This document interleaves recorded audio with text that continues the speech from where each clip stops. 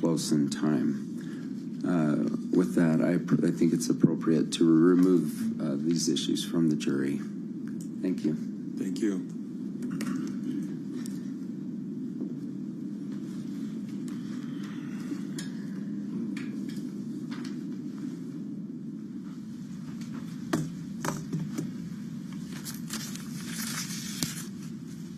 Good morning, Judge.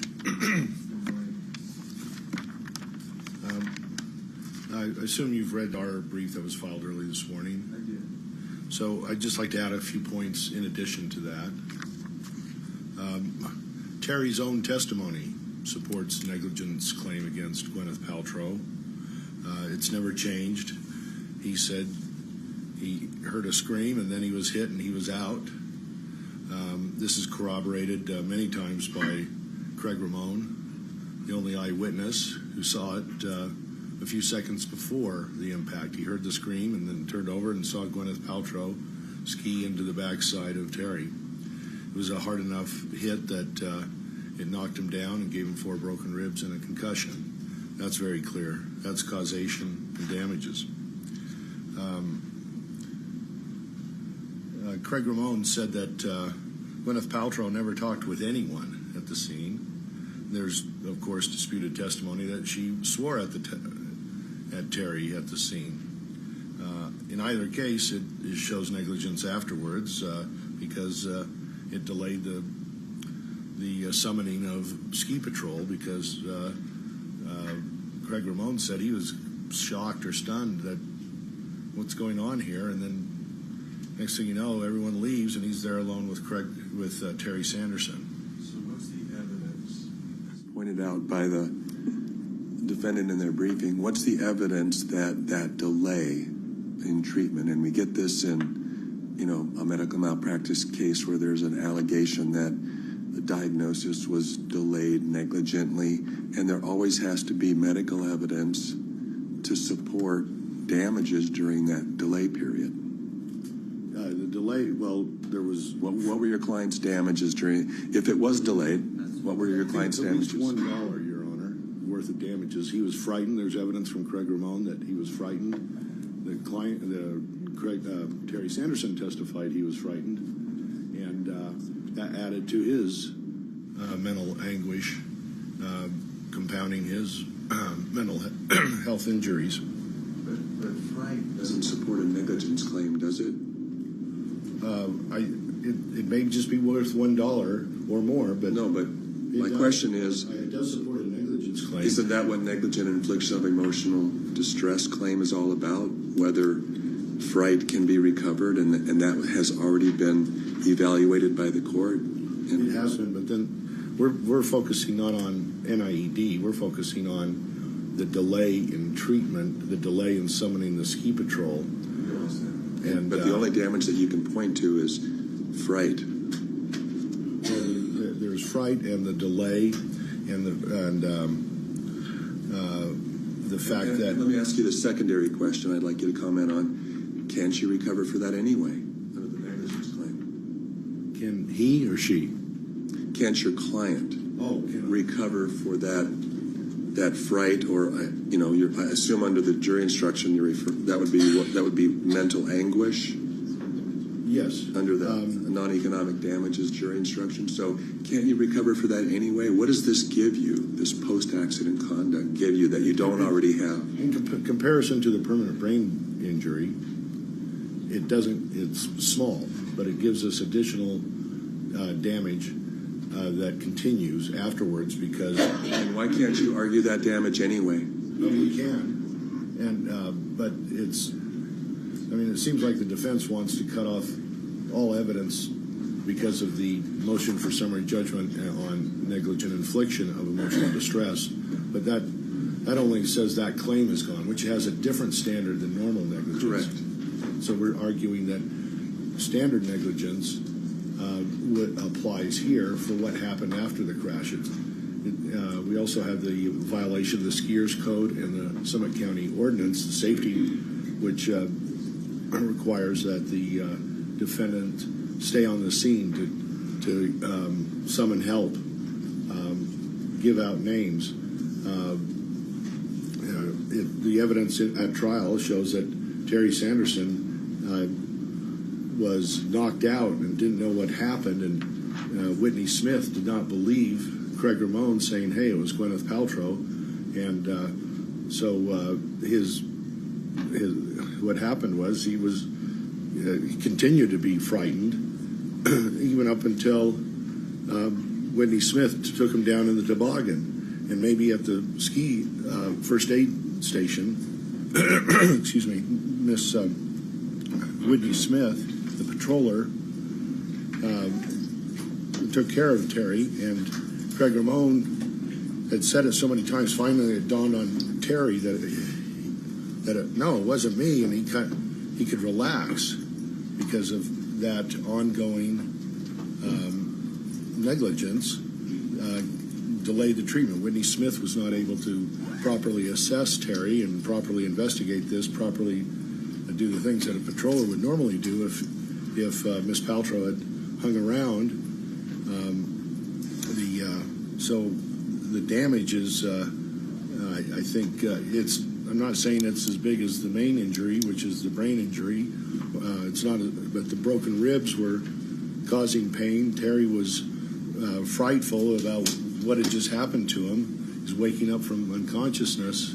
There's clear testimony to all of that. Craig Ramone says that.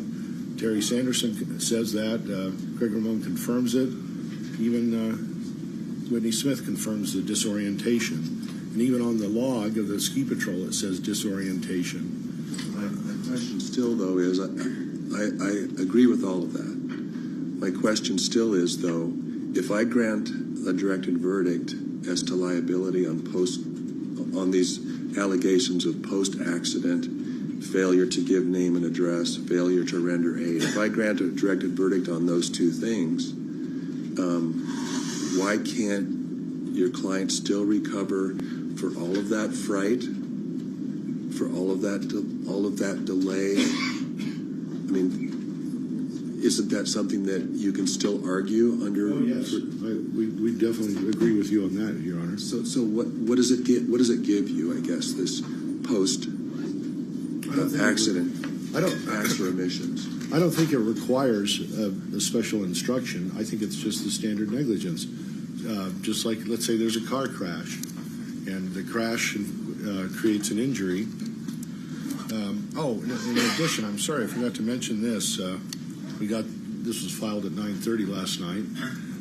Sam Goldstein testified right there that this delay and denial and caused Terry to suffer additional psychological, as well as not neuropsychological, not brain damage, but psychological or psychiatric injury, where to this day, where Terry is upset, more than upset, but Sam Goldstein, the neuropsychologist, testified that this pattern has caused Terry to continue to suffer damages. It's not brain damage per se, but it's emotional or psychiatric or psychological trauma, not neuropsych.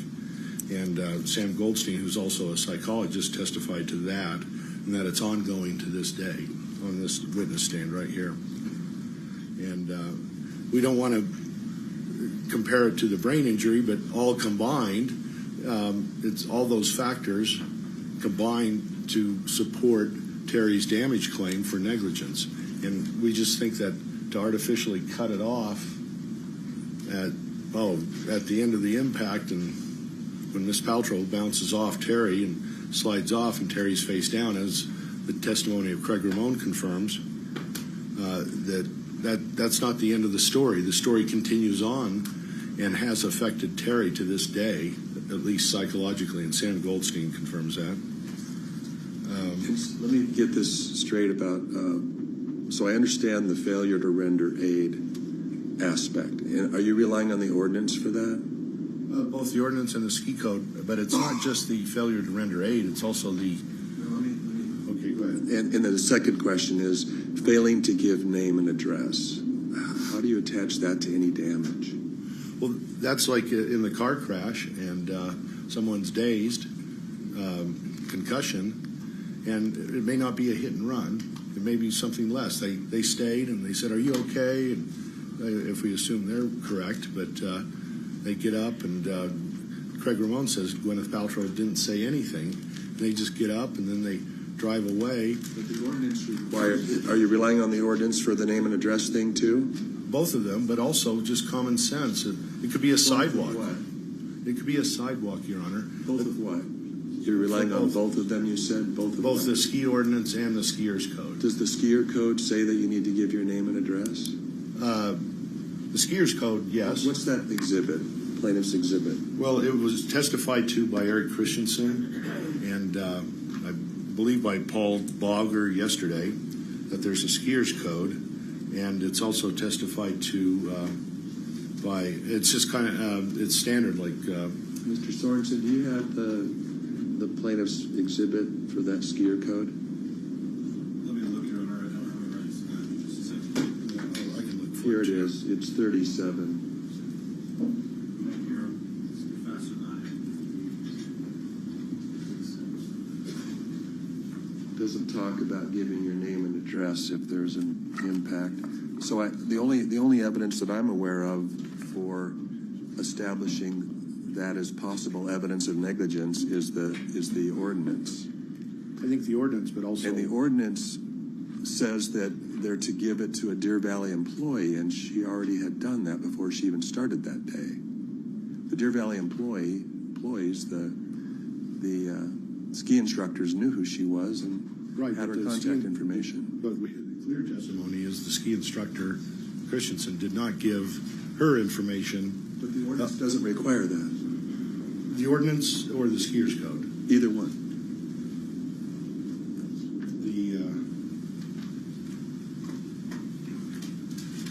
The ordinance says that they're to give it to a Deer Valley employee if there's an accident. Am I reading that right?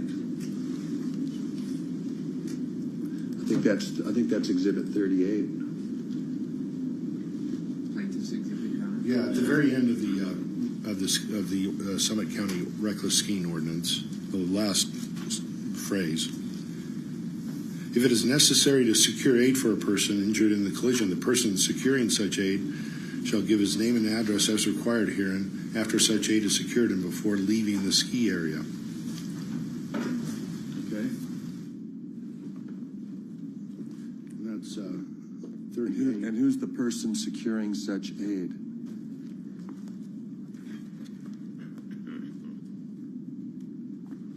I think that's the person that reported it, right? Wouldn't that be Mr. Ramon? It says any skier above the first part of that full sentence of Part C. Skier's duty to notify operator or employee in event of collision. Any skier involved in a collision with another skier or person in which injury results shall give his name and address to an employee of the ski area operator or a member of the ski patrol. And that's my point. Didn't she do that? Isn't it undisputed that she gave that information to a ski area operator? It wasn't on the incident report. When my client sought that information, it wasn't listed on. In fact, it was whited out on the information he got, so he had no way to contact her, and he had to spend additional effort, psychological effort that was harmful to him, as per Dr. Goldstein. This continuous denial and obstruction added to his torment and damages. Now, you could say it's small, but Dr. Goldstein said it was significant enough that he reported on it and said Terry Sanderson was still suffering from it 5 years later. You understand the argument now? Thank you, Your Honor. Mr. Owens, any follow-up? Thanks, briefly.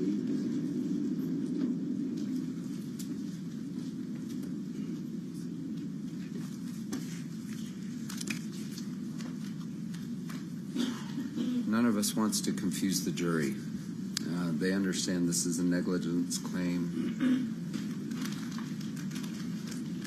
But even I'm confused on this idea of she did something negligently after the fact. There's been no evidence, no expert testimony or otherwise that the delay caused any harm whatsoever.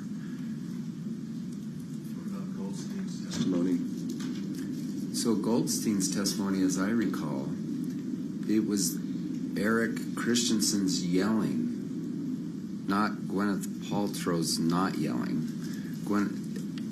He described Mr. Sanderson observing and hearing a man screaming in his face, Eric Christensen. That's disputed by Mr. Christensen, but even if it's assuming it's to be true, that has nothing to do with Gwyneth Paltrow's personal information.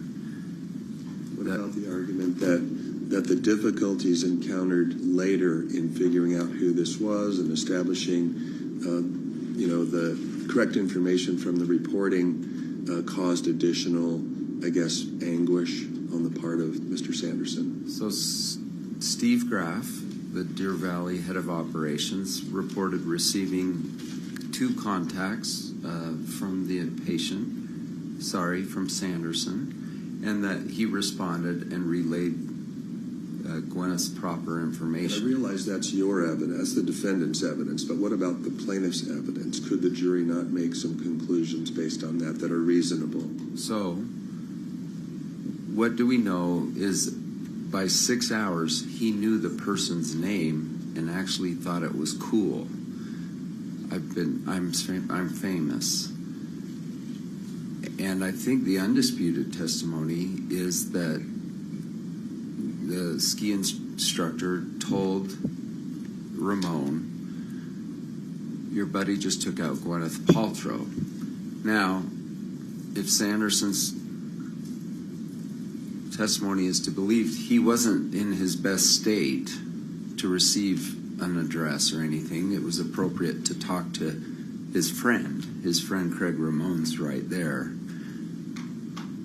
That was Gwyneth Paltrow. You can Google Gwyneth Paltrow and get an address for her work. They had that together. Then they were texting on their meet-up group, like Gwyneth Paltrow did this. So they had information right away. The mental distress and things, I think, as you said, they can talk about that, the aftermath, but not her actions. She didn't have negligent actions by, I think in all reports, Terry said, I'm okay. What about Terry's testimony and Mr. Goldstein? I guess that's what I'm focusing on, their evidence. Goldstein's... Terry says that he was frightened by the fact that he was just left there. Yes. And Dr. Goldstein substantiates that and substantiates that it was a continuing concern. Goldstein, and I took it all to mean Christensen.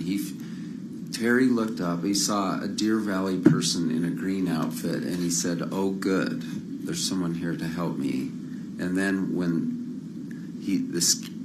the green Deer Valley guy skied away, which is contrary to Eric Christensen's testimony that he was the last on the scene, but let's presume Sanderson's testimony is correct.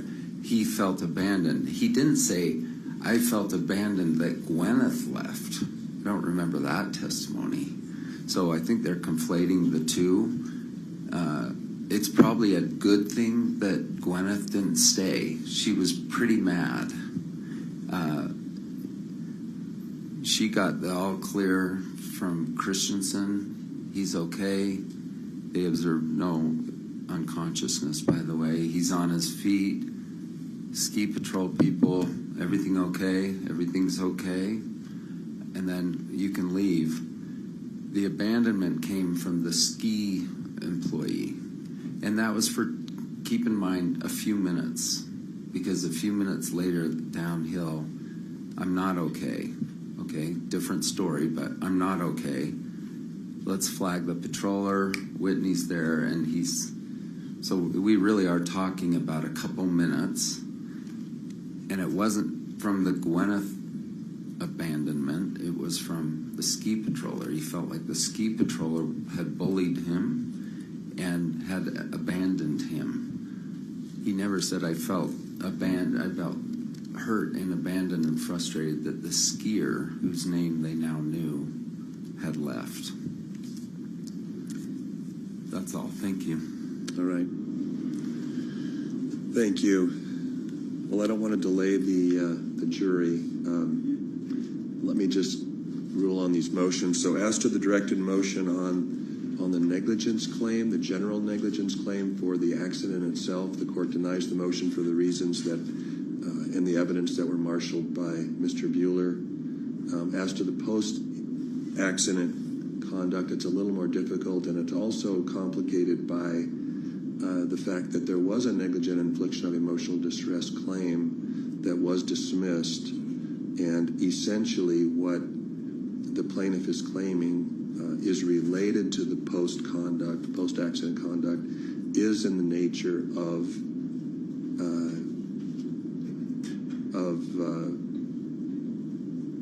emotional distress or emotional or mental suffering, the fright associated with being left alone, and the fright associated with failure to give name and address.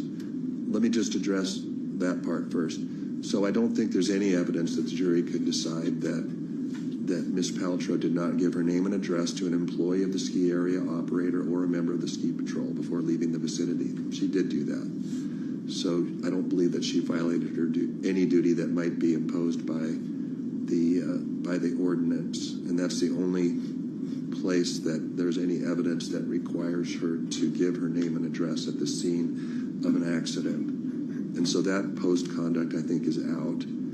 As to the duty to render aid, I think that there is an issue of fact, and there is evidence that the jury could decide that the duty to render aid was not followed.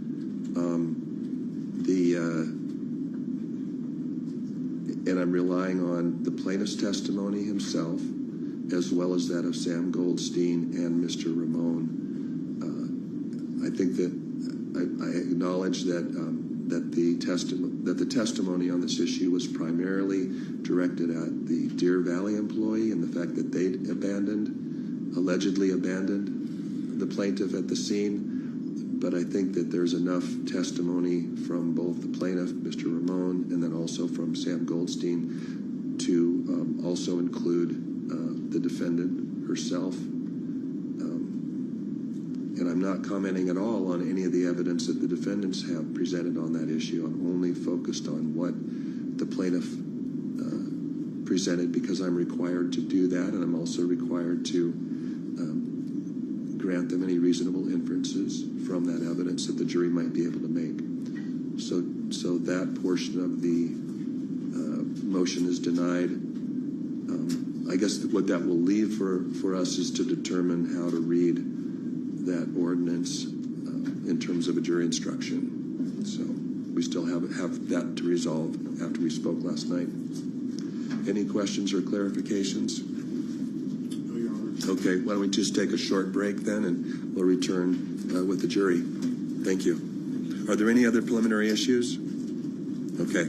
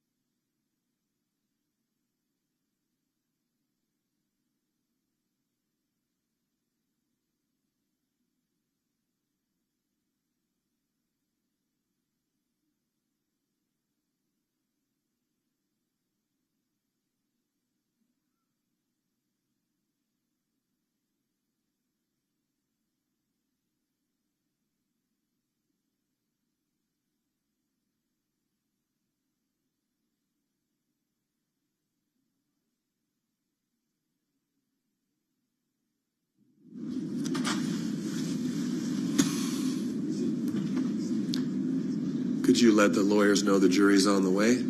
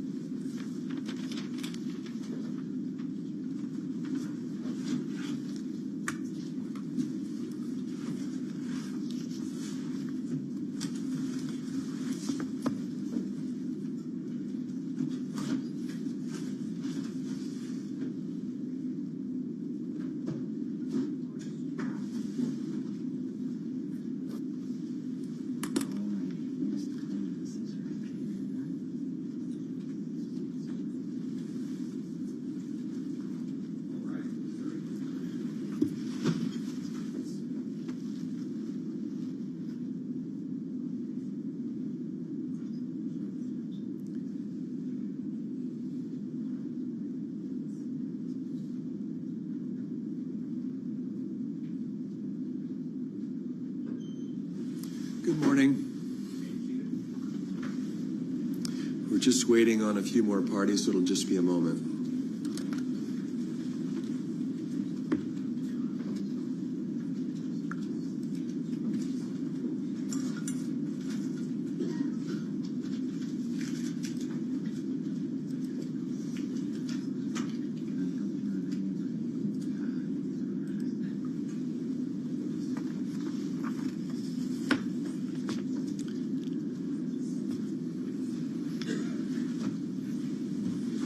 There was no snow this morning, but I understand we may get some later.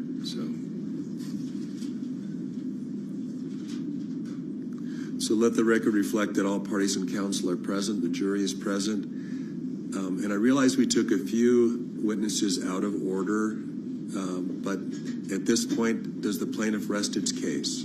Yes, Your Honor. Okay. Are you ready to call your next witness? Yes, Your Honor. We called Dr. Carl Black, our neuroradiology expert. Thank you.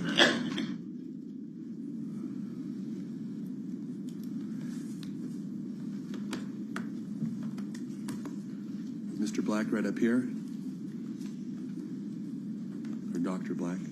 Do you swear that the testimony you are about to give in the case now before the court will be the truth, the whole truth, and nothing but the truth, so help you God? Yes. Thank you. Good morning. Come have a seat. Once you get situated, if you could state your full name and spell it.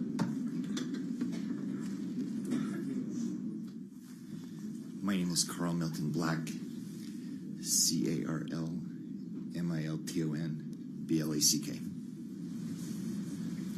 Thanks for being here with us, Dr. Black.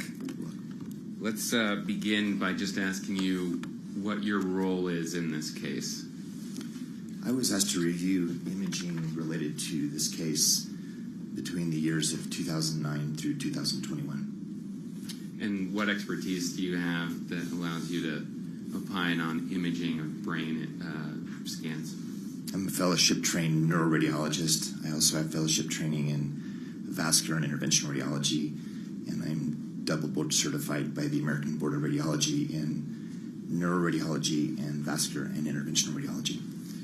Is there anything about that experience and training that is relevant to your opinions in this case?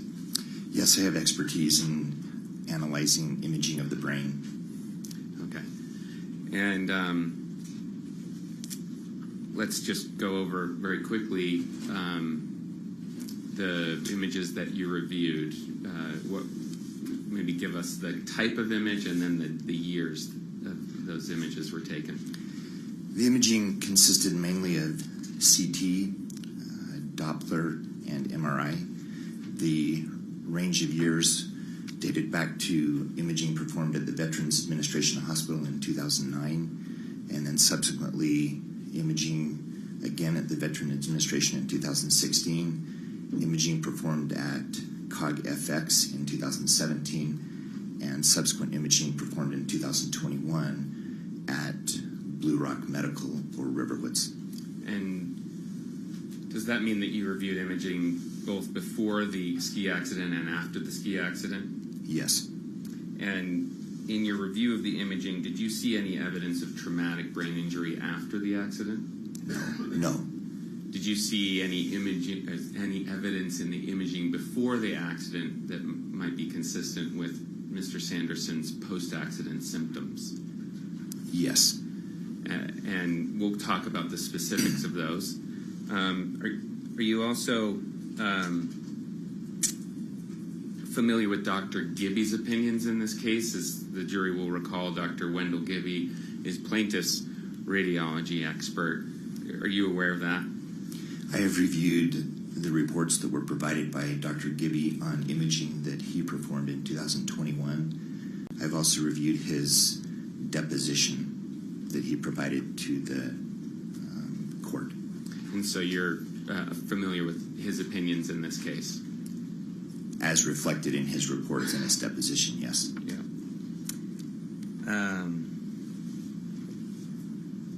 In addition to the imaging itself, did you read the reports that were created by the radiologist who took that imaging? Yes. And we'll look at those reports in detail. I just want to make it clear that what you've reviewed, you feel like you've reviewed everything you needed to assess this imaging that you've described? Yes, I've reviewed both the imaging itself and the reports associated with each of those studies. Okay, so I want to start with an exhibit the plaintiff or the jury has already seen. It's a exhibit to Dr. Gibby's deposition, I believe. You've seen this. I'll show it, and for reference, I know we marked it as one of plaintiff's exhibits, and I'm forgetting the number now. I just had it in my head. Do you guys recall? Which one? This one right here. We added it to the end. I apologize. I had it in my mind, and now I've forgotten. Well, while they're looking that up, Dr. Black, have you seen this image before? I have. And what is it? This is a axial image from an MRI performed at COG-FX on October 18th, 2017. Specifically, it's a FLAIR T2 sequence. And do you understand COG-FX or cognitive FX to be Dr. Fong's clinic? That's my understanding. Okay, just to help the jury, they have heard from Dr. Fong. So an MRI was taken at Dr. Fong's clinic. Were those green arrows part of the MRI initially? No. Those were, I believe, placed by Dr. Gibby during his deposition. Okay. And what do you understand those to mean? What did Dr. Gibby put those arrows there for? Those arrows are pointing to what he's terming white matter disease. And what is white matter disease? White matter disease reflects scarring in the brain, and often it occurs around the ventricles that you see here. In the deposition, Dr. Gibby's using these arrows to point to areas where he suspected that these may relate to trauma. I see. And I'm noting that Peter Jensen on my team has just noted that this is Plaintiff Exhibit 31, I believe, to the record. Okay, so those same points that we're looking at with the green arrows, in your understanding of Dr. Gibby's opinions, is he pointing to those as evidence of post-collision problems for Mr. Sanderson? That's what he indicates in his deposition, yes. But in your review of the prior imaging, do those same findings show up?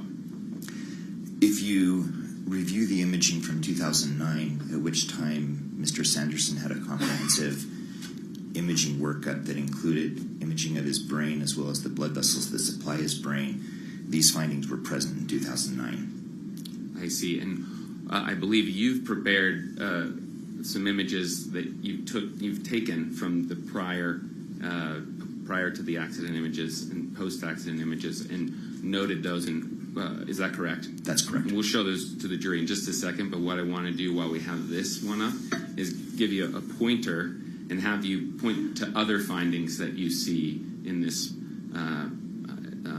MRI from 2017. Is that okay? Will that help you explain to the jury your opinions about this image? Yeah, I'm happy to do that. Okay, I'll bring it to you. May I approach, Your Honor? You may.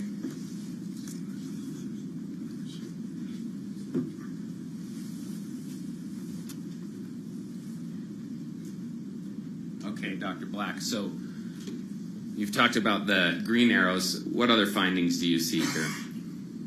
So one finding that was consistent over. Can't hear it. Yeah, should we get him a microphone? Sorry, Dr. Black. The handheld right there. Oh, yeah. Thank you. Does that work? This study does show imaging that was, or findings that were demonstrated over a decade of imaging, in this case, dating back to 2009. One of them was a mild degree of cortical volume loss or loss of brain volume. The other was in this area here, these are the ventricles, and it showed as disproportionate enlargement of the ventricles relative to the amount of tissue loss in the gray matter and overall brain volume. The findings around the ventricles, these white areas, are very typical of what's called microvascular disease, where brain matter around the ventricles is deprived of oxygen over a long period of time, and that results in gliosis or scarring. This pattern is very typical of what we call microvascular ischemic white matter disease, and that was present in 2009. And did I hear you correctly earlier? Do you have specialized training in those particular findings beyond what a typical radiologist might have?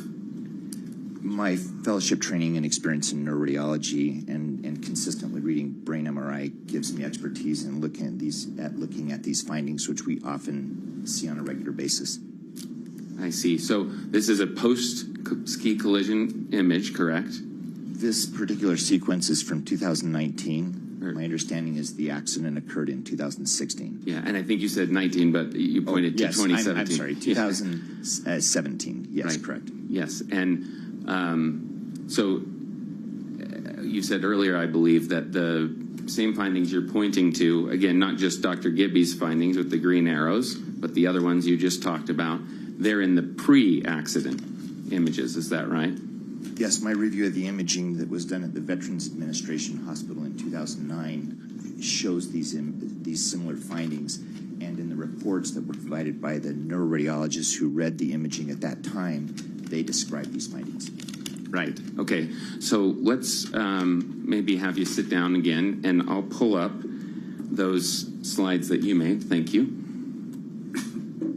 Thanks.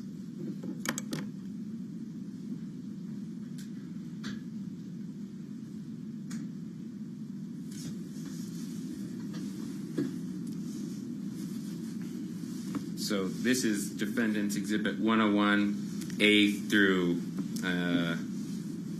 I believe it's A through F. And, Your Honor, I move to admit this as a demonstrative exhibit. No objection. Defense Exhibit 101A through F is received for demonstrative purposes. Thank you, Your Honor. So, Dr. Black, do you recognize this slide? Yes, this slide is also what's called a flare sequence, a T2 flare sequence, done in what's called an axial plane, which just means the orientation, the way the image was acquired through the brain. This image was acquired in March of 2009 at the Veterans Administration Hospital. So that's before the accident, correct? Yes. Yeah, and again, when I say accident, I mean the ski collision in 2016. Yes. And it's not terribly easy to see, but I can call it out here. There's a little arrow. Do you recognize that? I put that arrow there, yes. Okay, and what does it point to?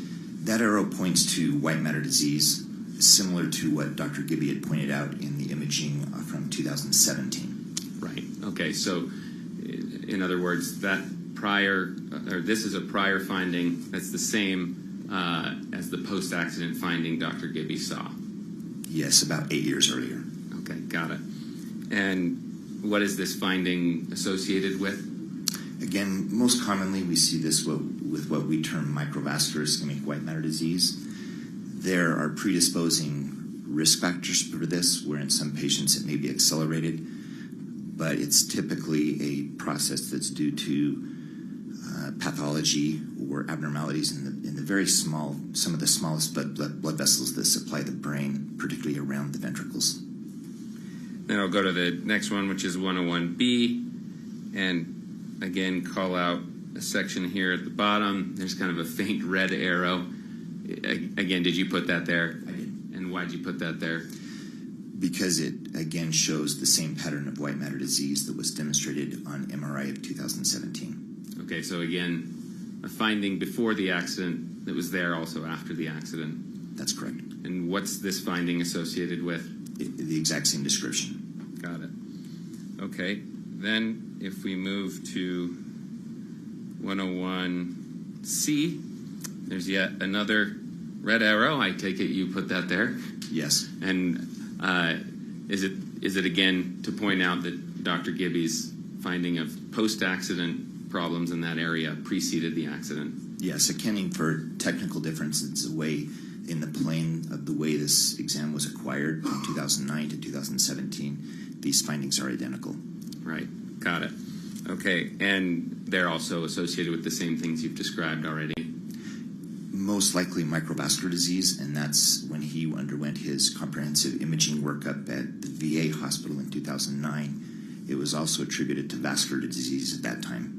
Okay, so Defense Exhibit 101D is like your same version of that 2017 image that Dr. Gibby looked at. Correct. And it has those same spots. So I'll just use the laser here. Again, these arrows are kind of faint on my copy. I apologize, but they're pointing to those same points we've just looked at previously. Is that right? Yes. Okay. And then if we go to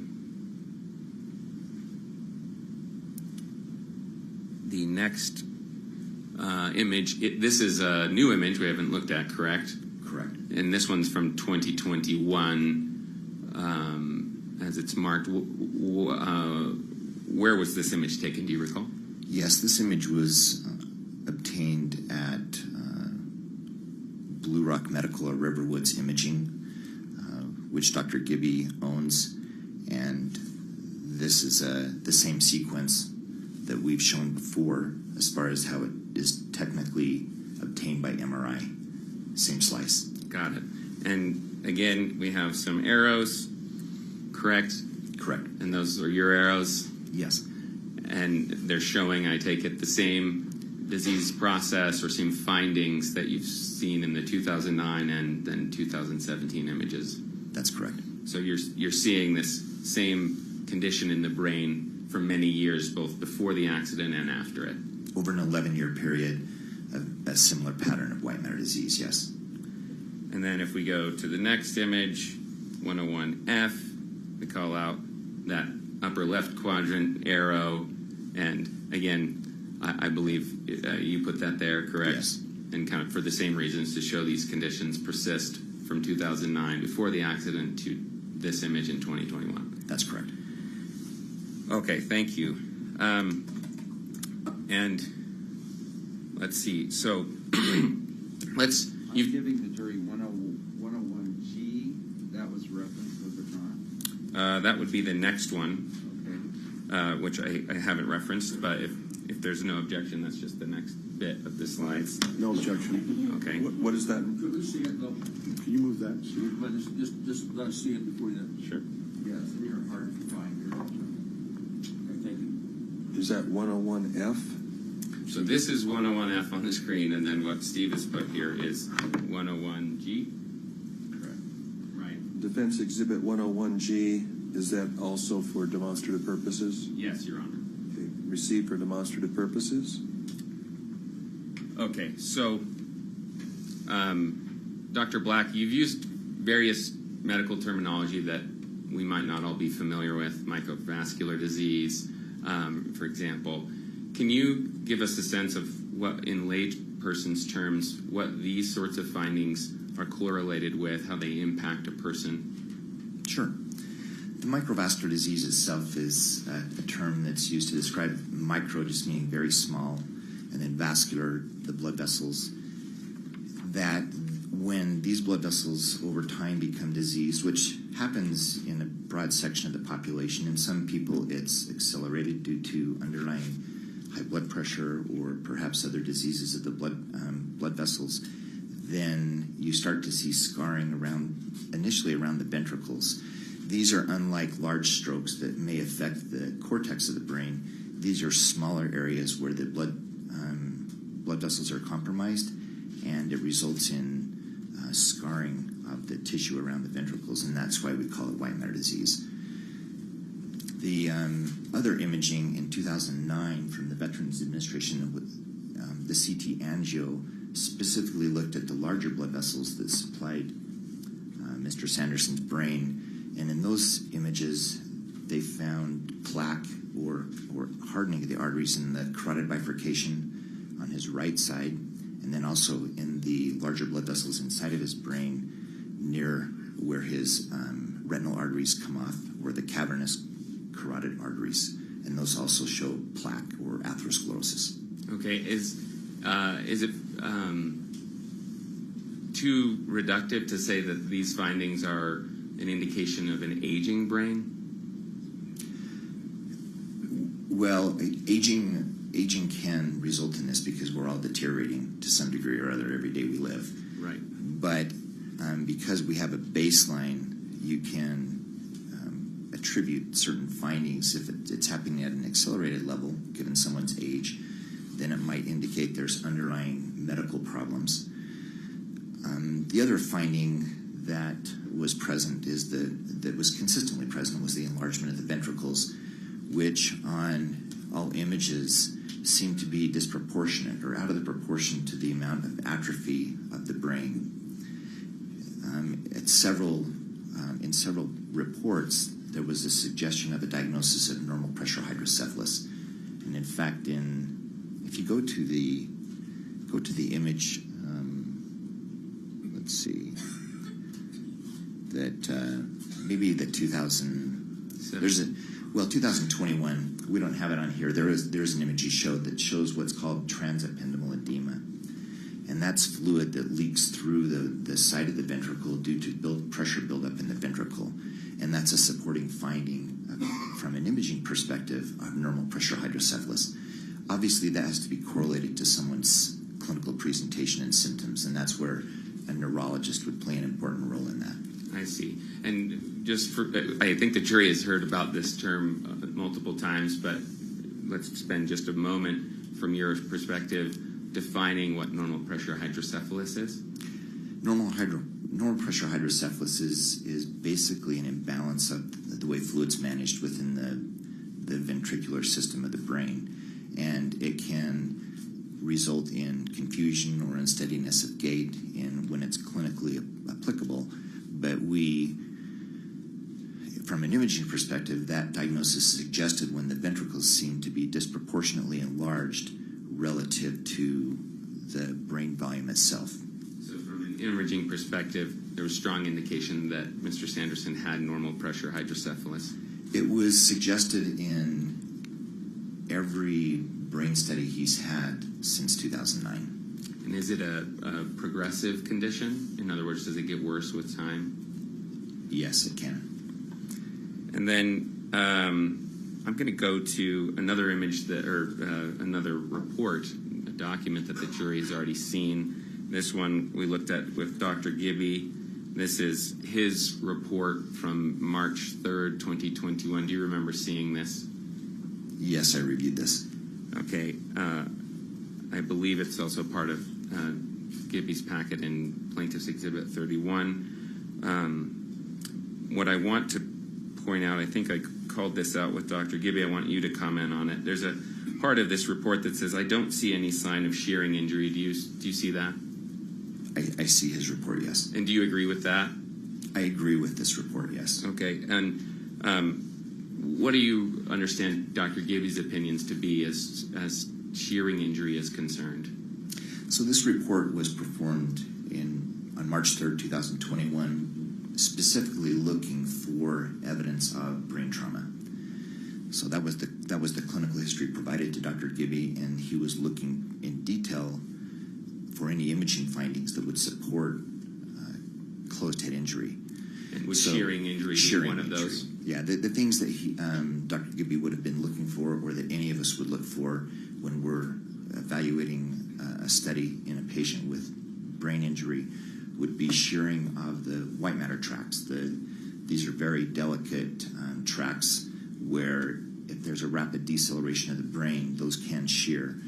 When they do shear, they deposit little microhemorrhages that leave blood products in the brain, specifically iron that's found in hemoglobin. So in another sequence, Dr. Gibby would have been looking for any evidence of iron deposition, which he mentions here, pathologic iron deposition. And then the other thing you would look for is bruising of the cortex of the brain. The brain does move to some degree with inside the skull because of it's bathed in cerebrospinal fluid. So if there's a rapid deceleration, the brain cortex can hit up against the skull and cause a bruise. In some cases, it can result in hemorrhage, but in other cases, it can result in focal atrophy at those locations. So in this case, none of the imaging showed a contusion, no shear injury, and no evidence of pathologic hemorrhage in the brain.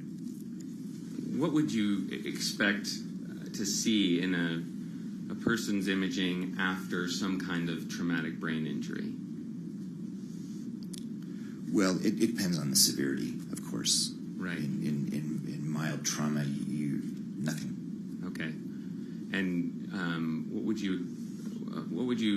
how would you describe Dr. Gibby's opinions about the evidence of trauma in his Mr. Sanderson's post-collision imaging?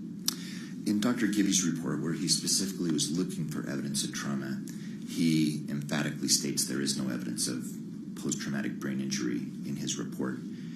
Now, it is interesting because it contradicts to some degree his description in his deposition. And how does it contradict that? Well, Dr. Gibby mentions that in his deposition that the white matter disease that we've reviewed is very typical of shear injury or pathologic brain injury. But yet in his own report of the imaging which was performed at his center, which is identical to the findings in 2017 where he was offering that opinion in his deposition, he emphatically states that there is no evidence of post-traumatic brain injury. Objection. The state's prior testimony. Overruled. The jury will have to recall the testimony. Dr. Black, do you see on this report any indication that this image was compared to prior images? No, Is that common to do when you do a report, you compare it to prior images? there were 3 imaging studies done after the accident. One was a CT scan done again at the Veterans Administration in 2016, which was compared to 2009. The imaging that was performed in 2017 and 2021 make no reference of comparison dating back to 2009. So I presume those images were not available to them. Is that a problem? Does that lead to any limitations of a study if you don't look back at the prior studies? It does limit the way that a neuroradiologist can interpret an image. If you have prior imaging, it helps put things into context and can narrow the differential or the possibilities in terms of the diagnosis. For example, in this case, knowing that the white matter disease pre-existed in 2009 is helpful to exclude that it's a result of shear injury from an accident in 2016. So yes, comparison imaging, when it's available, is of extreme importance. So are you critical of Dr. Gibby for not doing that comparison? Not necessarily critical. Those images just may not have been available to him. I think if you offer an opinion as to causality and you do have imaging that's available from the Veterans Administration and someone draws a conclusion without baseline imaging taken into account, that can alter someone's conclusion and lead to an error in how they're discussing why that abnormality exists. And do you believe that sort of error occurred here with Dr. Gibby's opinion? I do. I think he was limited by the unavailability or lack of comparison to the imaging that was done in 2009. Yes. Okay, I want to move to another report. This is for that 2017 image we started with, the one with the green arrows that was taken at Dr. Fong's clinic. It's in Plaintiff's Exhibit 33, page 8. I don't know that we've shown it, so I'd move to admit it. Plaintiff's exhibit which? It's Plaintiff's Exhibit 33, page 8, and I guess 8 and 9. There's 2 pages. Just the report. Just the imaging or the report? Which one? Which one of plaintiffs or? Exhibit 33, Fong's packet, pages Well, all of 8 us are and 9. admitted. All of us are. Oh, we we're already admitted. Okay, great. I just know we didn't admit some of it first. Yep. Is 33 received? That was 33 was not received.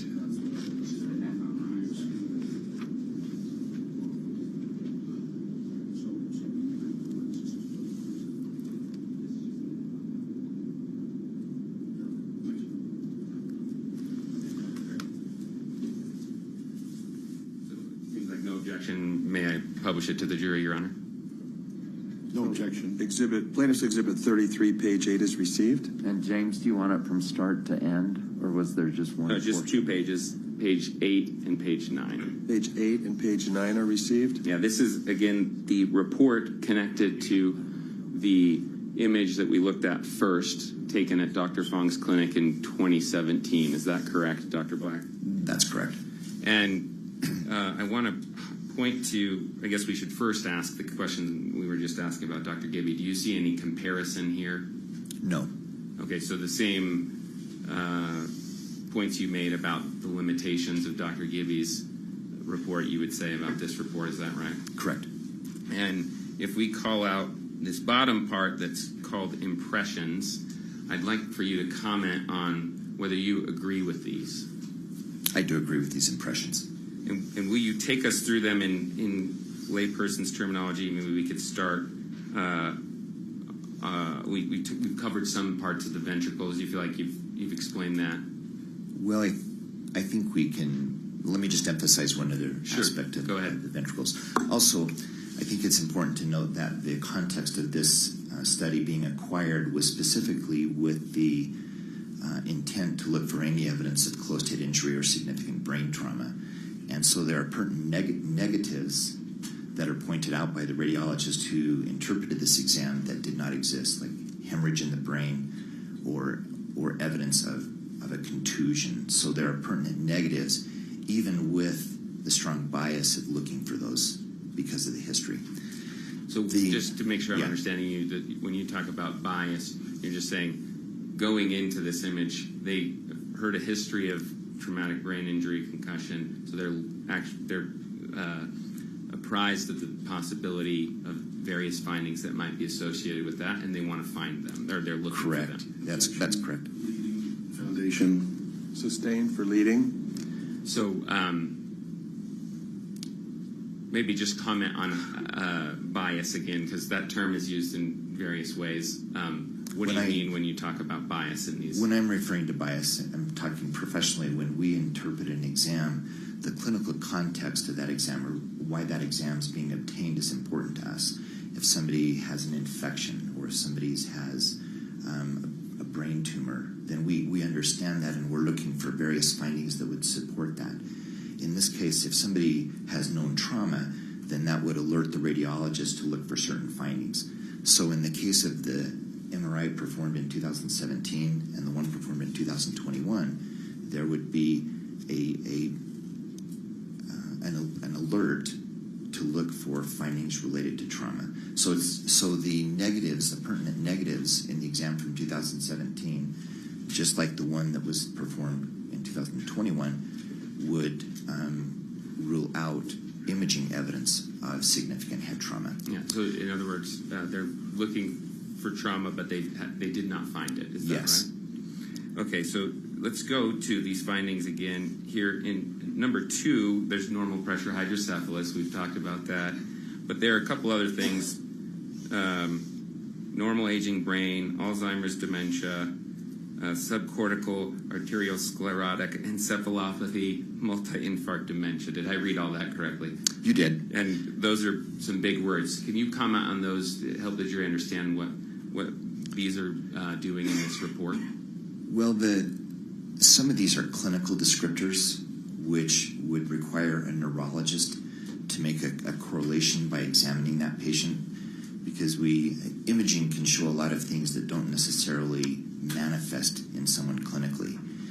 So it's important to always take it into clinical context. The one description here that actually reflects underlying pathology would be the arteriosclerotic encephalopathy. That's just a big word for diseases of the blood vessels, specifically plaque or hardening of the arteries. The comprehensive workup that was done at the Veterans Administration in 2009 did show evidence of vascular disease at that time in the carotid arteries in the neck and also in the brain. And at that time, the white matter disease, which again was present over a decade later, was attributed to vascular disease. Did you see any evidence in the imaging that correlates with vision problems? No. There was mention of it with the functional MRI, but that is beyond my expertise. Okay. You'd leave that to a neurologist to speak to, somebody else? Somebody has who expertise in functional imaging.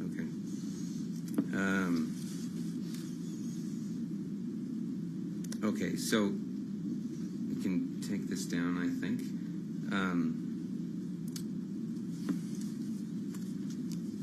Did you note anything in the... Well, let me ask first. Are you aware that Dr. Gibby actually met with Mr. Sanderson? I'm aware of that. And is there anything about that meeting that has any bearing on your opinions today?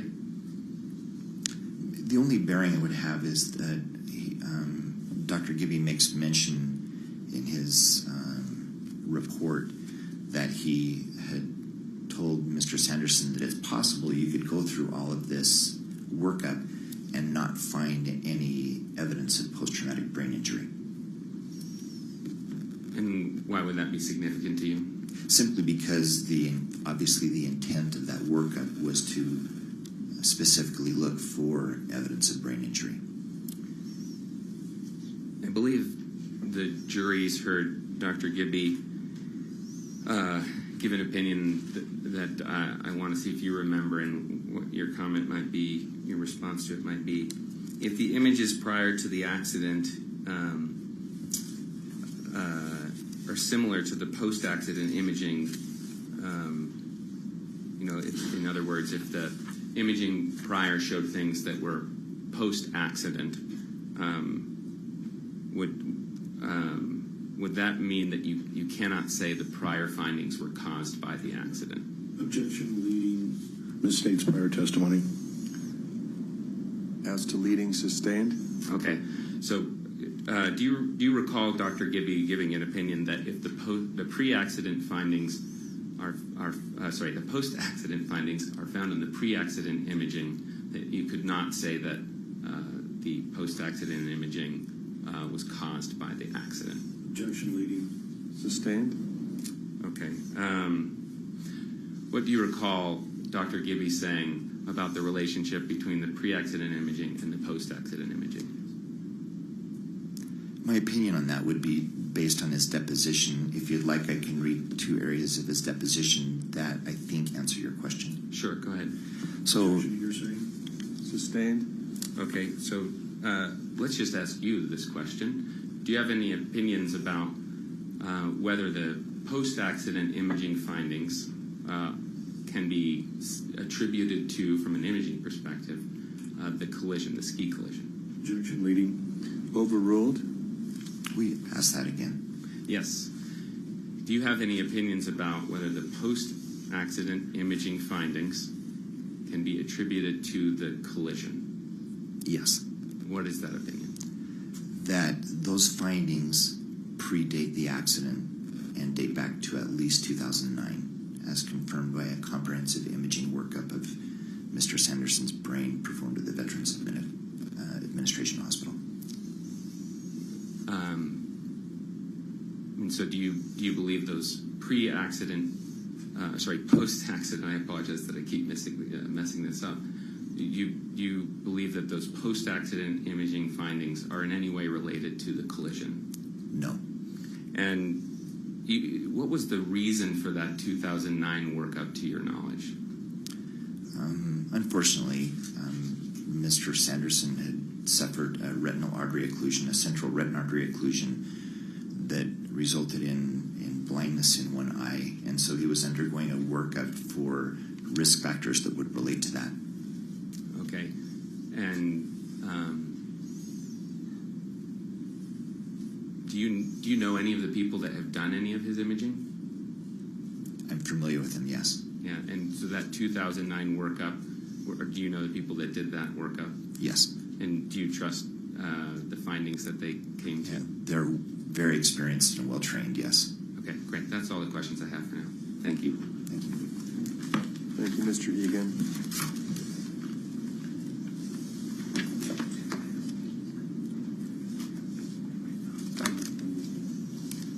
Mr. Bueller? I'm going to start at the end. You're not an eye doctor, are you? I'm not. And you said the imaging... That's delivering on our commitment and demonstrating the power of democracy. Angola is taking steps to build an independent judiciary, creating three new regional courts of appeal, which are going to help process cases more quickly.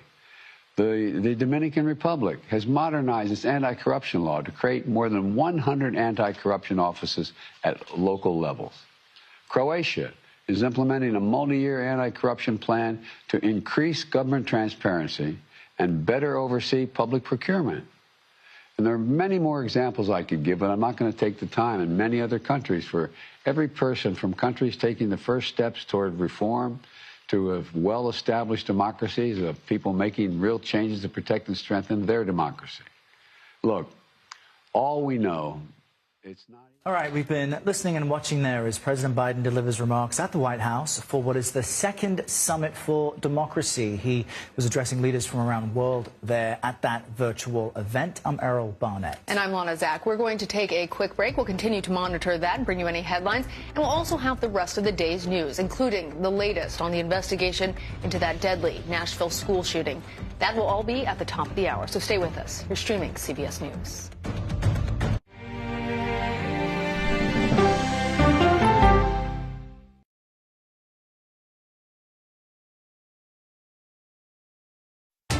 People from every corner of America facing challenges. Everyone is just looking for some type of connection. Just raise your hand and say, hey, I'd like to help. Coming together to find solutions. We are going to do something about it. Their stories are our stories. Welcome to Eye on America. Stream now on the free CBS News app. The first U2 show really was on this outside here. Oh, right there. Yeah. Hi, I'm Nora O'Donnell, and we go person to person with Bono. Community is at the very heart of U2's music. There was magic, you know, that's all we had. Now streaming on the free CBS News app. If it's important to our nation. Madam Speaker, I want to talk to you, of course, about abortion. It's on Face the Nation. How much money is it that you think you need to go ask Congress for? The why behind the biggest stories. Can there be stability if Vladimir Putin remains in power? Face the Nation with Margaret Brennan on CBS. An original documentary from CBS reports. As the nation of Hungary evolves toward autocracy, if you define an autocrat as someone that the people can no longer get rid of, even when there are elections, he's definitely an autocrat. Some American conservatives like what they see. Viktor Orban has done a tremendous job, and you've kept your country safe. CBS Reports explores their growing alliance. I have come to Texas. We should unite our forces. So there are a ton of booths here, a lot of young people here. And what it means for American democracy. Prime Minister Orban is being accused of all kinds of things simply because he doesn't toe that liberal line. He stands for Christian conservative values. To sum up, the mother is a woman, the father is a man, and leave our kids alone. Full stop, end of discussion. A new conservative alliance, now streaming on the free CBS News app. When weather turns extreme, the threat of severe weather and dangerous tornadoes is expected to last. CBS News and the Weather Channel bringing virtual weather technology so advanced, so real. Let's bring in our partners at the Weather Channel. Now 6 feet of water, imagine that. Cars that can act like battery lamps. These hyper-realistic simulations show you what the weather will look and feel like before it happens. Feel the forecast, streaming on CBS News. We're really really excited that we've been honored with the Emmy Award for Outstanding Live News Program. But we know we couldn't have done that without you. So thank you. CBS Mornings, weekdays at 7 on CBS. The news doesn't have to always be depressing. What do you love about running? It can be uplifting. That human connection that we create on the broadcast every night is incredibly important.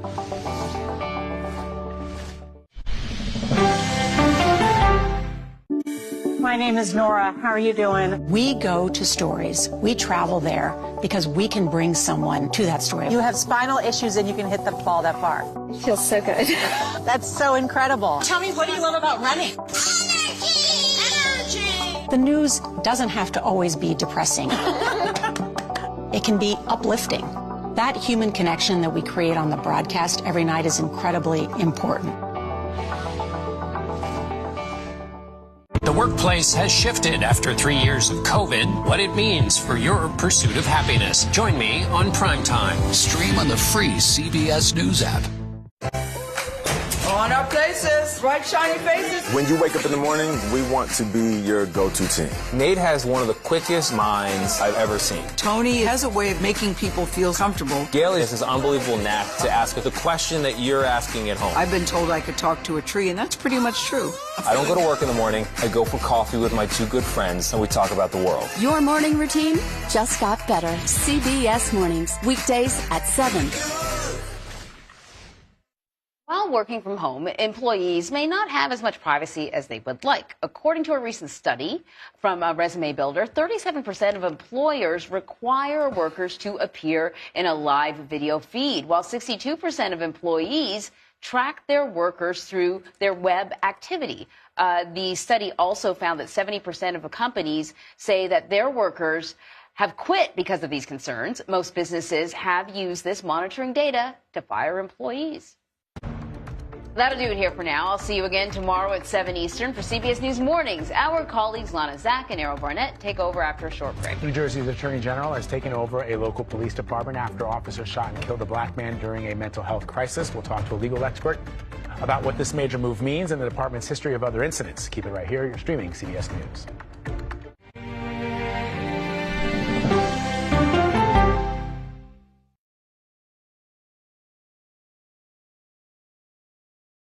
If it's important to our nation, I wonder how you think about where America is at this moment. it's on Face the Nation. Can there be stability if Vladimir Putin remains in power? Face the Nation with Margaret Brennan on CBS. You ready? A generation of kids opens up on CBS Reports. I just want to be like a regular kid. Their world, their struggles, their voices. What if I was white? A lot of people like to call names and make you feel ashamed for being proud of who you are. Technology is baked into the DNA of our generation. Now streaming Chasing Fame. I like being famous. I would love for my career to launch. Is the hunt for social media popularity an opportunity? To get verified is one of my big goals. If I get the blue check mark, it would open a lot of doors. Or an obsession? I spend a lot of time looking in the mirror because I want to look perfect. Are the kids all right? Chasing Fame. Now streaming on the free CBS News app. I'm here. Fire and rescue is out. They're doing wellness checks and people are trapped inside their homes. How's the pay? A lot better. That's you and the Queen. That's beautiful.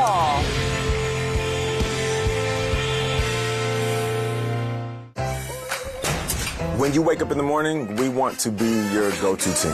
On our places, bright shiny faces.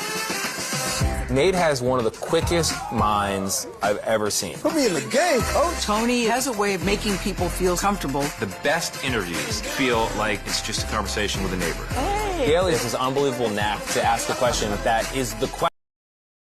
Just whether opinions from such witnesses would affect your read of the objective findings in the images. No, they would not. And what about if you actually met with Mr. Sanderson, would that change the objective findings in the images? No, because I would defer to a neurologist or a neuropsychologist. I'm someone who with that kind of expertise to evaluate Mr. Sanderson. My area of expertise is in brain imaging. Do you typically evaluate patients when you read their imaging? With regard to brain imaging, no. And then after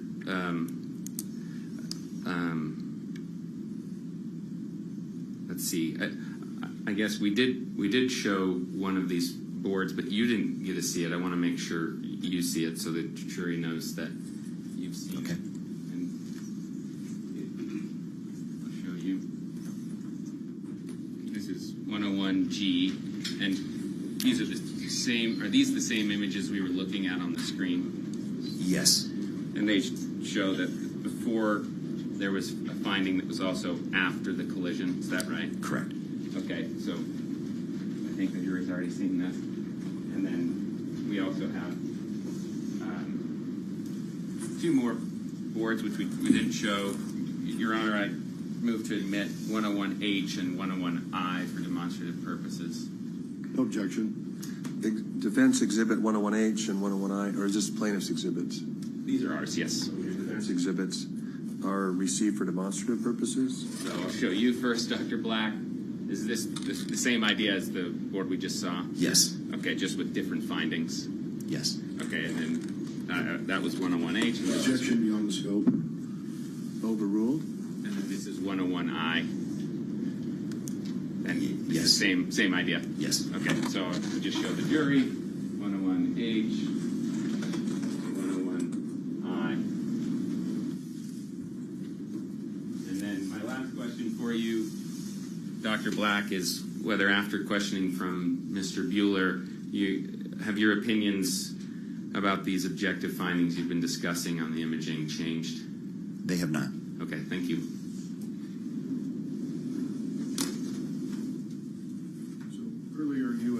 You said you preferred to have objective findings from a neurologist or neuropsychologist, correct?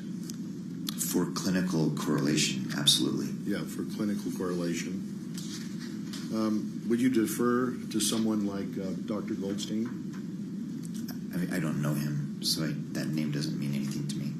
He's a neuropsychologist who testified in this trial. You didn't know that? No. So Dr. Goldstein provided clinical correlation, and that would help your opinions if you had that, true? Sure. If somebody has expertise clinically that I don't have, but it doesn't change how I interpret the images or my view of these findings. So your opinions are limited to your view of the images and not the clinical findings, true? Correct. Thank you. You bet. Mr. Egan? That's all, Your Honor. You may be excused. Thank you.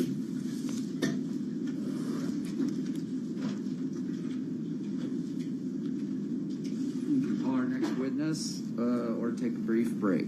Is this witness going to take a bit? Robert Hesch, sorry.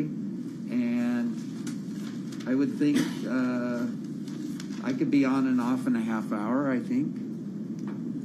Okay. Why don't we go ahead and take a break because there will be cross-examination, I'm sure. We'll take a recess now.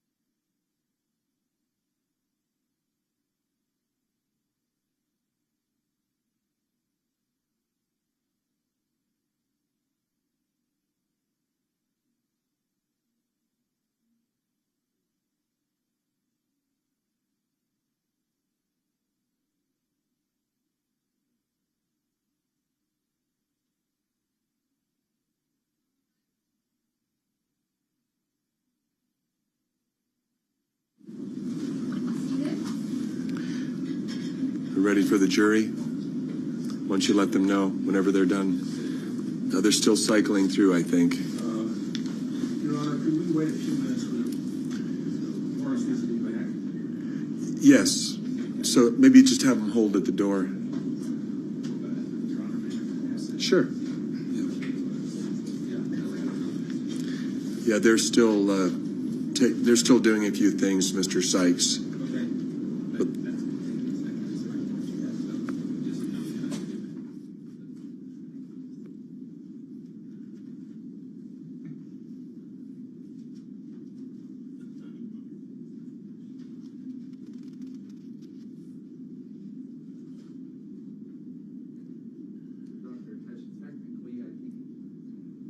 We'll have to have you be sworn in. Why don't you take a seat out in the gallery?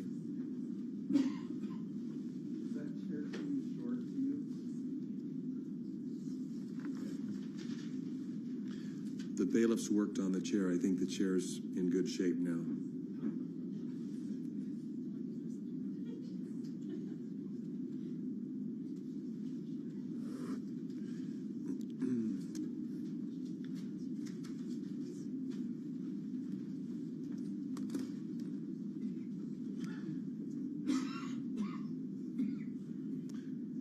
Okay, whenever the jury is ready, we're ready.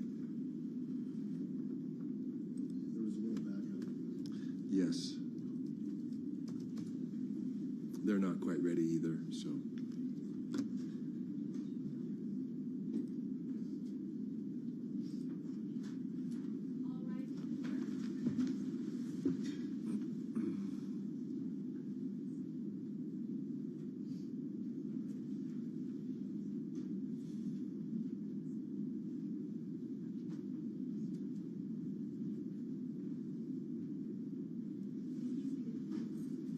Thank you. Mr. Owens, you may call your next witness. Robert Hesh to the stand. Thank you. Dr. Hesh, if you could come right up here to the clerk and be sworn in. Do you swear that the testimony you are about to give in the case now before the court will be the truth, the whole truth, and nothing but the truth, so help you God? Thank you. Good morning. If you could start by stating your full name and spell it out for us. My name is Robert Hesh, R-O-B-E-R-T-H-O-E-S-C-H. Doctor, nice to see you. What city do you live in? Salt Lake. I'm going to take this off. I do have a cold, but what's your current position? I'm currently the Chief Medical Officer for Intermountain Healthcare in Utah and Idaho. Does that mean you're the top MD for all of Intermountain Healthcare? In Utah and Idaho. Okay. You're pretty young, aren't you? How old are you? 48. When I hired on you on this case, you didn't have such a prestigious title, did you? No, I did not. What were you? I was a neurologist at Intermountain Medical Center and the leader of our neurosciences program at Intermountain. Good for you. To be clear, you are not here on behalf of Intermountain Healthcare, is that right? Correct. My opinions are my own. Thank you. All right. Just undergrad, where was that briefly? Undergrad, University of Maryland, College Park. In what subject? Cell and molecular biology and genetics. What a nerd. I am a neurologist. Kidding. Poli-sci is the nerd thing. All right, good for you. And then your MD degree was where? University of Maryland in Baltimore. And what did you choose to specialize in? Neurology. Okay, and how many years? So 4 years undergrad, 4 years med school, then how many more years? Well, then I did a PhD for 4 years as well in that time, and then went across town to Hopkins for my neurology residency. So that was another 4 years. What a nerd. All right, 4 years in postdoctorate. What's that? In? Neurology. Okay. And then 2 more years as a fellowship in neurocritical care. But did you say there were years after undergrad before med school? No, it was during med school. I did my PhD. Okay. Not all MDs do PhDs too?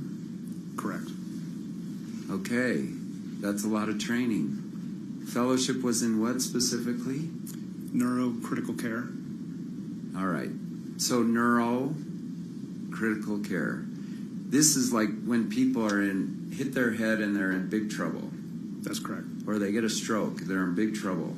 That's right. They call you in, and sometimes you think you're gonna go swimming for fun, and you just get called in for like 14 hours straight. That's right. To work on one patient. Right. All right. Married, kids? Yes.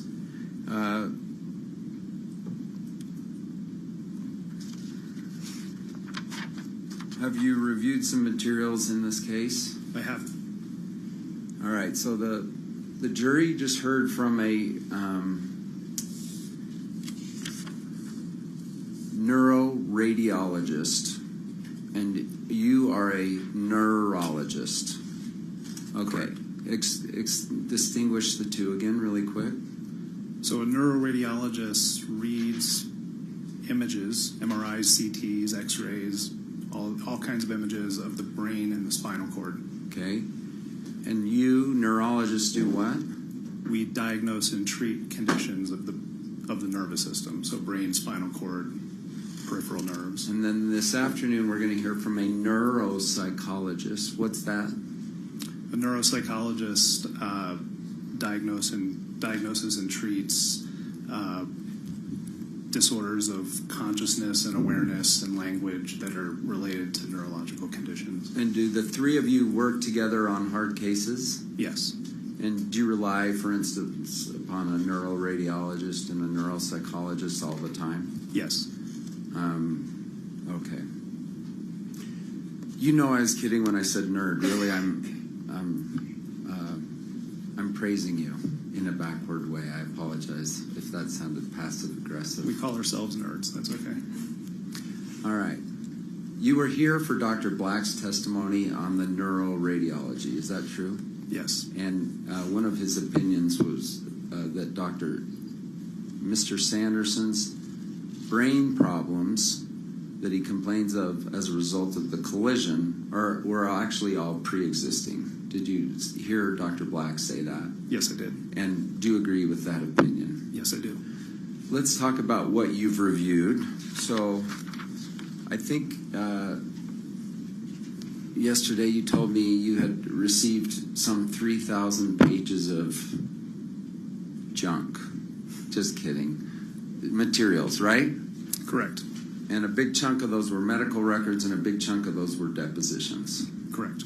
And then you also received a lot of images before and after. That's correct. And did you review all of that? Yes, over several years. Do you believe you have foundation to render the opinions you're about to render in this case? Yes, I do. In addition to what you've reviewed, your background, education, training, and experience, do you believe that all comes to bear in rendering the opinions you're about to give? Yes.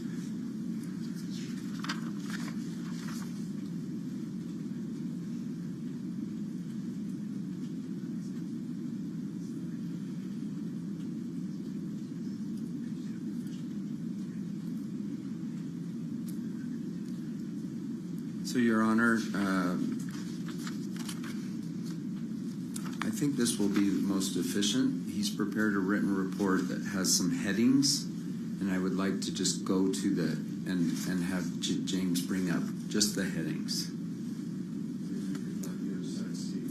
Well, it hasn't been admitted into evidence. I think he can just read them. I don't think he has to show the jury anything. Are we talking about a demonstrative exhibit to illustrate this witness's testimony? No, we're talking about just the headings of his report. All right. Reports are not admissible.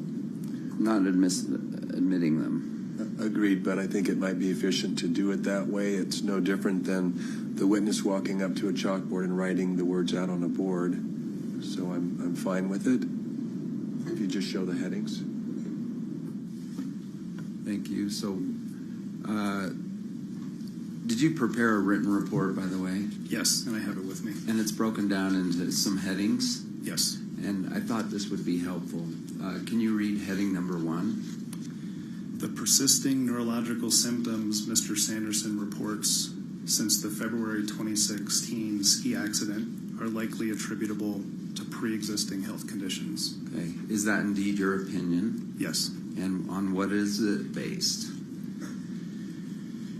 So based on my review of the records, his mental health professionals that evaluated him before and after, if you look at the trajectory of those evaluations, it looks essentially the same before and after.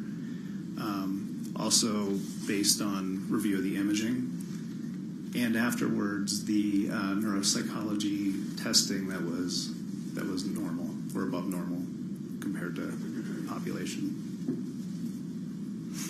Okay, let's hit all of them, and then we'll go back if needed. Are you able to bring up 2? Well, he brings up number 2. Comment upon the patient's pre-existing injuries. Which ones did you find particularly important? The pre-existing condition of depression and anxiety is the most salient. Okay. Pre-existing condition. And how is it that his pre-existing depression and anxiety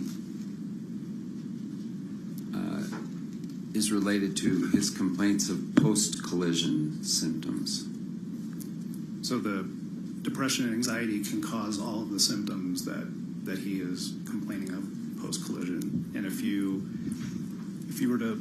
look at the records and you were able to remove the collision, just so just make it evaporate, the history reads coherently.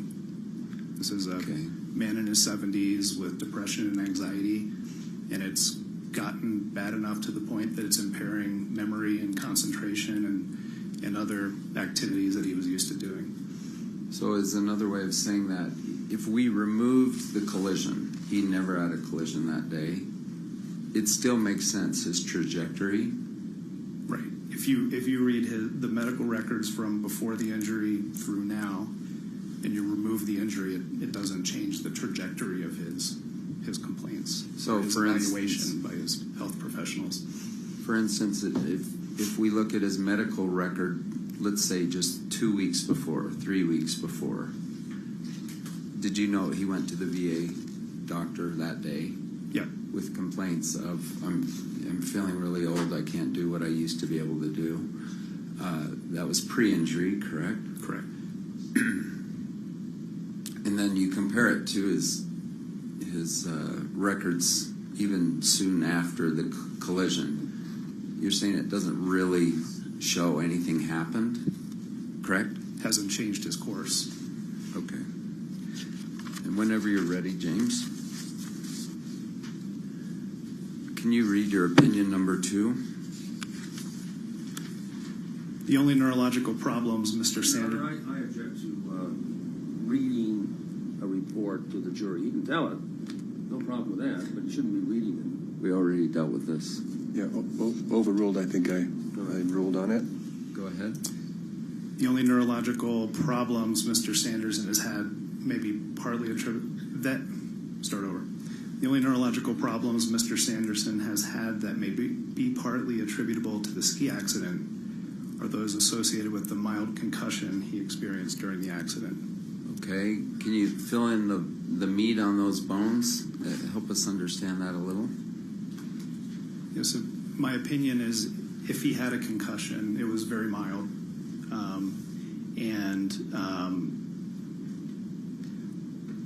More likely than not, I would say 95% or more that he would have made a full recovery from that concussion within a few weeks. Not more than 99% within a few months, based on the severity of the concussion. So, I think he's saying I'm in that like 1%. I'm not in the 95 and the 99%. How do you respond to that? So I would say, if as a neurologist, I have patients that come in. They complain of cognitive symptoms, memory loss, attention problems, difficulty doing things that they used to do, and they can have depression and anxiety. They may have early signs of dementia. Those things are far more common for someone in Mr. Sanderson's category. Man in their 70s, they don't feel the way that they used to feel like they're getting old, like he said, before the accident or after the accident, concerned that they may be getting Alzheimer's disease. So I think those things are far more likely than a very minor concussion causing symptoms 7 years later. Do you see hundreds of those patients a year who've never had a ski collision? Correct. Okay, any other comment on your opinion number 2 that you would like to make?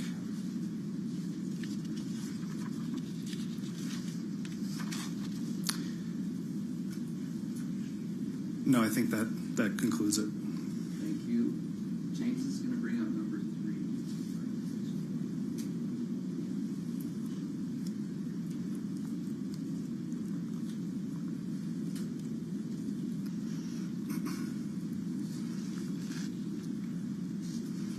And do you have it there? I do. Should I just read it? Start reading it. There you go. The neurological problems associated with the mild concussion Mr. Sanderson may have experienced resolved within months. They were not permanent, as plaintiff's experts claim. Okay, mild concussion. You weren't here, but did you hear Dr. Edgley testify or read his deposition? I've read the deposition. All right.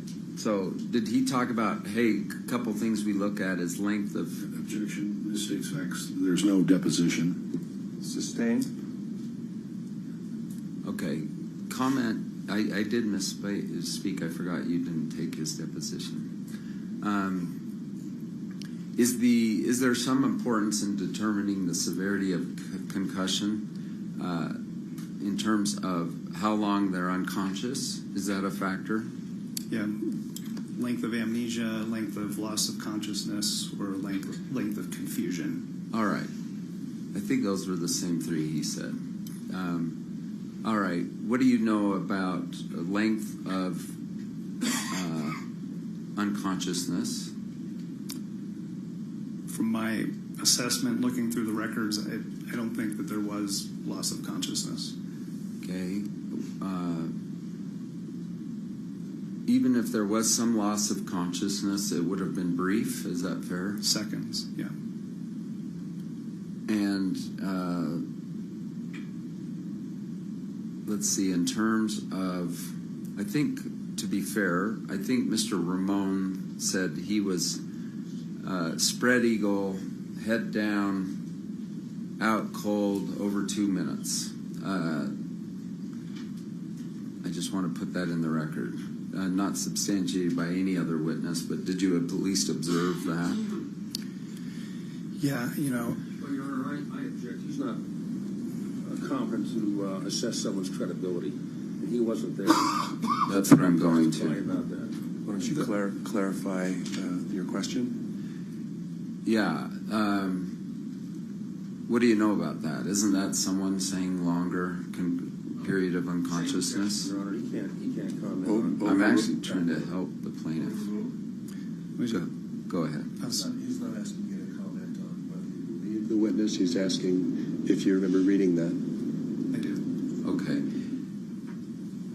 Is the significant time to be unconscious, is that 5 minutes or over? Yes. All right. And then comment, you said period of amnesia. What do you understand on that? Length of amnesia. What do you understand? The period of time that the person that has the injury is not able to remember either before or after the event. All right. And are you acknowledging that Mr. Sanderson had a mild concussion? More likely than not, he did. He had headache in one of the, I think it was the Instacare report, and so that would be consistent with a mild concussion. And it resolved within months. What do you base that on? I believe there was a report where he said it's getting better. Okay, and they are not permanent, as plaintiffs claim. Please comment. Correct. So the head injury was very mild. I mean, it fell in the most mild category of concussion, so kind of a grade 1. And the rest of the symptoms that he has, what could be caused by other conditions, which I would say are more common. And do you believe that more likely than not, that is why he continues to have some symptoms? Yes. In other words, not because of the ski collision, but just because of his aging, progressive brain. Correct. Let's read your fourth opinion. There are a total of 6, by the way. And the latter 2 we might just touch on briefly. So the fourth opinion is that Mr. Sanderson does not currently need ongoing neurological treatment. That's related to the ski collision? That's related to the ski collision. So I will. Yeah. So I have to modify that slightly because this report was written before the assessment by Dr. Goldstein was available to me. Right. Goldstein, I think, recommended some care with regard to dementia. Correct. Did you hear that personally? I didn't hear it personally, but I read it in his actual report from when he evaluated Mr. Sanderson. Do you believe Mr. Sanderson to have sort of dementia symptoms? Yes. Your Honor, it's never evaluated him. Can't possibly comment on that without a clinical evaluation. That's a speaking objection. No foundation. Is it in the report? Do you have symptoms? So he's commenting on his further needs, and he's commenting on Sam Goldstein. There's nothing in the Why don't you report. ask a question, Nothing and in the then we'll report about see. it, Judge. Go ahead and ask your next question. Okay, so you said Mr. Sanderson does not currently need ongoing neurologic treatment, true? Correct. That's what the report says. Okay. Since you wrote this, did you then read Sam Goldstein's updated opinion? Yes. Objection, Your Honor. You can't offer new opinions. Sustained. Thank you. Is there a drug that treats dementia? Yes. What is that called? It's called Aricept. Your Honor, I object. There's no opinion on dementia. Sustained. Thank you.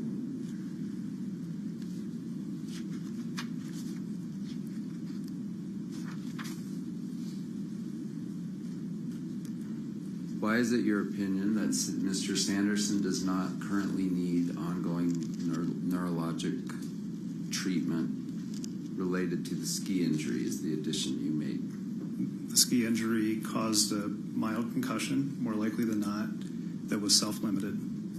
And his ongoing symptoms are more likely due to ongoing pre-existing conditions and possibly new conditions. Let's bring up, if we can, D106. Is it been received? I don't think so. No, it has not. D106. Any objection? Can I see it? Oh. This is for demonstrative purposes only. Sure.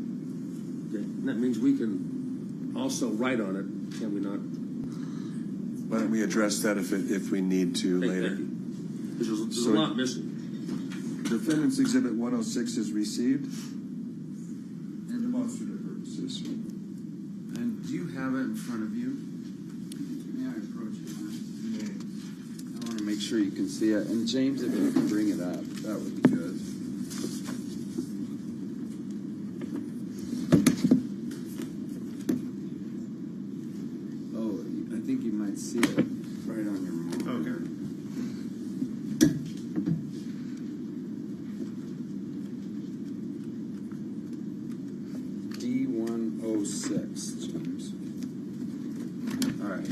you see it? Yep.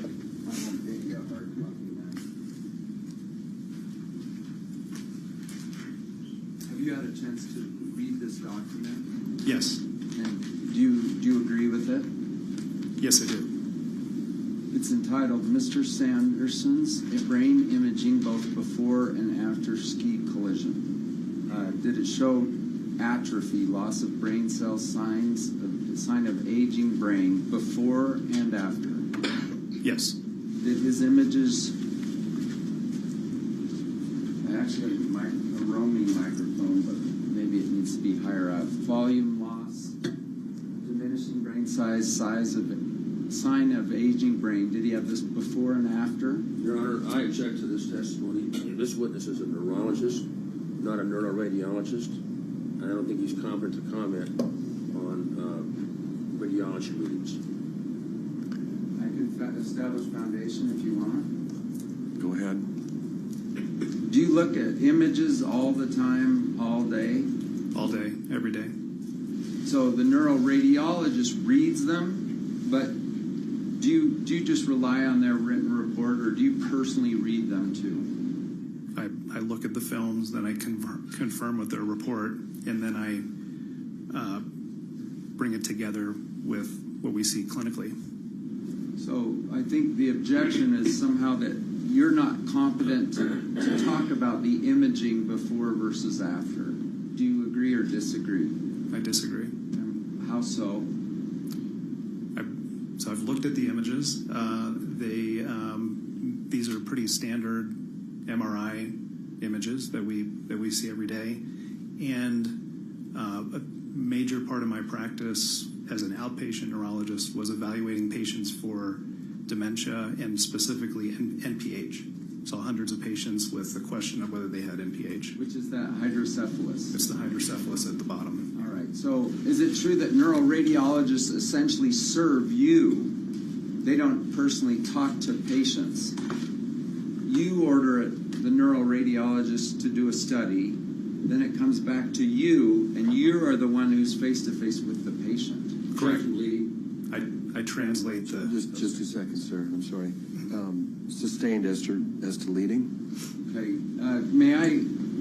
Have I established sufficient foundation? This does have the scientific, technical, or other specialized knowledge that will help the jury, so you may proceed. Okay, we talked about atrophy and volume loss. Enlarged ventricles. A ventricle is what in the brain? Is that like at Halloween when we see a mold of a brain? It's the little gooey stuff going out? You tell me. No. Okay. It's inside the brain there's fluid-filled sacs that contain spinal fluid. So it's the black thing in the middle on the MRI that Dr. Black went through. All right. And is that like the main blood feeding the brain? What are they? No. What purpose do the ventricles serve? They buoy the brain, so it prevents the brain from having as much shock when we just move around in everyday life. All right. Chronic microvascular disease, is that something he had before and after? Yes, that was described by Dr. Black. Is that associated with cognitive decline? It can be. And why does he have that? Is that from this stroke event years earlier, or just bad luck, or eating too many donuts, or what? I think it's a combination of his high blood pressure and high cholesterol with a little bit of genetics that makes our blood vessels harder than average. White matter disease, we've talked about that a little bit. It says they're damage to nerve fibers associated with memory, balance, and mobility issues. Did he have that before and after? Yes. And is that progressive in nature? It didn't look that like unbelievably progressive. It looked stable over time. And why did he have that? Was that associated with the stroke event? No, I think it's probably associated with the chronic microvascular disease. The stroke event was in his eye. Okay. No evidence of trauma before or after. Is that true? That's correct. Concern for disease due to excess fluid buildup. That's the NPH. Was that a concern before and a concern after? Yes. Does he in fact have that condition? So that would be a condition that I would need further clinical evaluation to determine, but his MRI would be consistent with that condition. You mentioned earlier that his conditions are not permanent, as plaintiff's experts claim. And I just want to comment, do you believe Dr. Fong to have used unreliable science to make some of her opinions? Objection, bleeding. Sustained as to relevance. So if I sustain an objection, just hold on. Sorry. Thanks. They're about to get up and criticize you for not seeing this patient. Why didn't you? Why wouldn't you? Why would it be necessary if you needed to? Yep. Well, I would always be willing, and actually didn't know that was an option. But in this case, and with many patients in my practice, we review tons of records before we see them. And actually, Mr. Sanderson probably had 10 times the amount of records that I have before I see my patients in clinic. You said 3,000 pages and lots of imaging. So I can know with 90% certainty going in based on the before and after imaging, the neuropsych testing over a period of years, his reports over time. I can know with 90% accuracy what's going on. So if I went in there, I'd be trying to figure out, does he have NPH or not? And what can I do to help him with his depression, anxiety, and other memory problems? Would you be treating him or evaluating the ski injury? No, I'd be providing counseling that the ski injury was not part of it. Now, you refer people all the time to neuropsychologists. Is that true? Yes. And we're about to hear from two. But you did have the benefit of multiple neuropsychologist exams at the VA. Is that true? Correct. And do you know them to be good neuropsychologists? I don't know them. Okay. Do you know them to be not hired by either side, his normal treating providers? Yes, that's my understanding. And these were voluminous evaluations, were they not? Yes. And what did they conclude? They were essentially normal, and they showed that he was performing above average. Now, is that above average for everyone on the street or for 75-year-old men with college educations or what? For a 75-year-old man with college educations and with a high baseline. So, in some places, even like near superior correct levels? Yes. So, I'm going to grab one thing.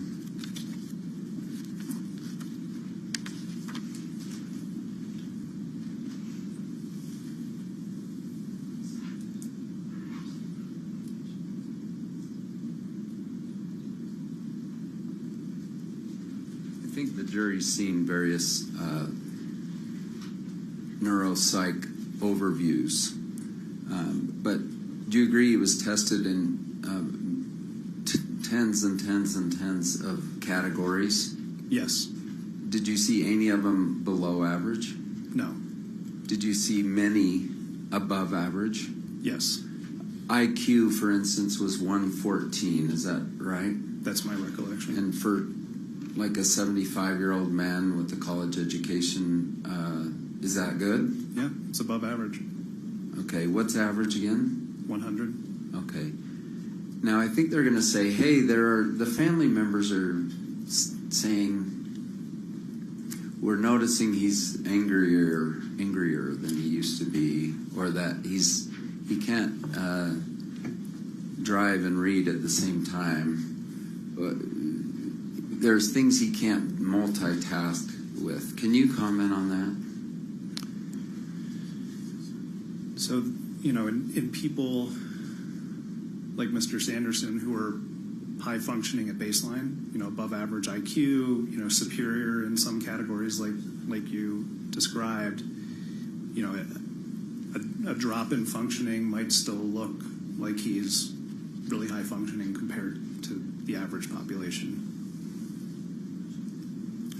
And the family will pick up on some of these changes, right? They see what they see. That concludes that. Okay. So if you did meet with Mr. Sanderson and he kept obsessively bringing up, I think the ski collision caused this, what would you say? I would say that it's my job as a neurologist to help him accept that that's not part of what he's experiencing now. Way more likely than not, he has a history of depression and anxiety. We know he continues to be anxious, so that needs treatment. And I would, evaluate for dementia, like we said, as would be indicated by his imaging. Okay. And so my job is to help the patient and family gain acceptance that this mild event 7 years ago isn't causing all these problems that he's having now. Or any of them. Right. Didn't you tell me the cure for Mr. Sanderson is the end of this lawsuit? Correct. Objection, Your Honor. No foundation, relevance, improper questioning. Overruled. Go ahead. Is that your opinion? Yeah, I felt anxious coming here. I also object to that. It's not in his report. Nowhere to be found. Overruled. Go ahead. Just explain that, and then I'm sitting down. Suing somebody going through a trial that has, national recognition can bring on a lot of anxiety. And if you're prone to that, it's gonna make it worse, and it's gonna slow your recovery. His daughter said this notoriety makes him feel powerful. Did you read that in Jenny's deposition? I did. Objection, Your Honor. Jenny's deposition is not in evidence. Sustained. Is it coming into evidence, counsel? If we have time, we're going to read it in. Well, it's been referenced multiple times. Ain't here yet. If you're planning to ask this witness about evidence that's not part of the case or won't be part of the case, then it's an improper question. Okay. If he's read it as part of his opinions, experts can rely upon hearsay. They can. Yeah, but it's not referenced in his report, Your Honor. Well, if it's not in his report, then sustained. Okay. I'll let you go. Thank you. Mr. Sykes.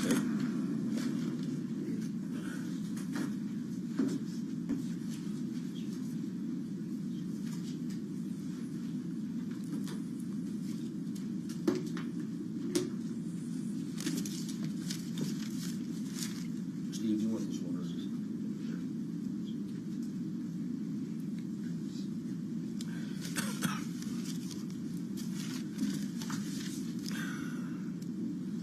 Doctor, do you commonly render opinions on your patients without a clinical exam? No.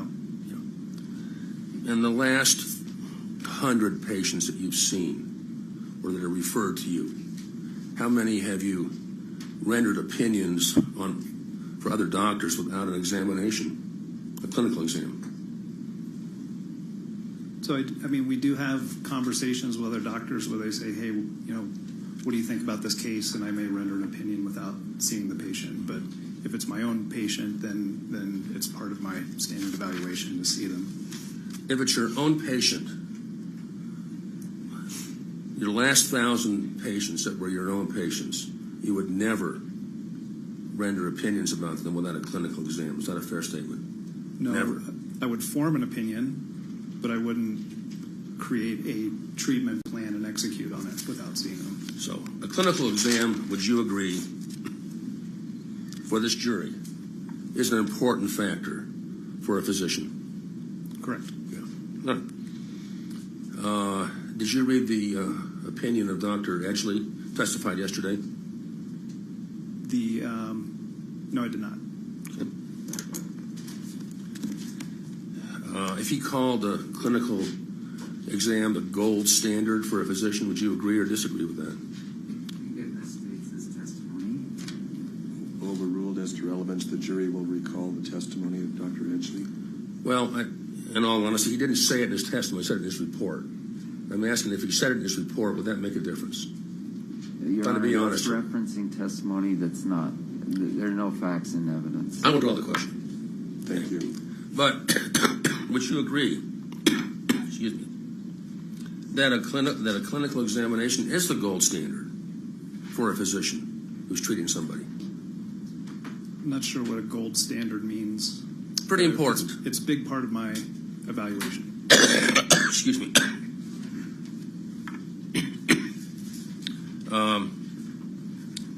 Secondly, I'd looked through your opinion pretty carefully. It was about 4 or 5 pages. I noted, let me see if I can get it here handy.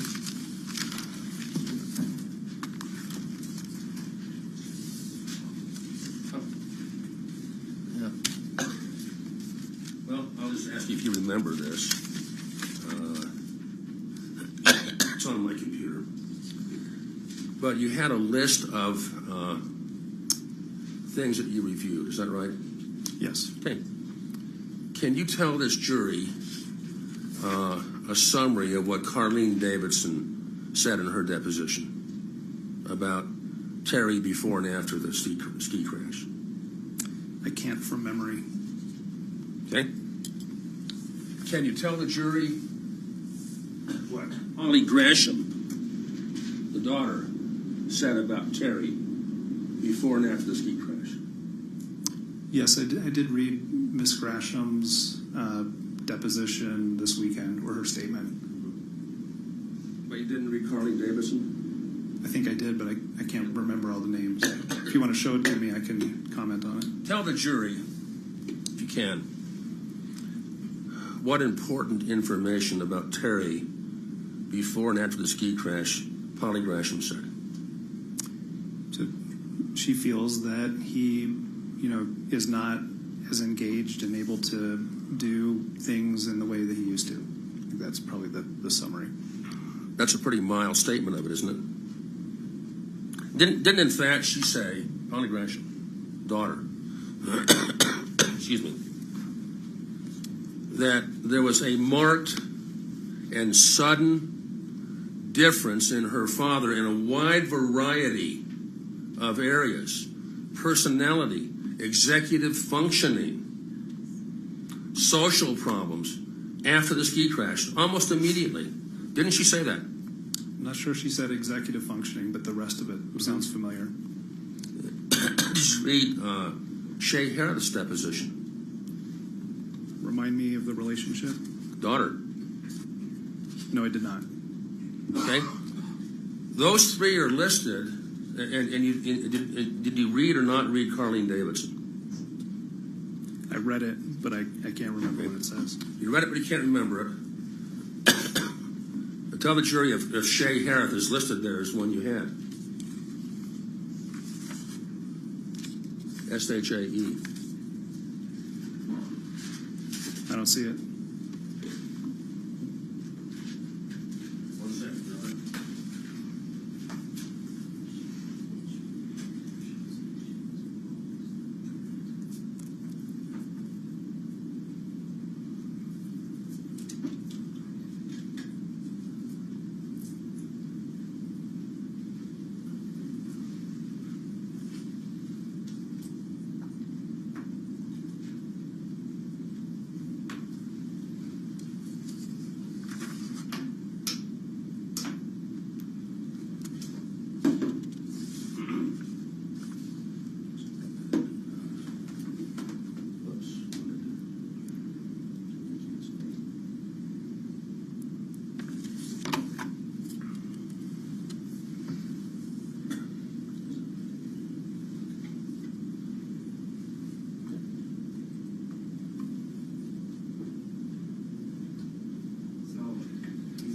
Our report, Your Honor. Let me show you what you wrote. Can we move to admit our report? Just for illustrative purposes, I want to show what he wrote. I guess I don't. You may be opening the door to the report. Don't want to do that. Okay. Take a look at it. Items 4, L, M, and N. Correct. I don't see Shay Harris, like you said. I think that was the question. Okay. You know what? You're right. I don't see her there. I do see Carlene and Polly. So, the defense did not give you Shay Harris, right? Correct.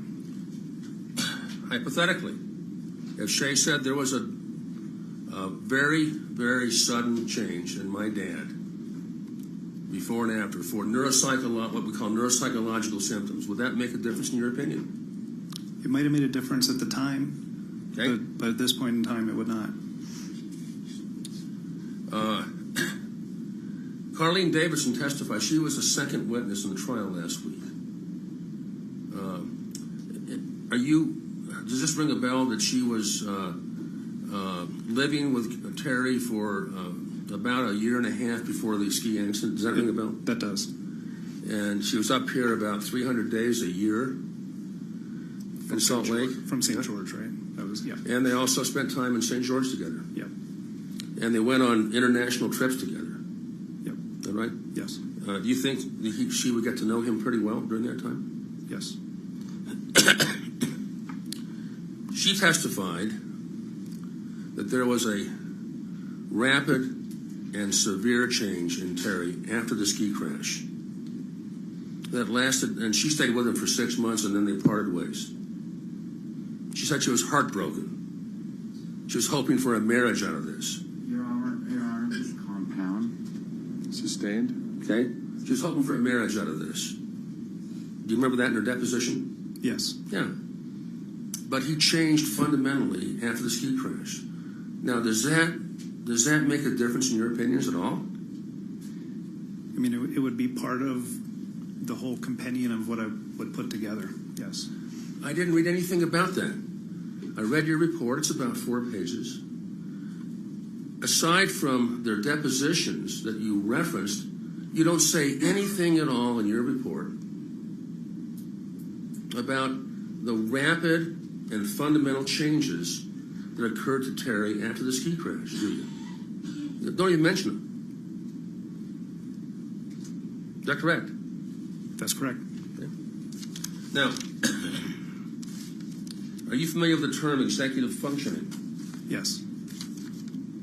Is that something that neurologists use, a term that neurologists use? Sometimes, yes. Yeah. Because you realize, of course, as a neurologist, that you can have massive changes in a person with a mild TBI that don't show up on imaging, right? Yes, that's possible. Yeah, you mentioned that earlier in your testimony.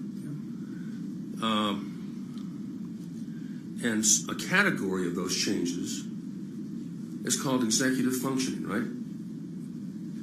That is one manifestation, potentially, yes. It's one category. Yeah. And I didn't see the word executive functioning even addressed in your report. Not even a mention, correct? Sorry, is that a question? Or yeah, correct. A question? With an inflection for a question, yes. Is it in my report? Yeah. No, it's not in the report. Okay. Hey, Pete, would you...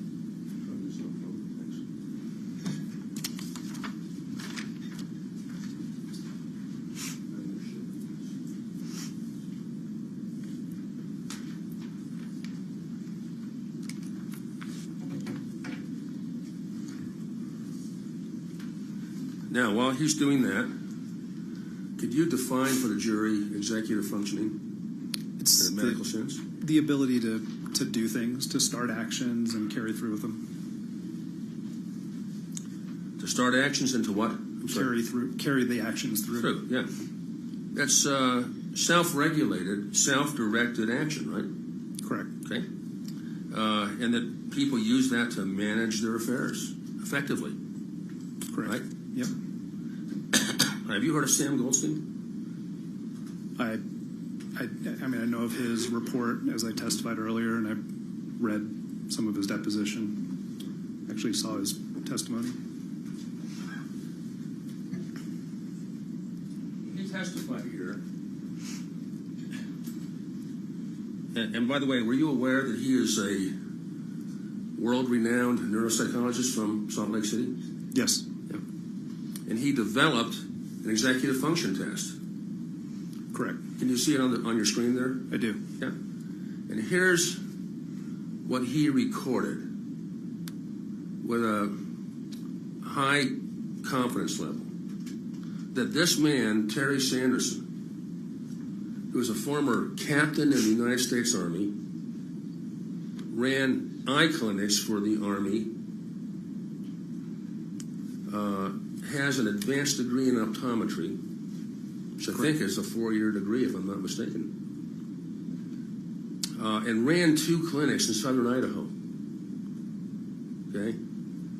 Would that indicate to you a man of superior intelligence and executive function? Yes. Yeah. Let's see what he did here. Okay? On attention, he was in the 25th percentile.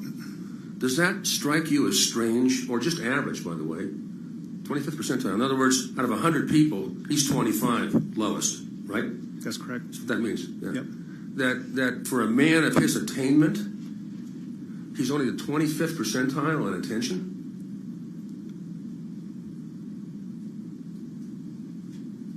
World-renowned neuropsychologist recorded this. Did that strike you as odd? Strikes me as him having issues like we talked about. Let's go to medical condition. I'm sorry. I'll skip emotional just to. I was saying, I think these are data and they're good data, and it reinforces my stance that Mr. Sanderson needs help. He's got depression and anxiety, and I think this could be consistent with dementia as well. Okay. By the way, let me show you our exhibits.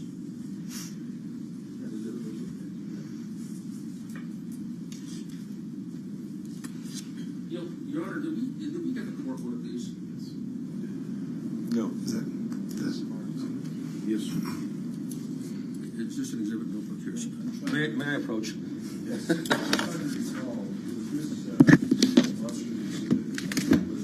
Do you have the number of that? Yeah, it was 43. Sir, can I just ask what date this is? Okay.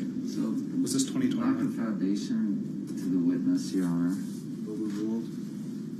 Okay. I lay before you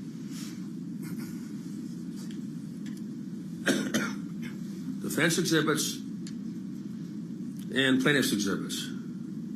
Can you show us where there's a diagnosis of dementia?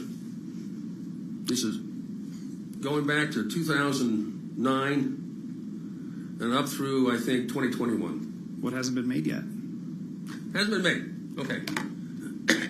So, because you would agree, for the jury's help here, despite the fact that we're in a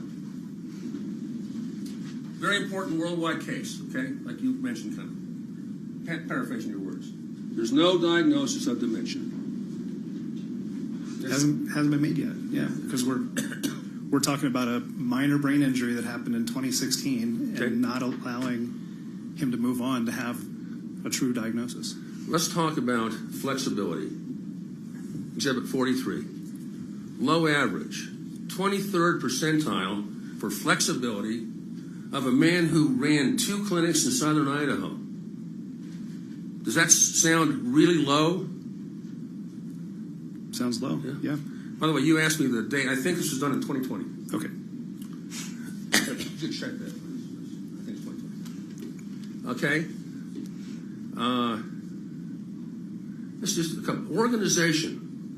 Now, the ability to organize things is a very important part of executive function, isn't it? Correct. Very important part. 3rd percentile. 3rd percentile. Now, I'm just a simple country lawyer. If that were me, I'd understand it. But I didn't run 2 clinics. Okay? Yeah. 3rd percentile. Does that strike you as indicative of something wrong here? Yeah. Yeah. Planning. And by the way, below average. Excuse me, planning, 4th percentile, below average. Does that strike you as very low for a man of his attainment? Very low. Self-monitoring, 10%. That strike you as very low for a man of his attainment? It does. What about working memory?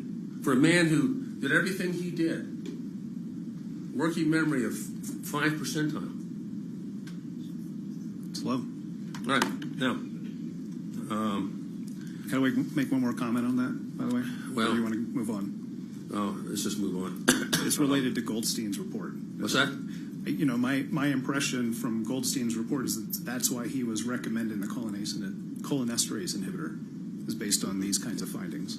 Well, the treatment for dementia. If you don't remember specific things about his executive functioning from his family, do you? No, I don't. Yeah, or from Carlene. But Carlene told this jury just a week ago that there was a major change in these things overnight, and she couldn't live with it. All right, now, excuse my cough here. I don't get a cold very often, but this is a killer. Did you see anywhere in these records? Okay, now, let me just preface this. Terry Sanderson has been a patient of Veterans Administration. He was a veteran. Yep. I think since the early part of the century, early 2000s, when he moved down here from Idaho. Right. And he's got a lot of records there. And there are a lot of records that you read after February 26th of 2016, correct? Right. Yeah. Now, in those records, do you see anywhere where Terry Sanderson was accused of faking, malingering, or magnifying symptoms for money? No, sir. Nothing there, is it? Okay. Nowhere where he says, I'm in it for the money. No. And did you read the reports of Goldstein, Fong, and Gibby? I did, yeah. They're all treating physicians for him. Correct. You aware of that? Treating? Yes. Okay. They're all pretty competent, aren't they? Yes. Dr. Fong said she's treated thousands of patients with mild TBI. You aware of that?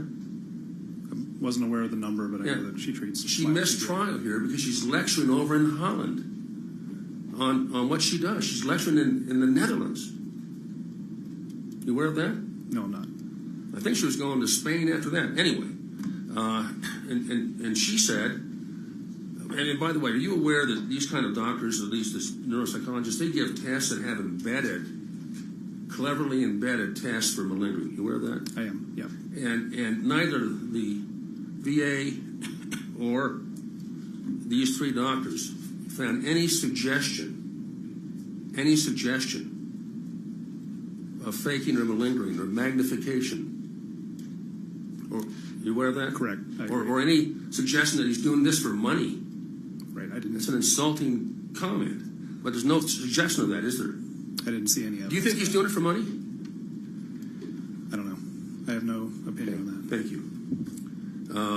Now, with respect to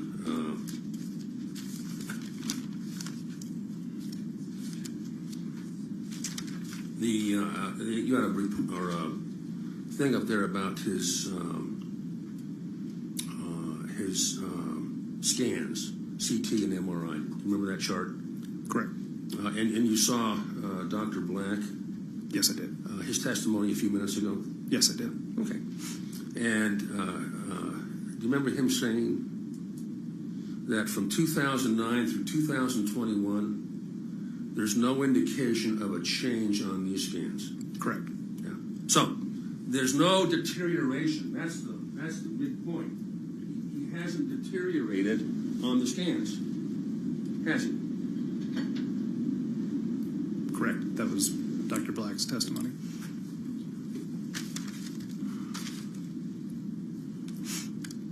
And you agree that he had a mild concussion? Correct. More likely than not. More likely than not. Okay, that's good enough. And you also agree that he's got, and I think in your report, you said, Mr. Owen said 1%, but you said 5% of people with this condition, mild traumatic brain injury, do not recover completely. Correct. Okay. Now, do you think that an executive functioning outcome like that is more toward the 5%? What do you think?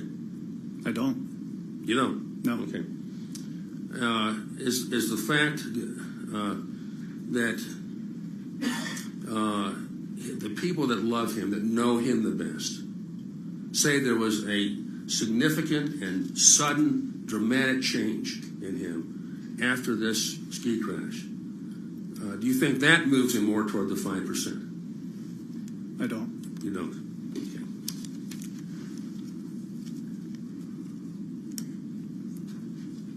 Do you think the fact that no one has diagnosed him with any other condition like dementia moves him more toward the 5%? No.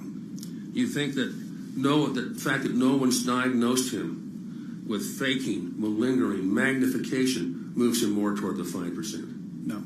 Okay.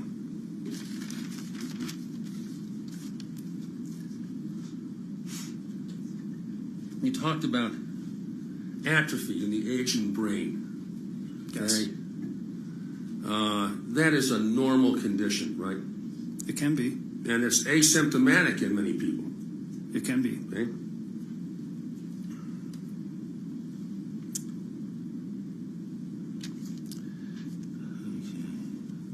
Yeah, one more question.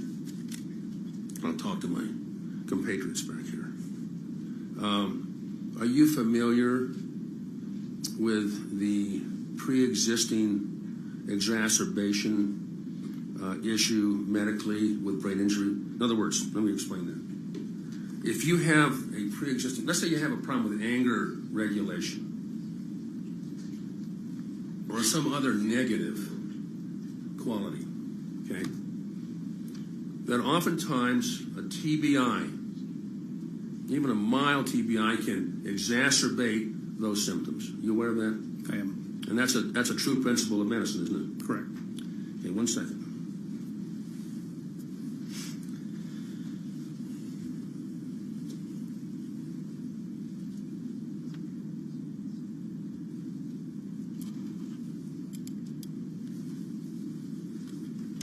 Would you agree that a person who's had a concussion is at greater risk if they have another concussion? Second injury syndrome, they call it. Yes. Okay. That's all I've got, Judge. Thank you. Thank you. Mr. Owens?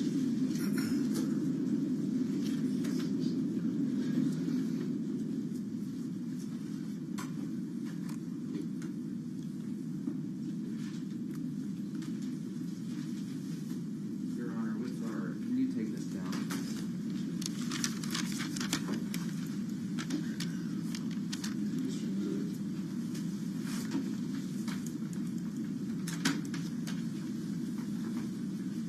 And James, are you hooked up? Thanks.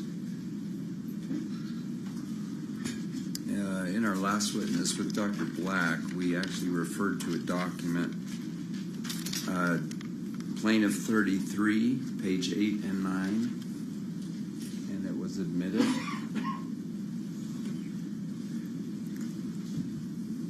And we're going to, and maybe just bring up just number 2, if you would.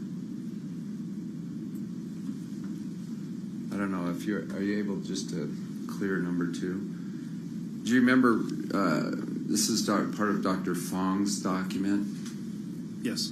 And do you recall plaintiff's counsel will say, show me in those records where it says the word dementia? Yes. All right, so let's look at this. The most likely diagnosis for this appearance is normal pressure hydrocephalus.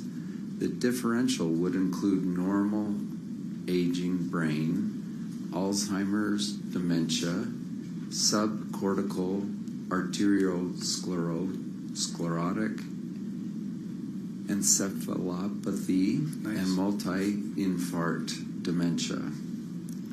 All right, this is plaintiff's own retained expert, right? Yeah. And she's talking about, hey, could be some dementia stuff going on here, right? Correct. Objection, Your Honor.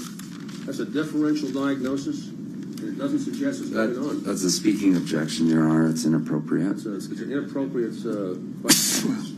Overruled. You can cross-examine. You can cross-examine the witness, counsel. And then, Peter, if you can hear my voice, come back in. I had him go make some copies of another dementia reference that we'll pull up in just a minute.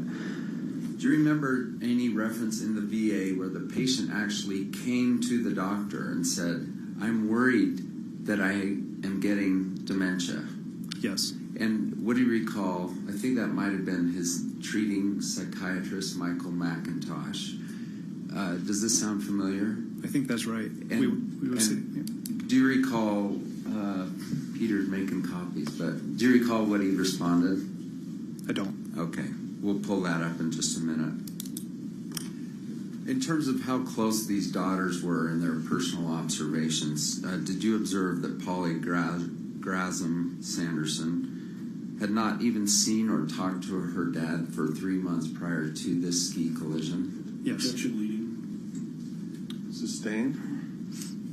They all lived out of state. Is that fair? All 3 daughters lived out of state from him. Your Honor, that's beyond the scope. It's overruled. Yes. And he had, in fact, at the time of the ski collision, he wasn't running a 2-office optometry visit. He'd been retired many years, correct? Correct. And there's been evidence that he left on bad terms with his partners. Your Honor, there's no evidence of that, and it's beyond the scope. Overruled. And it's irrelevant. Do you recall this? I'm sorry, I don't recall that part. That he left on poor terms. He left his community on poor terms, his business. I'll clarify my question. So I don't want just continuing speaking objections. Sure.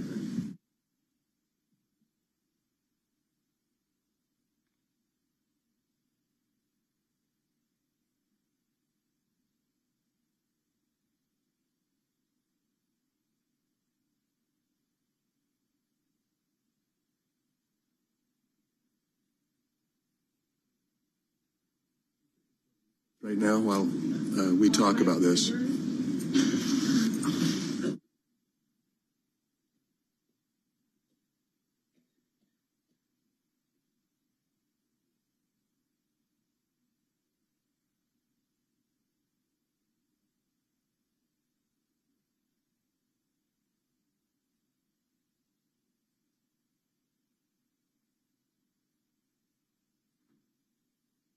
Okay, I understand your issue that you think it's collateral impeachment and that it's beyond the scope of cross. I'm going to overrule the objections, but ask that there not be a lot of repetition. I think that the door was opened when this witness was asked about the before and the after from family. So. I'm trying to recall my last question too. That was the objection was sustained or it was rejected. But there was continuing talk, and I never even got to ask it. Well, you'll have a few minutes to reorient yourself. Dr. Hish, you can certainly step down during the break. Thank you. You have the black money, but I'm not asking for something that happened. He's asking about what happened with his leaving his hometown. That he never let that in, and it's a collateral issue which I may have to go into. Consume time and waste. It makes no difference in the case. It was years before. Even if it's true. I thought there was testimony of both parties. Well, I thought there was testimony of issues with when he left his business, that there were issues. I don't think so. And so, Your Honor, just let me finish. Sure. I mean, we can't bring up Gwyneth Paltrow's. No, I'm asking you to explain where. Well, first of all, where did that come in? Sure. It's in Terry's deposition, by the way. I think he even used the word like his partner had if it's in his deposition, then it's not in the record. Only because I haven't been able to finish with Terry. But his own daughter, for instance, said that he enjoyed a good reputation until his affair in that community. That was in the record. That's in evidence. In the record? That's in evidence. I think you sustained an objection there, didn't you? No. You did. No, it's in evidence because you were making him out to be just this beautifully respected man in the community, and his own daughter said, not so. You said, well, I think an affair is one thing, but I mean, business partner problem. I don't think that's come up, Judge. I know I've read it. I just don't know if it came out in the record. I don't think it did. So I know it to be true because Mr. Sanderson actually. So I asked him. We're not proving truth necessarily right now. We're proving. Did you see it in the record? Because they can testify as to what they've reviewed, and then I can follow up on it. So it doesn't have to be in as a fact. I think under 403, I'll exclude it. That question. Which one again? You're on about the business dispute. Yeah, business dispute. Okay. And a certain amount of cross-examination with this witness, and the closer it is to what the daughters observed or didn't observe, the closer it's tethered to that, the more relevant it is to responding to the cross that came out. But if you're, to pull out, I guess, the defense's laundry list of complaints about the plaintiff, or not complaints, but points, I don't know that this is the appropriate place to do that, given the scope of direct. All the family members are saying he had dramatic changes before, and I've been saying, actually, they're pretty distant, and... Sure. So questions that are tethered to those issues are fine. Okay, and just so we know what we're doing as soon as we go on, we're going to present VA records 922 to 924. And then what? So that's defense exhibits what? And is this part? Are you introducing these, or are you just showing them? I'm about to find out.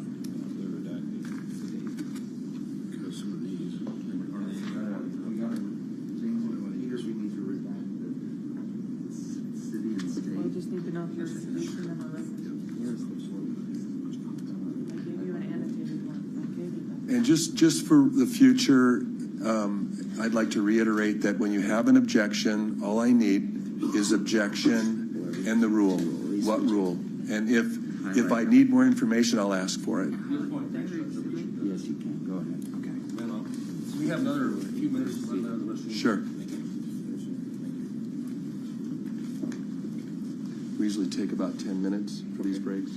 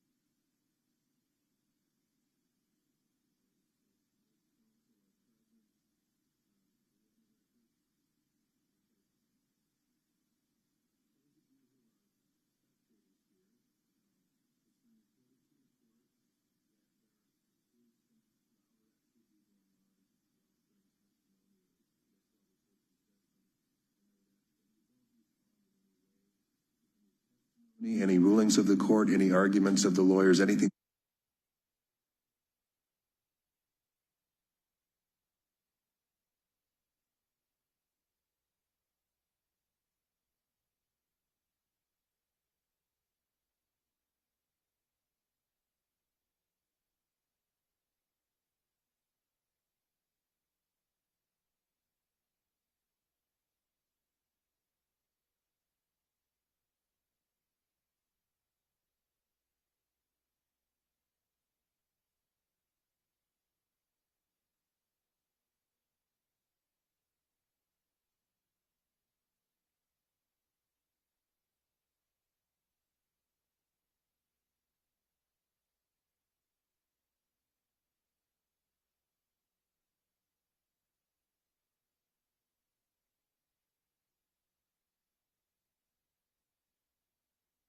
That's going on, I would hate to have to ask, someone to leave.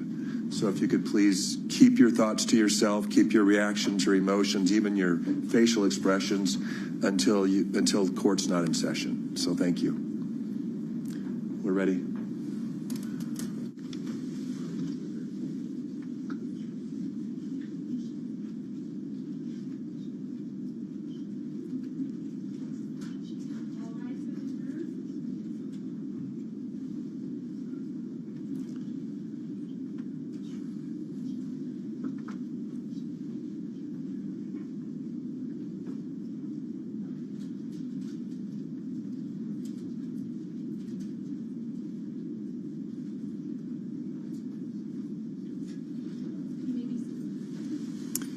Mr. Owens, you may continue.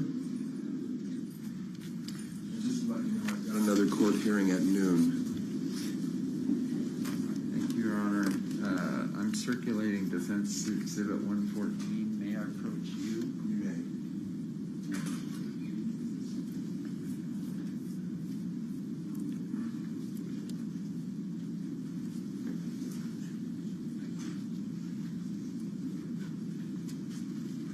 Do you mind if I hand it to the witness? You may. We may get you a copy. Defense Exhibit 114. Okay. D 114. Did you say D as in dog? D as in defendant, yes. Okay. And does the plaintiff have any objection to this witness or this exhibit?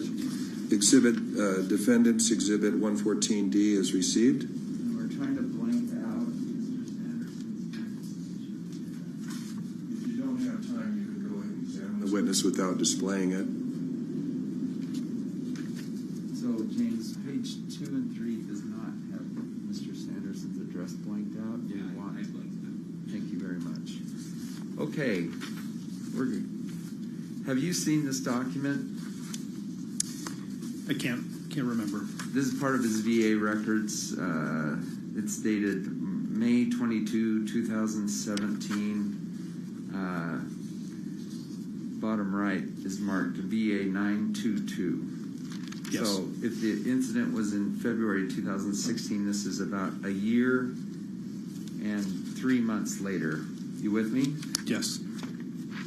And if we go to the second page, VA 923, and James is going to bring this up. You see under the subjective, and James, I think the address is there, so you want to get rid of it. I'm going to come show you where I'm going to start reading. Patient reportedly. Yes.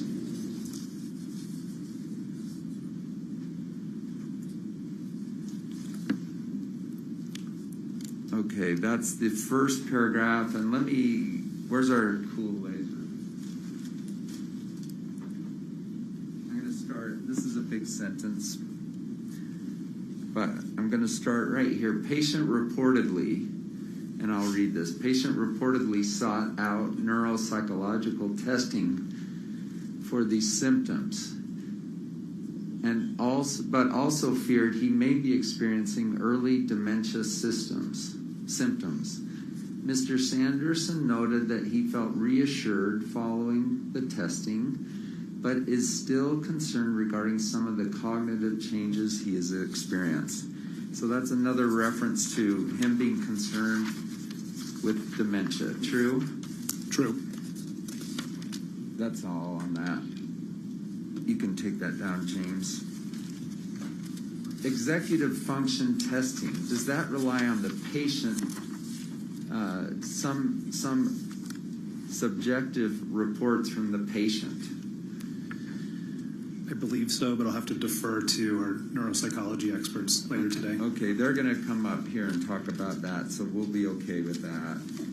Patients can throw neuro testing, though, can't they? Can yes. They, like, fill in the tic-tac-toe, and the patient can actually say, I don't know. Objection, beyond scope. Overruled? Yes. I mean, we can't force him to put a 0 where it belongs and an X where it belongs. Fair? Correct. And are you aware of studies that say being a litigant in a case like this actually frequently leads to patients overstating their damages? Objection, 401, 403, and beyond scope. Overruled? Go ahead. Yes. Just comment on what you know on that. So I would say it's more just knowing from medical school and learning about, what malingering is, as opposed to studies that you state. Okay, malingering is a word that means basically not trying as hard. Is that fair? Correct, for secondary gain. If I malinger,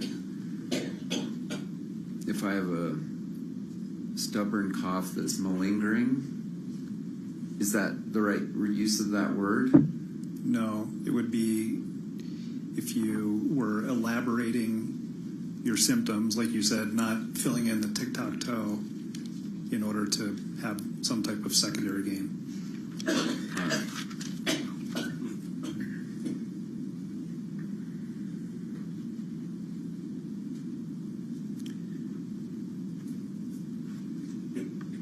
What we do know is that he ran a business in Idaho many years earlier. True? True. Objection, Your Honor. Same thing we talked about previously. Overruled? True. And then he retired in part due to his failing eyesight. Do you know that? I don't know that. All right. And do you know anything about losing the respect of his community, which his daughter reported to this jury? Objection, Lee. Overruled?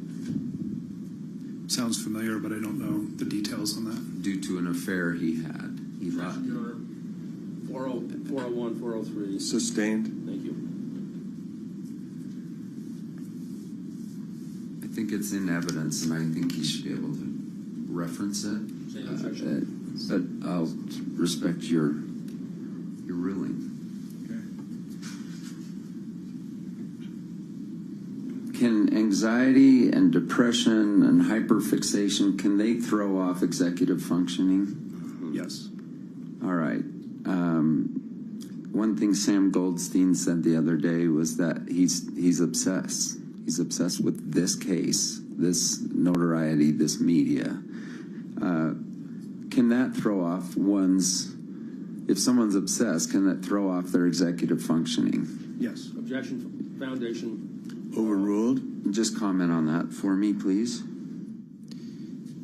Yeah, so being obsessed, being extremely anxious, or having other, being depressed, kind of that's a whole continuum, can cause a whole host of cognitive dysfunction, including executive function, but also problems with concentration, attention, memory, all the above.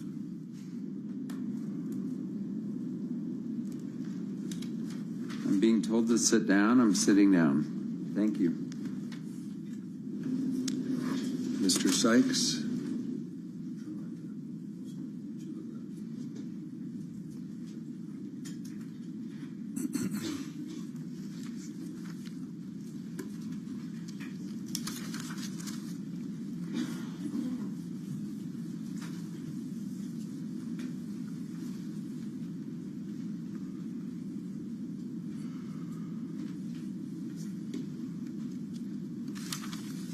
Doctor, in that report that you have there, the progress note from the VA, May 22, 2017. I'm just looking at it, Exhibit 114. Okay. Yes, sir. This was the reason, read there to the jury the reason for the visit.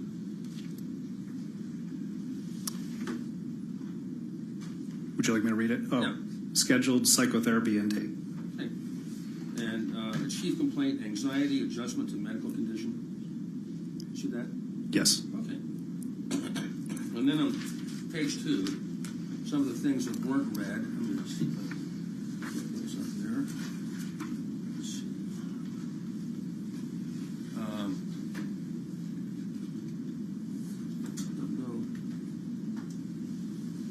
It says subjective. Now, Mr. Owens read you part of that. Okay. Can you see what I'm referring to here? Yes. Okay. He says, recently referred by Dr. Manson following neuropsych testing, where anxiety was suspected to be affecting patients' cognitive functioning. Do you see that? Yes. Yeah. And Mr. Sanderson reported that he was in a ski accident 1.5 years ago, where he was hit by another skier who lost control. He reportedly had a 5-minute LOC and broke 4 ribs. You see that? Yes. And he was evaluated and told he had a concussion. Yes. Right. And that's actually what happened. He was evaluated and told he had a concussion, wasn't he? Yeah, that's what we discussed. By several. Yeah. He said that over the past year and a half, his cognition has gradually improved. Right? Correct. Now, people that are malingering don't go tell their doctors that they've improved. Do they? I don't know that I can make that general statement, but I think the fact that he improved, we talked about, which is a sign of. But he has continued to have difficulties. Your Honor, Bob interrupted my client. I'm sorry, I didn't mean. Sorry, my expert. I'm sorry. I didn't mean to interrupt you. Yeah. Did you finish your response? Well, I was just saying that we did talk about this earlier, that he had gotten better from the concussion. Not gotten completely better, but he improved, right? He improved. Says his cognition has gradually improved, but he's continued to have difficulties with motivation, energy, and anhedonia. That's a term that the jury may not understand. Loss of enjoyment of life? Correct. Okay. So, at least 2 of the 3 of those are things you commonly see with executive functioning problems, aren't they? Motivation, energy? Correct. Okay. He also described difficulties with spatial tasks, such as driving, getting lost, and puzzles. Those are frequently executive functioning problems, aren't they? Yeah, they're also major signs of dementia. Okay. He reportedly sought out neuropsychological testing for these symptoms, but also feared that he may be experiencing early dementia symptoms. Okay? I think it was smart for him to think that. Smart. Mr. Sanderson noted that he felt reassured following the testing, but is still concerned regarding some of the cognitive changes he has experienced, right?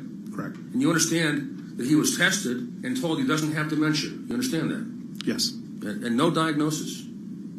Correct. Of dementia, ever. Right? Correct. Okay. Now,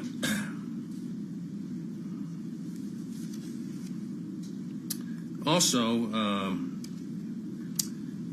a patient, or sometimes neuropsychologists call them clients, but you call them patients, right? Correct. Okay. Patient or a client who has high scores in some areas is not generally a person who's trying to fake it, right? Correct. High scores, right? Correct. And in some areas, some intellectual areas, Terry Sanderson has super high scores on testing, super high. Right? That's right. Okay.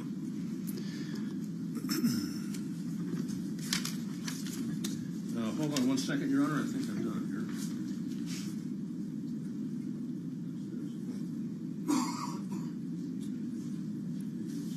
No further questions. Mr. Owens? No, Your Honor. No more questions. Thank you. All right. Thank you, Dr. Hesh. You're excused. Thank you for coming. Thank you. Just leave it right there in front. Thanks. Oh, you know what? I do have one more. You mind if I just take one more minute with him? I think he's excused. Sorry, Mr. Sykes. Yeah, but he's still in the courtroom. Do you have another minute? Very short. All right, come on in. So you're still under oath? Yes. I apologize for missing this one. You talked a little bit about NPH. Yes. Normal pressure hydrocephaly or hydrocephalus? That's correct. Okay. That is a condition, is it not, that can exist for years and years and years without any symptoms. Correct. And the three main symptoms of NPH, if it's active, okay, are ataxia, dementia, and loss of continence. Correct. Okay. And ataxia being problems walking. Problem walking. And there's no diagnosis anywhere in those records before you that anybody ever diagnosed him with NPH. That's right. Okay. And a lot of good doctors looked at him, right? Correct. Thank you. Mr. Owens?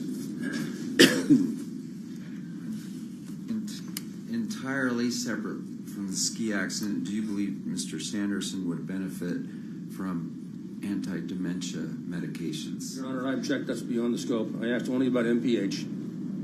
That was Your Honor, he overruled. Go ahead. I think it's worth a trial. Low side effects, and it could help him. And Sam Goldstein felt the same way. Correct. That's all. Thank you. Mr. Sykes, anything further? Okay. Thank you. You should now run from the courtroom.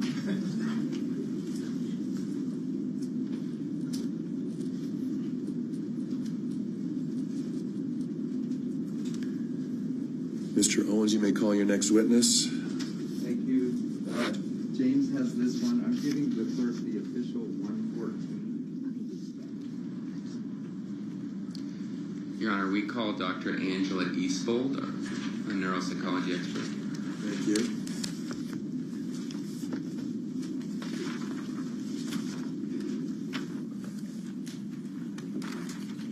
Do you swear that the testimony you are about to give in the case now before the court will be the truth, the whole truth, and nothing but the truth, so help you God? Thank you. Good morning. Would you take a seat and then state your name and spell it? My name is Angela Eastfold, ANGELAEASTVOLD. Thanks for being here, Dr. Eastfold. And I believe, Your Honor, you said you have a hearing at noon, and so we'll be quick for the first part here. Would you like to end right at noon or a little bit before? Maybe a couple minutes before would be great. Okay, great. One or two? Sure. I'll keep my eye on the clock. Dr. Eastfold, what do you understand your role to be in this case? I was hired to review the records and provide opinions on the facts around his injury. Okay, and were you asked to look at Dr. Goldstein, plaintiff's neuropsychology expert, and his evaluation in particular? Yes. But you looked at everything. You looked at all the records? I did. And we don't have to name them all. There are thousands, correct? Yes. And they span what period, do you recall? 2004 to 2022. Okay. And I think after we come back from the break, we'll do what we did with Dr. Hesh. You have a report that also has some headings, and that will help us take you through those. But if we may start with just a general understanding of your expertise and why the jury should listen to you about these matters. So I'm a board-certified neuropsychologist. I have a PhD in clinical psychology with a specialization in neuropsychology. I then completed a 2-year fellowship at the Veterans Hospital in Tampa, Florida, where I received 2 years of specialized training in the full spectrum of brain injury, from mild to severe. And brain injury has been my primary area of expertise since. I was then a faculty in the neurology department at the University of Utah for 6 years, and during that time, I regularly lectured to physicians and psychologists and trainees on concussions and provided continuing education courses on concussion diagnosis and management of this. And then since 2011, I've also been an independent consultant to professional sports teams as part of their concussion protocol. That is all required now. So when a player gets a concussion, they are required to have an evaluation by me in order to be cleared to return to play. So I am deeply involved in concussion. And for the past 2 years, my work is 80% concussion. So, in your review of Mr. Sanderson's medical history and other records, I guess we should mention, did you review the Deer Valley records? I did. Okay, the incident report and the instructor comments, these accident records, you reviewed those? Yes. And you reviewed depositions connected to the events of the collision? I did. So, in your review of all of that, what is your opinion about Mr. Sanderson as it relates to concussion? You want me to go into my first opinion? Yeah, we'll get to it, but just for the general overview. In general, that if he suffered a concussion, it was at most a mild concussion. Great. And what about the symptoms connected to that concussion if he had one? I believe that the symptoms resolved, or the symptoms that were there might be better explained by other conditions. That pre-existed the collision? Yes. Okay, so that's a good just general overview. Anything else you'd add as a general overview of your opinions? No. That's a good, just short. Again, we'll get into introduction. Yes, there's a lot of details I'm looking forward to going into. Okay, great. So I want to pull up the exhibit that the jury was just looking at with Dr. Hesh. It's a plaintiff's exhibit P43. I just switched my iPad here into the system. It looks like it's taken a second. This is the executive functioning table. Do you recall seeing that? I do. And do you recall reviewing that in Dr. Goldstein's evaluation of Mr. Sanderson? I do. And that's where this comes from? Correct. And I'm going to just pull it up right here and ask you, what does this table, what is it trying to accomplish? Okay, this is important. So this is a self-report measure that Dr. Goldstein himself designed and published. I can't speak to it. It's not something that is commonly administered in clinical practice for adults. I've never seen it used anywhere other than Dr. Goldstein. So I can't speak about the validity of these scales. But what I can say is that this is a really nice quantification of the patient's subjective complaints. It is not evidence of objective deficits. It's just a summary and quantification of what the patient is reporting.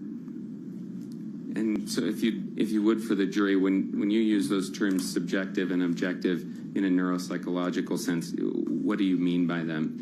So subjective is just the patient's opinion or perception. Objective is something that is measurable. And when we get into the neuropsychological test results, those numbers are objective data. And I will later show you how some of these contradict some of the objective data. So is it your opinion that the results here that plaintiffs' attorneys have been going through, those represent only Mr. Sanderson's report of his own sense of his executive functioning? Exactly. And there's other evaluating physicians or neuropsychologists that have done objective evaluations. Is that correct? Correct. And can you give us a just brief sense of what those are, when they happened? So he had a battery of tests that measure multiple areas of attention 1 month post-injury.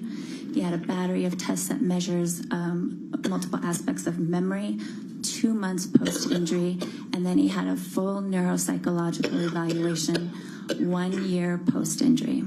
And what did those exams And then he had show? Dr. Goldstein's evaluation, which is 4 years post-injury.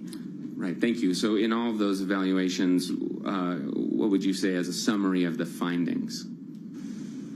You No. can take them one by one if that's best. Your Honor, I object. There's nothing in her report about this. It is in my report, and I would love to be able to talk about it in the context of my first my So you have to opinions. listen to the I'll have to deal with the objection. That's okay. That's quite all right. I will do that. Maybe we could do that over lunch. Sure. And do you have another area that you want to go into for the next 5 minutes? Seems like this is a good time to wrap up. Okay. Why don't we take our recess now, and then we'll return at 1:25. Okay, thank you. Thank you.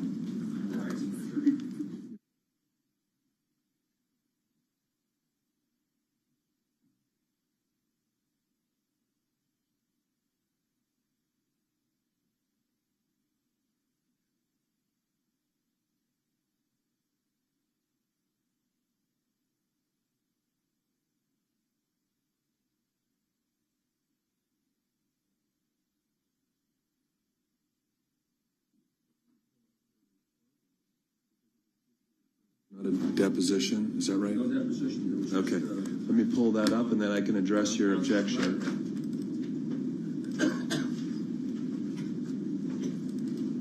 And if we can, Your Honor, we know we're on the clock, and we're in the sort of the last 5 hours or so of evidence. If we can get an update, we would like one. Okay, yeah, we can do that over the noon hour.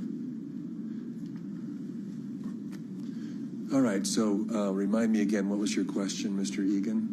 I was just asking about the post-accident evaluations, and she does discuss those, I believe, under Section 3 of her report, and maybe also in Section 1, cognitive assessments in March and April of 2016. She talks about those there, and then she talks about Goldstein's and the 2017 Dr. Madsen evaluation in point 3.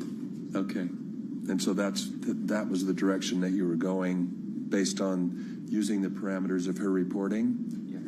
All she talks about is March and April of 2016, March 8th of 2016. And this is under 3, neuropsychological evaluation completed by Dr. Madsen, 2017, and then she talks about Goldstein's evaluation in 2020. Okay. It's different than that. So the subject matter in general is certainly within the scope of her report, so objection will be overruled. Your Honor? As I said, it's under point 3, and if you go a couple paragraphs in, you'll see. Excuse me. All right, so objections overruled on that question, and if you need the court, this pretrial should take no more than 45 minutes, so you can let the clerk know and we could get back together if necessary, but otherwise, 1:25. Should we clear off the tables? No, I'll go to the next courtroom. Just update, we intend to ask our 2 neuropsych people, and then I intend to ask Terry Sanderson to the stand. Can we confirm? Your Honor, he will be in the courtroom this afternoon. Your Honor, they released Terry Sanderson. They said they weren't going to call him again. Yesterday. Yeah, yesterday. So were you that was for the to complete their cross of the scope of your direct. They're going to call him under the rules as the adverse witness in their own case. So, anything else, counsel? No, I just want to make sure he's in the courtroom this afternoon. In the courtroom or available to testify? Oh, I thought he was going skiing. So Can you make him available, Mr. Sykes, this afternoon? No problem, right? Okay, thank you.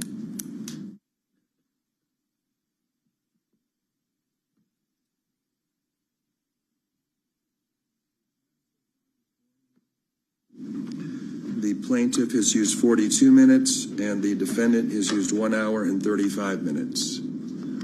42 minutes for the plaintiff, 1 hour and 35 minutes for the defendant. Thank you. Can we get that printout? If I have time.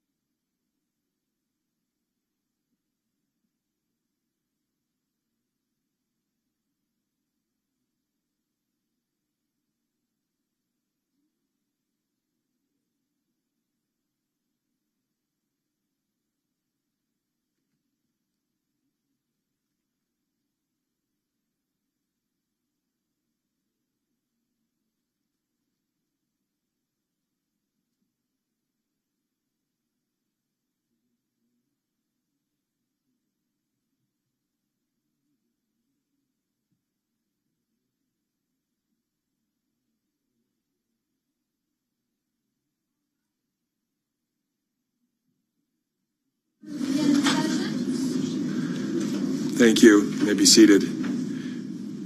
Counsel, are we ready for the jury, counsel? Can we just have an overview of the clock situation? I can tell you what I understand. Let me pull it up.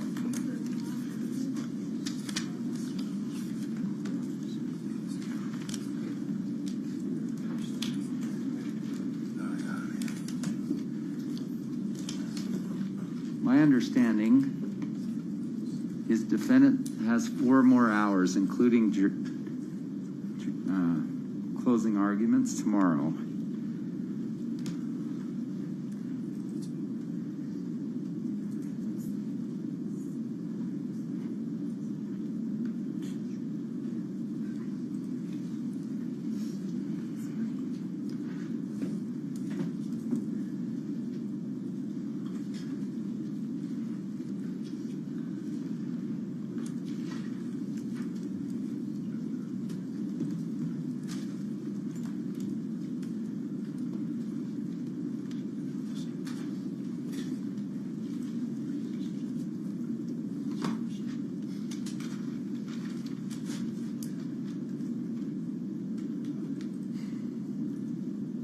Thank you for doing this. Oh, sure.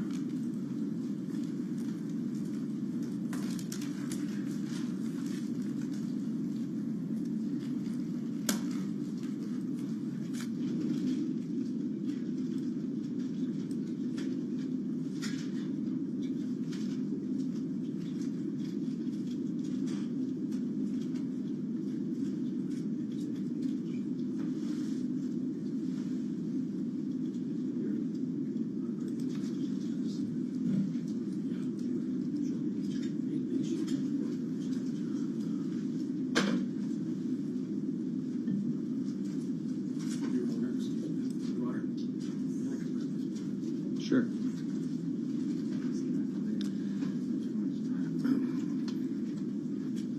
Well, between this afternoon and tomorrow, there's approximately 5.5 hours of jury time available.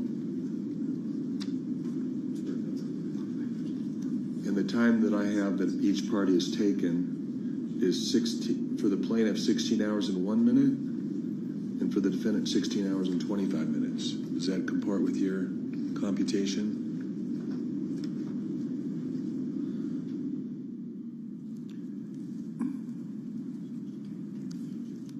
$16:01 and $16:25.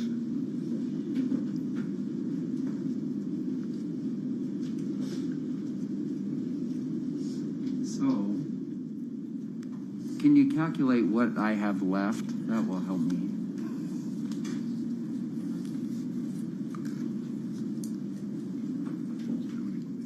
Well, if there's 5 hours and 30 minutes left,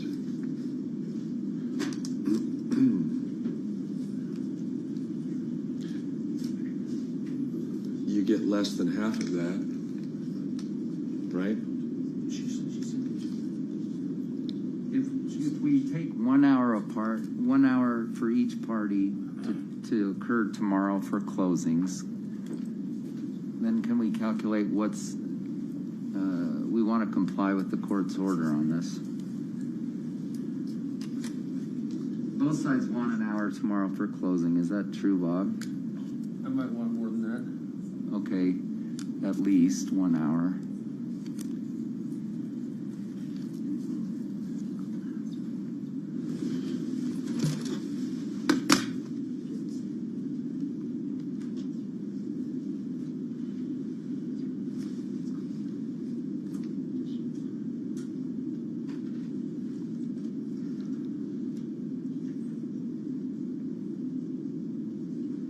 So that's about 6 hours and 30 minutes in front of the jury, including closing arguments. So which is roughly divided to where the defendant would have 3 hours and 3 minutes and the plaintiff would have 3 hours and 27 minutes. And then if we take out the 1 hour closing tomorrow, 1 hour each, that leaves us about 2 hours each today. 2:02 203 for the defendants, 227 for the plaintiff.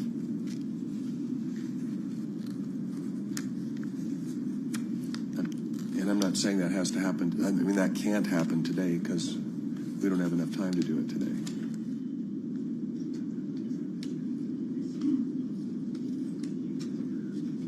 Because that's almost 5.5. That is 5.5 hours right there.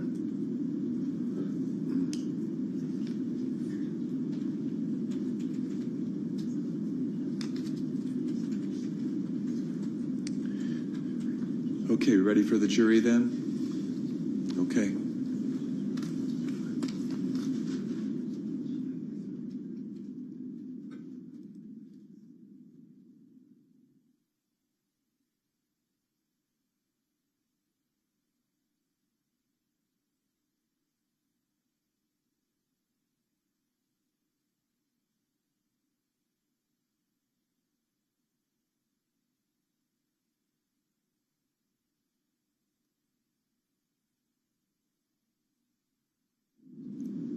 Why don't you come on and take the witness stand, be ready.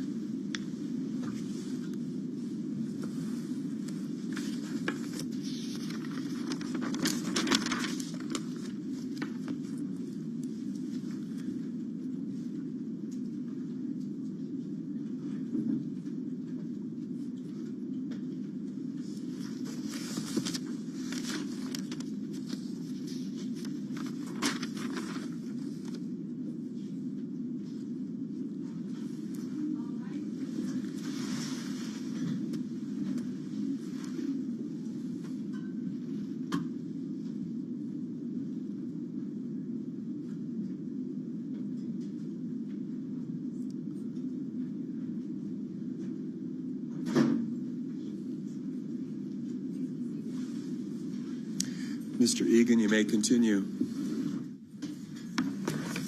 Thank you, Your Honor.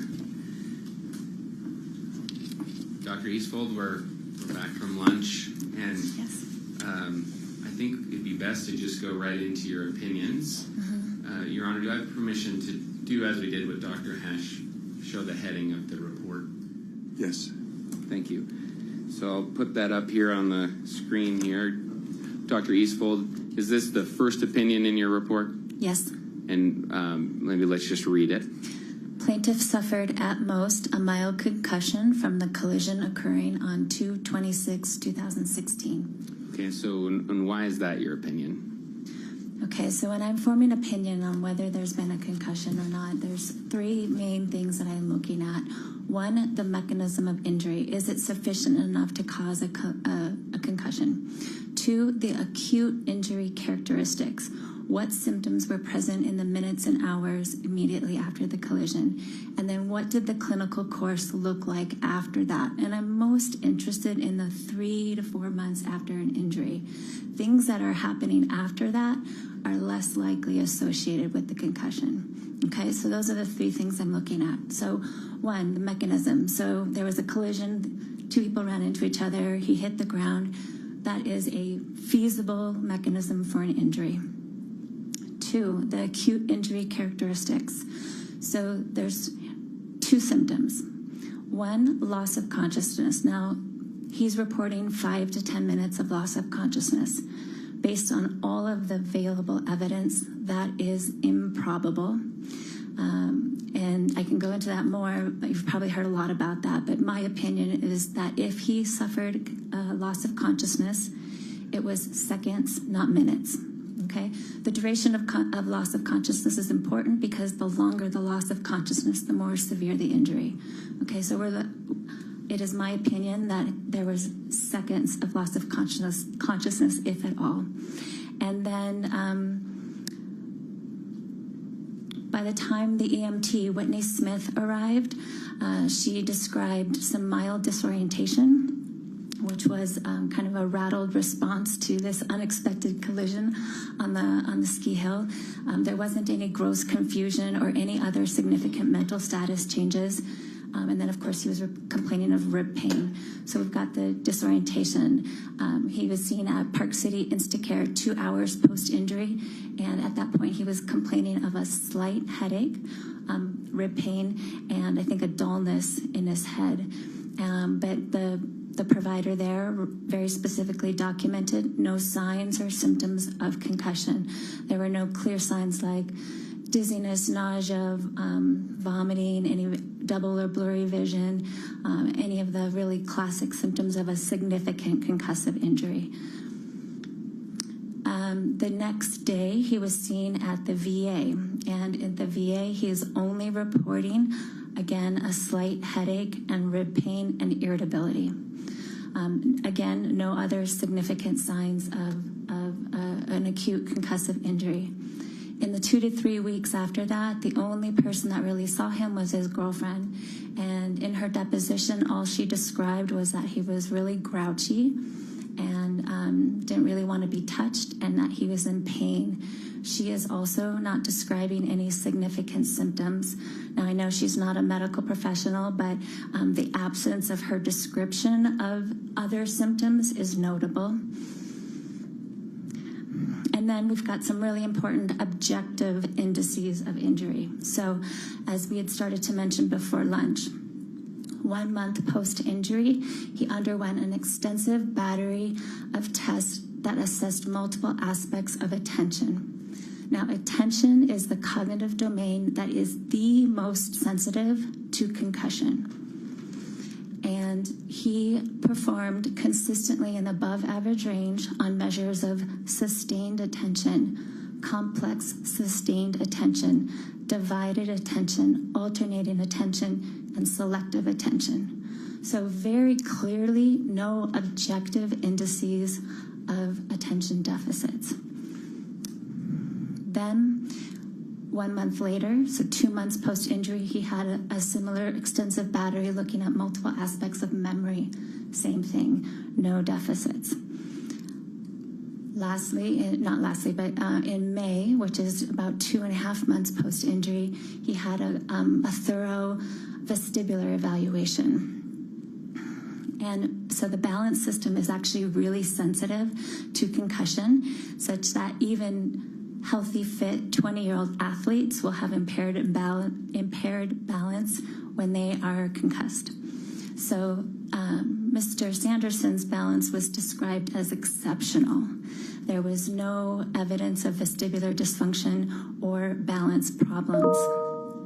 So that's another really important objective index of his brain functioning. Lastly, about a week and a half after the injury, Mr. Sanderson reported a markedly increased intake of alcohol. He reported to his primary care that he was drinking 5 to 6 drinks a week, 5 to 6 drinks 2 to 3 times a week, which is actually a quite significant amount of alcohol. And there's one thing about concussion is that one of the telltale signs is reduced tolerance to alcohol, such that when people are acutely concussed, if they drink alcohol, more often than not, they report feeling ill, or they get really intoxicated off of a fraction of the alcohol that they normally drink. Most people do not enjoy drinking alcohol when they're concussed. And so when I put all of that evidence together, sure, it's possible that he had a mild concussion, but at most it was mild. And by May, there really isn't any strong ongoing evidence of clear brain injury. Is it possible that he did not have a concussion? It's possible. You mentioned in that answer the objective measures that were taken in evaluations following the accident. How would you evaluate the discrepancy that there might be between objective measures and a subjective report that vary? You know, and maybe that just for the jury's sake, and I can clarify my question, the patient is reporting certain experience of symptoms versus an objective finding through some sort of assessment. Well, it's hard to make sense of, and there could be many things, but one of the most prominent things that was very clear is that his anxiety went sky high after this injury. His blood pressure was through the roof. He was calling, or he was emailing his providers saying, I'm having a hypertension crisis. He was doubling his medication, and it wasn't helping. So it was very clear that he was experiencing a lot of anxiety, and anxiety can certainly drive perception of a lot of these difficulties. Did you note a record a few weeks prior to the ski collision that included Mr. Sanderson's report that he was feeling old all of a sudden? I don't think that's in her report, because I haven't seen it. She's overruled? Have you reviewed that record? I definitely have. And does it play into your evaluation of where post-accident symptoms might be coming from? It plays into me trying to understand where he is now. And there's been a lot of talk about decline, and some of those records offer some telltale signs that I see in older adults that decline is starting to happen. So there's a line in there that describes that he's overwhelmed with paperwork and trying to get things organized, and he's I can't remember the exact line, but those are the kinds of things that I'm listening for when I'm evaluating older adults, because those are the behavioral signs that functional changes are starting to happen in someone's life. Okay, great. Let's go to your second opinion here. Give me just a second to pull it up.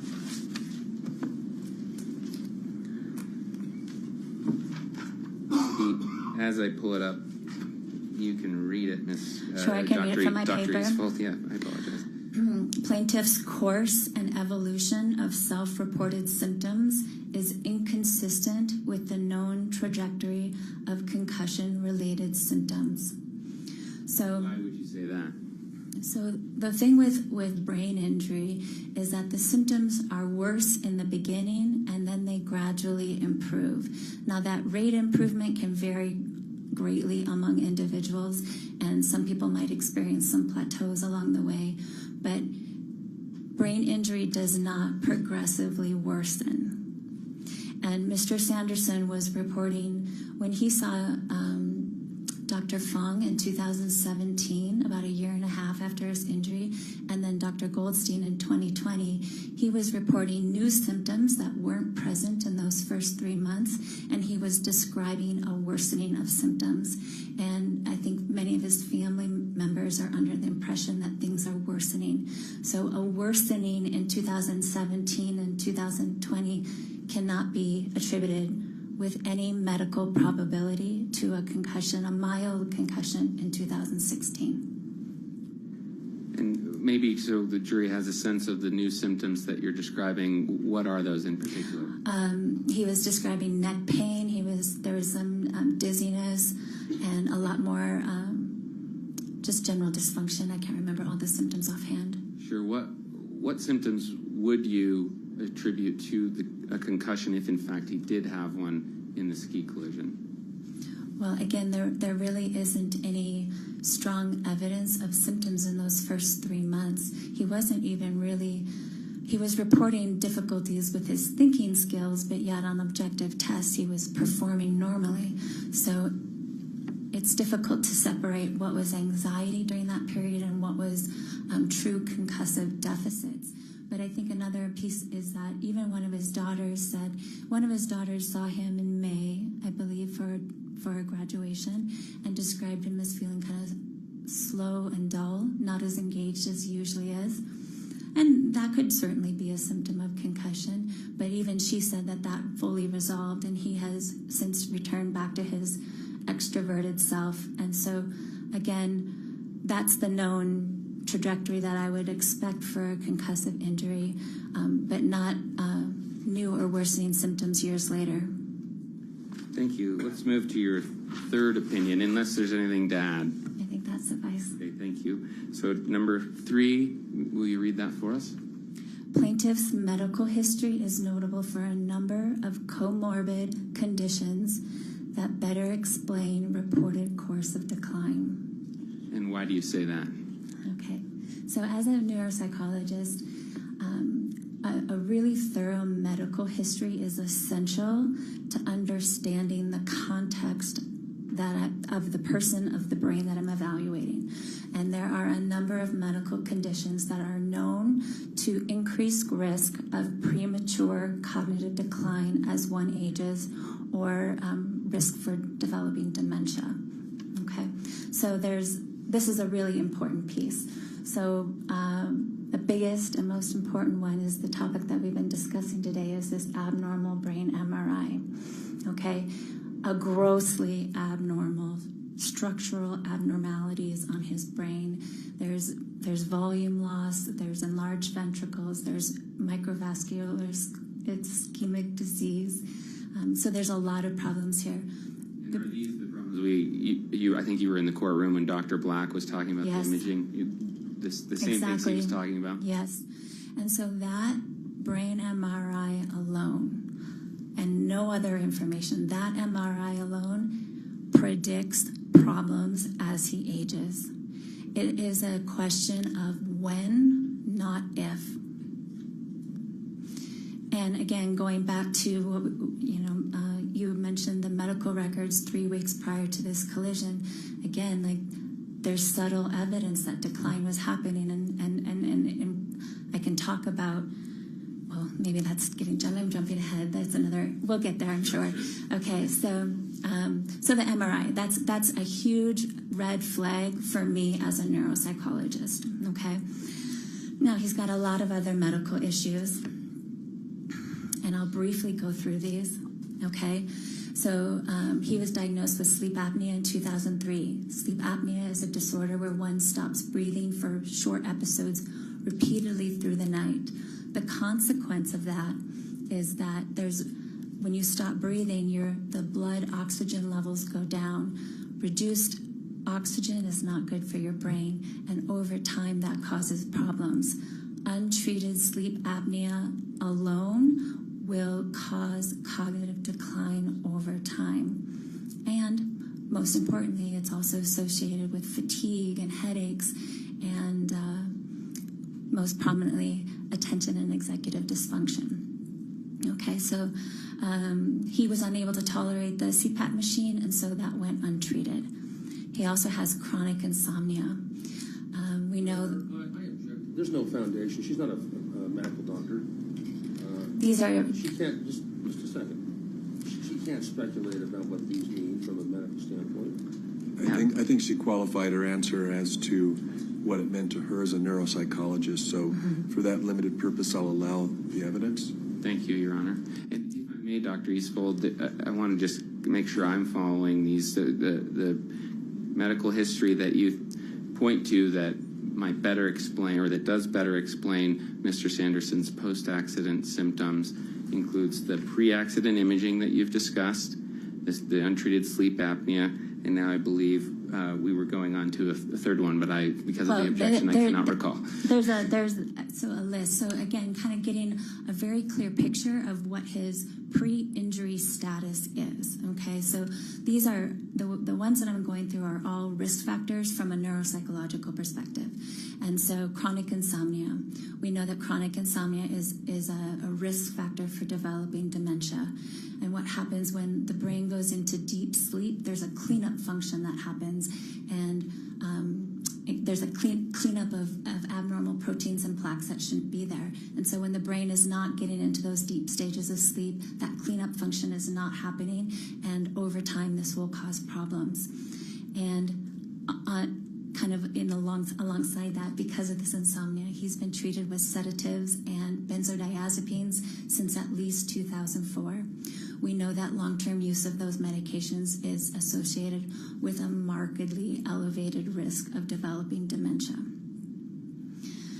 He also has restless leg syndrome. Restless leg syndrome is another risk factor for dementia. When it occurs in older adults, it's often an early warning sign of emerging functional behavioral changes that are associated with dementia. He has chronic migraines, and his migraines were quite severe. In 2011 and 12, he was reporting up to 3 a day. Chronic migraines are associated with the microvascular ischemic disease on the brain. He also has hypertension and high cholesterol. These are also cardiovascular risk factors that adversely affect the blood flow. Reduced blood flow is bad for your brain and over time can cause problems. I'm sorry to interrupt you. You can finish. You've been talking about physical symptoms here, or physical conditions at this point, correct? Were there any mental health conditions? I'm getting there. Okay. So a lot of medical issues that would suggest an increased risk of decline. Then we've also got a lot of psychiatric issues. He has been struggling with chronic anxiety and depression since the 90s, and he's been medicated for that since the 90s. And we know that chronic mood disorders is another risk factor for decline as we age. Now, the anxiety is actually really important. Mr. Sanderson underwent a full neuropsychological evaluation in 2017, just about a little over 1 year after this injury. And like his earlier testing, this neuropsych evaluation was completely unremarkable with no evidence of residual brain injury. And it was her conclusion that anxiety was a big factor here.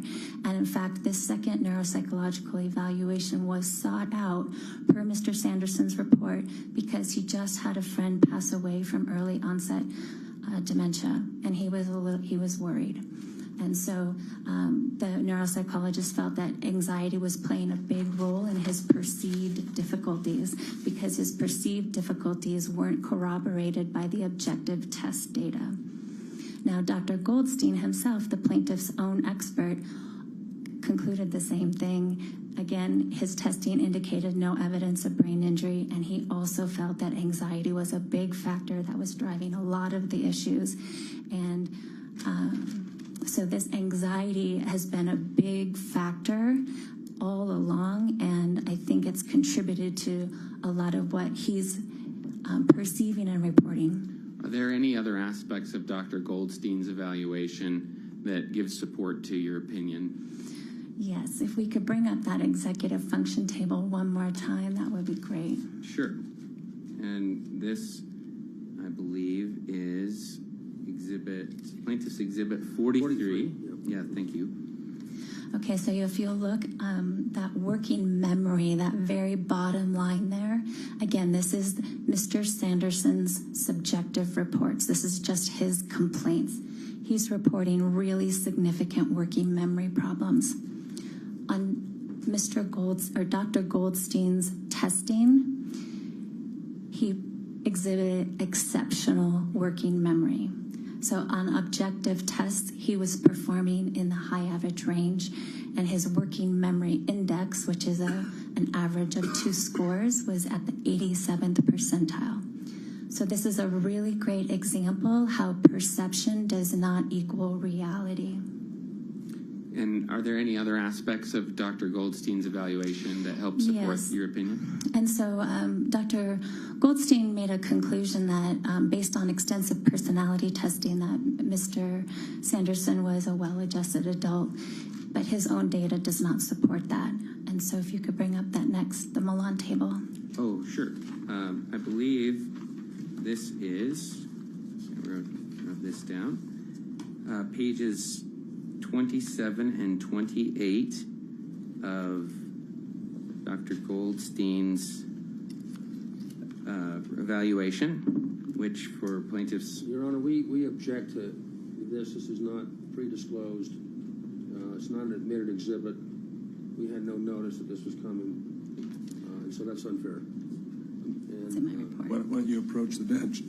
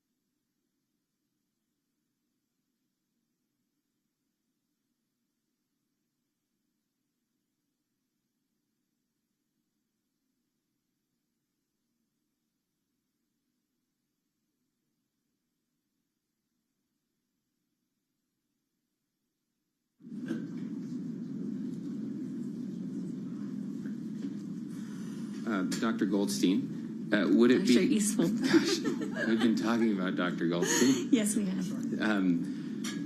Would it be helpful for you to look at that page, the evaluation page, the data in Goldstein's evaluation that you were talking about? Would it refresh your recollection of that data? Yes, it would. Okay, if I provide that to you, we'll talk through it, but we won't publish it to the jury. Okay. Okay. Well, I actually don't need to see it. If you want me to just talk about it, if we're not going to show them, sure. For time's sake, that would be great. Okay. So, Dr. Goldstein administered a long questionnaire that assesses how one thinks, feels, and behaves. It's a measure of personality.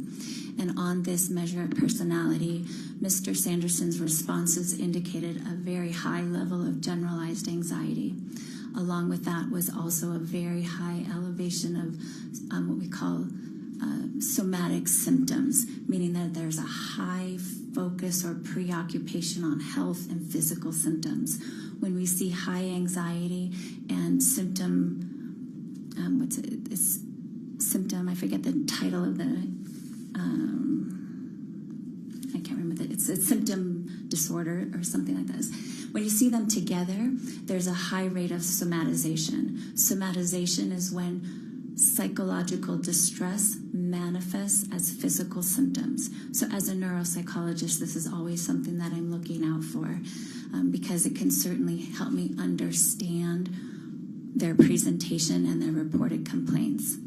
Additionally, as part of this evaluation or part of this questionnaire, there's a number of personality traits that are measured, and Mr. Sanderson scored extremely high on narcissism, and specifically the pattern of his responses within that category suggest somebody who might be feel that he is superior. He may feel that he lacks empathy. He may lack empathy. He might have an egocentric perspective on life, not see things from other people's perspectives. He may expect special favors or special treatment. There were additional skills that were elevated. There was a histrionic scale where he was extremely dramatic and expressive. Other characteristics that go with that scale are volatile, overreactive, explosive. And then there was also some scales that indicated that he's someone that likes and needs attention and approval. Does that data that you're going over tell you anything about the executive function chart we were looking at and the self-reporting that we get from Mr. Sanderson there? No, personality by itself doesn't necessarily correlate with executive function or dysfunction. People who have high anxiety, executive functions is kind of a funny construct because people can have executive dysfunction for a lot of reasons. Some of them could be neurologic and some of them can be psychiatric. So most people with serious psychiatric disorders evidence some degree of executive dysfunction. You can also have executive dysfunction if you're sleep deprived or stressed. So it's an interesting concept. It's not necessarily, it can be, many things can affect it. Do you have any opinions about whether Mr. Sanderson has exhibits any somaticization? Well, that's a medical diagnosis. It's actually a psychological diagnosis. Overruled. And obviously, one of my questions is going to be explain to us what that term means. So, what was the answer to my question? Somaticization. Well, I mean that is one way to potentially understand why he's expressing all these symptoms, but there isn't actually objective evidence of these symptoms. So he's describing balance problems, but on testing he performs exceptionally. He's describing having all these cognitive problems, but on cognitive testing he performs well. So somatization is one thing that helps somebody make sense of what he's experiencing and understanding his presentation. And then, is it unprofessional of you to render these opinions without having seen Mr. Sanderson? Well, importantly, I'm not Mr. Sanderson's neuropsychologist. He's not my patient. I'm not treating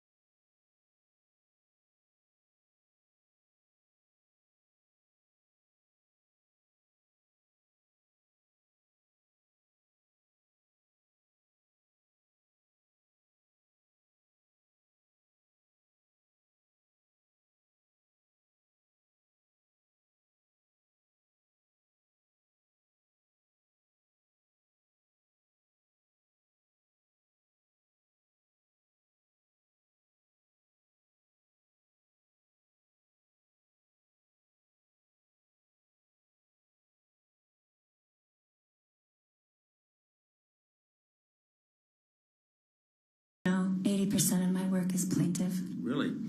Okay, so, but you do a fair amount of defense work, don't you?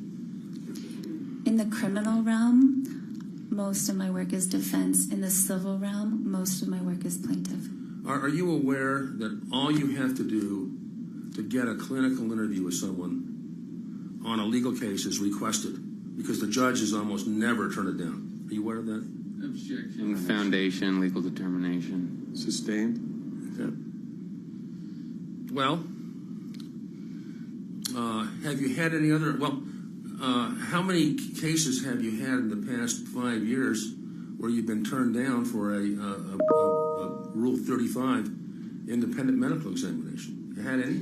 I wasn't hired to do an independent medical exam in this that. case. I was hired as a consultant. That's it. In those other cases, I was hired hired to perform an evaluation because neither of them had a prior evaluation. Okay.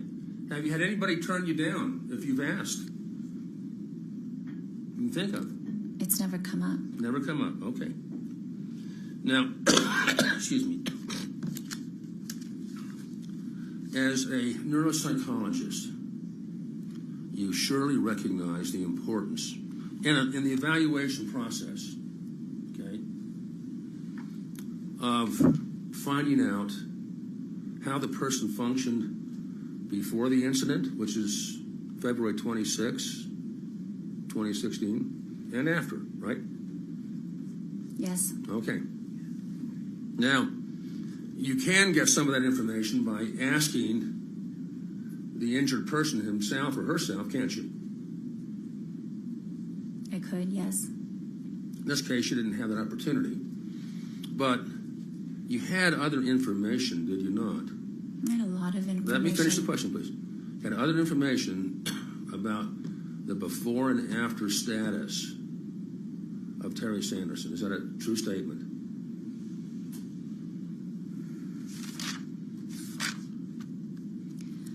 I had a lot of information, yes. Well, on page 2 of your report, do you have that handy there? Yes.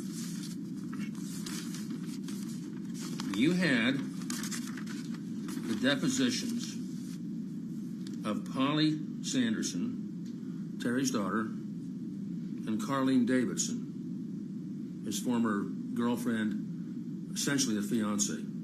Did you read those two? I did. You did? Okay. It's not my understanding that they were engaged. Well, do you remember Carlene saying that she was living up here 300 days out of a year, and they were together about a year and a half before the accident? You remember that? I remember that they spent a lot of time together. I was under the impression that it was split more between St. George and Salt Lake. Oh, really? Okay. And that's what you took out of the deposition? That it was split? Actually, it is an irrelevant factor for me. Irrelevant? Because I knew that they spent a lot of time together, and that's all that mattered. Are you telling this jury of the good people of Summit County that what a girlfriend is essentially live-in says is irrelevant for before and after? Is that what you're saying? That's not what I'm saying. Sounded like it. That's not what I said. Now, are you aware that Carlene Davidson testified that there was a night and day difference between Terry Sanderson before and after this ski crash? You aware of that? I do. Okay. Did you simply disregard that? Because I don't see any reference to Carlene Davidson in your 5-page report here. Not a single reference. Why did you omit that? So Carlene spent some time with him in that initial recovery period, and she described that he was grouchy and didn't want to be touched, and that was pretty much it. And then he withdrew from the relationship. He became hyper focused on his symptoms and himself, and he withdrew from the relationship. And she was heartbroken, and then they didn't really spend a lot of time together after that. So your testimony is that all Carlene Davidson said about changes afterwards is that he was grouchy? But the problem was he was recovering from broken ribs.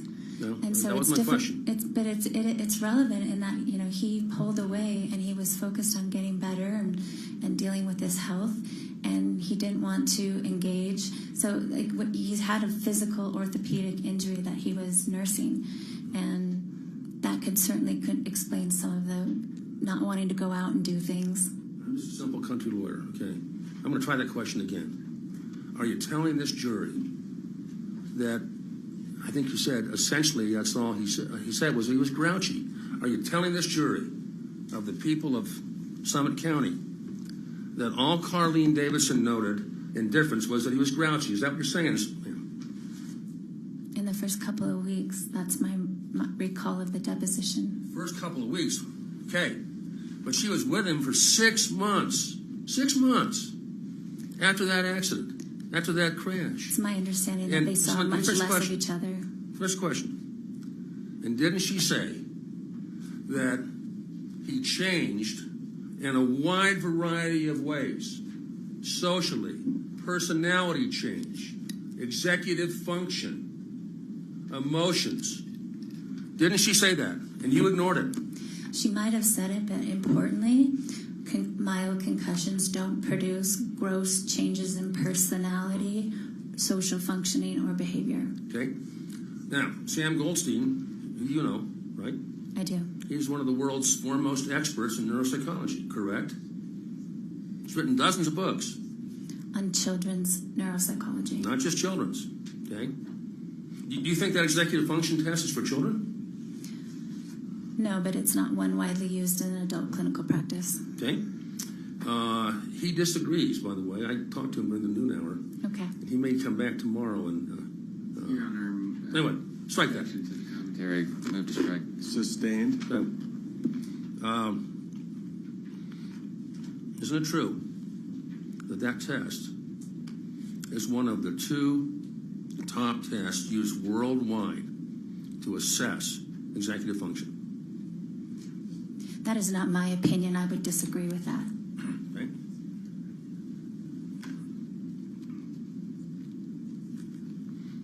Now, do you understand from Carlene Davidson that she stuck it out for 6 months with Terry? Understand that? I believe that's probably. And is it your about right. testimony that? Just a second. What did you say? I believe that it was probably about 6 months. My understanding is they broke up at the late summer, early fall. Is it your understanding that they broke up simply because he was cranky? Is that your understanding? My understanding is that he pulled away from her. My question was, is it your understanding that they broke up simply because he was cranky? That is not my understanding. Good. Okay. So let's go on.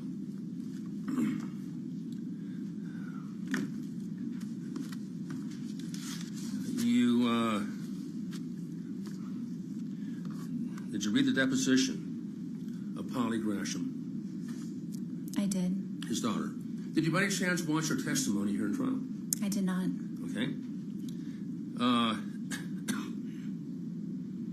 Isn't it true that Polly Gresham in her deposition said much the same thing as Carlene Davidson, that there was a massive, sudden, dramatic decline in her father after that ski crash? True or false? I believe that she said that, but my understanding is that I didn't get a clear sense that she had a clear picture of her father's functioning in the months to year before this accident. When she referred to previous functioning, she always referred to when he was working, which was before 2010. So it was a long time ago and arguably an unfair comparison. Okay. Have you ever read Hamlet? You think that she protested too much? Okay. My simple question. Okay. Did Polly Sanderson say that there was a massive, fundamental and dramatic decline in her father after the ski crash? Now try to give me a non-Hamlin answer. Yes or no? So I read all three daughters' depositions, and I have a hard time keeping straight who exactly said what. I know that they all described some changes after the accident. Two of them felt that there were significant changes. One of them felt that there was a lot of the same behaviors before this, but they were just magnified after the concussion. And one of them noted that there were some significant changes, but a lot of it improved, and then a whole different set of behaviors really emerged. So you can't answer my question about what Polly Sanderson said then?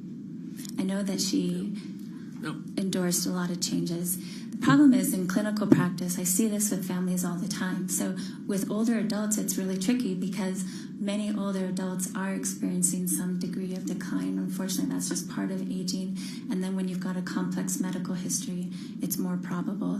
And a concussion like this might happen, and the patient and the family grab onto this concussion as the defining factor that changed everything. And they misremember or underrepresent their pre-injury functioning and overestimate their problems after this, and everything gets tied to the concussion. And so that's what I saw happening with this family, is that everyone's really grabbed onto, including Mr. Sanderson, that this concussion was the cause of everything. And the behavioral presentation that he and his family are describing is inconsistent with a mild concussive injury, and very consistent with what I would predict based on his medical history. And so, again, yes, they are describing a lot of changes after this concussion, but I can't rely on them to clearly indicate a causal relationship with this concussion, because I don't think that they were carefully observing and aware of his level of functioning in the year prior to this. No. So the jury understands. That was a 2-minute answer to a very simple question. The simple question was, can you tell me what Polly Harris said? I'm sorry, Polly Gresham. And you gave me a 2-minute Queen of Denmark answer. Now, why did you feel a need to add all that detail when the question was very simple? Why? Because it's important for the jury to understand. I don't want them to be misled. Mm-hmm. Okay. All right. So, you can't really tell the jury, because you either don't remember or you didn't read it, you can't tell the jury what Polly Gresham said about the dramatic changes, right? And instead of telling me, you can tell me yes or no, you know that, you give me a 2-minute answer. Is that what happened here? The changes that were described were changes such as severe disorganization, getting lost in the details, ruminative thinking, obsessive thinking, gross disorganization, confusion, getting lost. None of these are symptoms of concussion. Okay, now let me ask you this. You talked about the concerns about these MRIs. Now, you're not a medical doctor, but you say you look at them, right? They're an important piece of my evaluation, yes. Did you hear Dr. Hesch's testimony this morning? I did. Yeah. Excuse me. He said, did he not, that from 2009 to 2021, all the MRIs he saw, there's no change. Did you hear that testimony? I did. No change. Mm-hmm. So, this testimony you gave the jury about being worried about him, this explains he's getting worse because of this. There's no evidence of that in these scans, is there? The structural changes are not worsening, and if I'm going to go ahead and add that, it's pretty miraculous that he wasn't having more significant problems back in 2009, and it was just a matter of when, not if. And so I wouldn't predict that more structural changes needed to happen for him to actually start manifesting symptoms of that. Okay, now before you give me their 2.5-minute answer, let me just ask you this.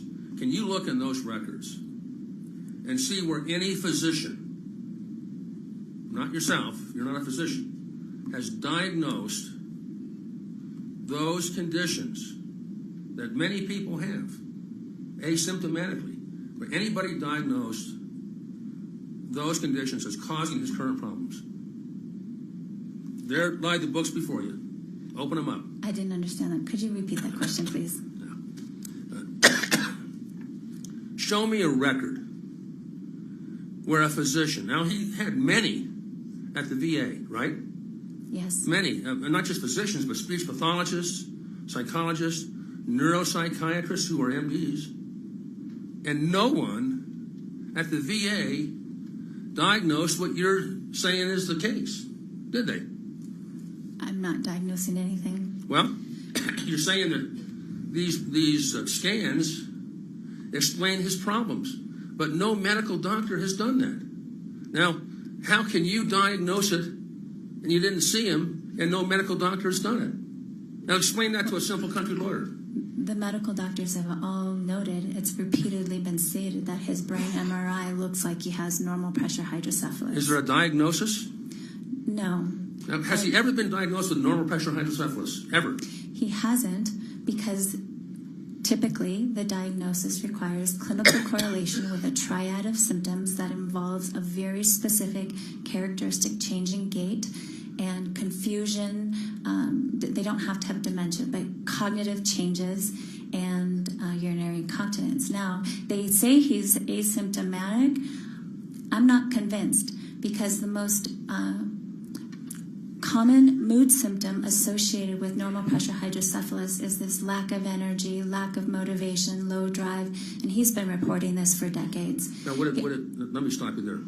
Would it be accurate to say that you have a better handle on what these pre-existing problems that are identified have caused him than his medical doctors at the VA? Is that a fair statement? No, I'm not saying I have a better handle than any of his medical disorders, but as a neuropsychologist, I have a very unique perspective, and I'm the one that puts together neurologic data and psychological data. That's my expertise, and that would be an important piece that I would take into consideration if I were evaluating him myself. Okay. Now, let me ask you about executive function. I looked through your report. Again, I'm a simple country lawyer, but I can read. I don't see any reference in your report to executive function anywhere. Am I missing anything? No, executive function is not commonly That's affected. a yes or no? That's a yes or no? No. Okay, thank you. Now, let's talk about faking and malingering. Are you suggesting that Terry is faking these problems for money? Is that your suggestion? No, there's no evidence of faking and malingering of any kind. He's genuinely distressed. Now, you say that in your report that your diagnosis is somatization disorder. Is that what I'm reading here? No, I did not diagnose him. Okay. Well, you say on page 6, somatization may also explain delayed onset or worsening of plaintiff's reported symptoms. Your words. Somatization is used more like a noun there. Mm-hmm. It's not a diagnosis. Okay, that's what you wrote. And somatization, so the jury understands it. Okay, I don't need a 2-minute answer. It's a very short answer. Tell the jury what it means. Somatization is when psychological distress manifests as physical symptoms. Okay. Now, has any physician, psychologist, or anybody else diagnosed Terry Sanderson with somatization disorder? Anybody? Not that I know of. But they all repeatedly talk about his anxiety and anxiety about his health and his symptoms and his preoccupation on his symptoms. Nice of you to add that. Thank you. Kept it under 2 minutes.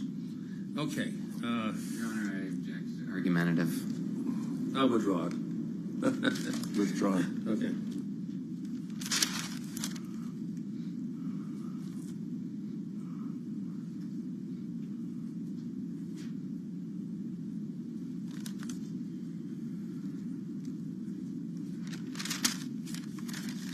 Okay. Your Honor, I'm going to take 1 minute and just talk to my I'm their capitalist running dog. I gotta go talk to him for a minute. Thanks.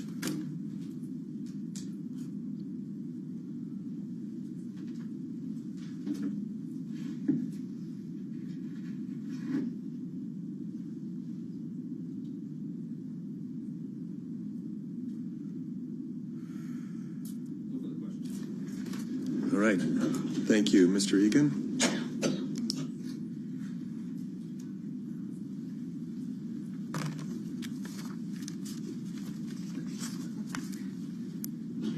Dr. Eastfold, after questioning from plaintiff, is it still your opinion that plaintiff suffered at most a mild concussion from the collision occurring on February 26, 2016? No, that's an improper reading of record. That's already been gone into. Overruled? Yes, that my opinion remains. And is it still your opinion that plaintiff's course and evolution of self-reported symptoms is inconsistent with the known trajectory of concussion-related symptoms? Yes. And is it still your opinion that plaintiff's medical history is notable for a number of comorbid conditions that better explain his reported course of decline? Yes. No further questions. Thanks. Can I add something, please? Oh, please don't. Sure, go ahead. Okay. I have a lot of compassion for Mr. Sanderson. I do believe that things are changing for him. It is terrifying when one starts to lose their faculties. And I'm not... I object to this. Sustain it. Non-responsive, thank you. It's a narrative. If you've got some more questions, go ahead. Okay.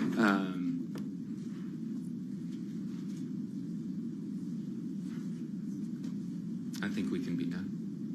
Okay. No further questions. Thank you.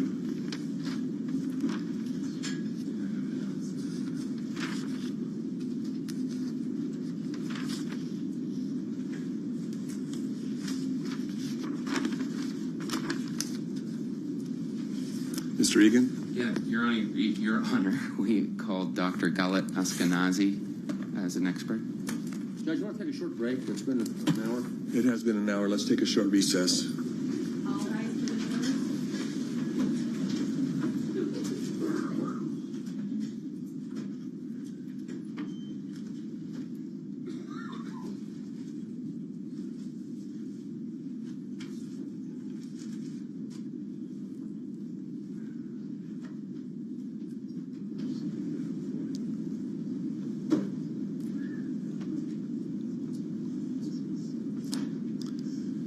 Short recess.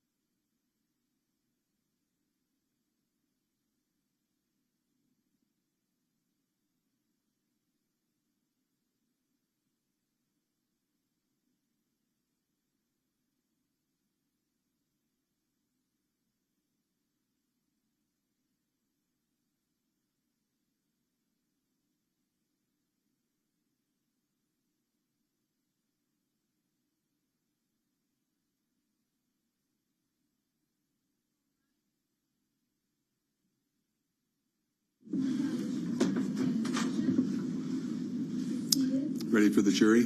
Yes, Your Honor. All right. Why don't you let them know?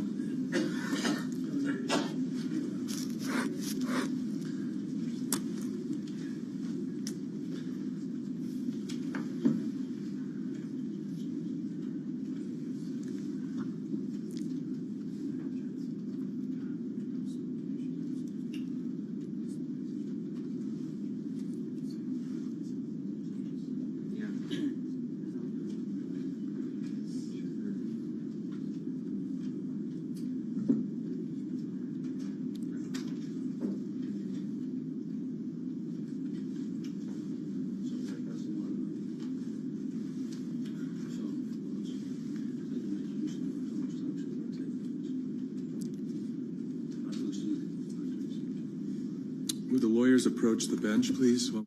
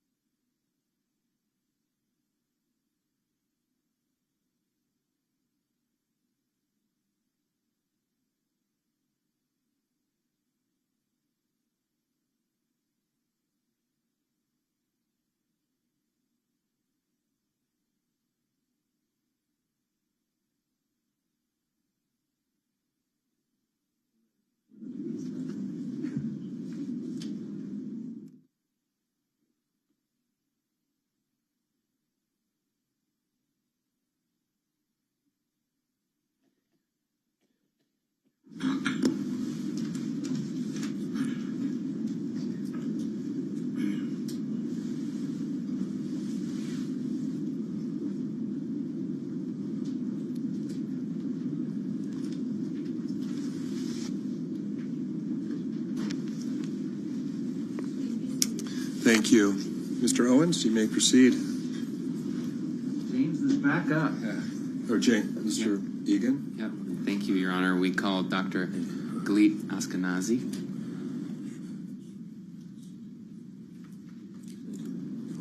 Do you swear that the testimony you are about to give in the case now before the court will be the truth, the whole truth, and nothing but the truth, so help you God? Yes, I do. Thank you. Good afternoon. Would you begin, once you get seated, give your full name and spell it? My name is Gwyneth Ashkenazi, G-A-L-I-T, last name A-S-K-E-N-A-Z-I.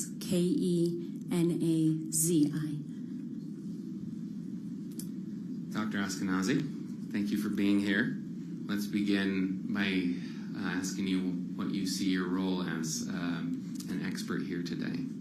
So I was asked to review records of Mr. Sanderson in order to determine if, due to the ski accident, he suffered any cognitive or mental health issues, and if he did so, to what extent. Your Honor, we briefly approach the bench. I think it's maybe we could.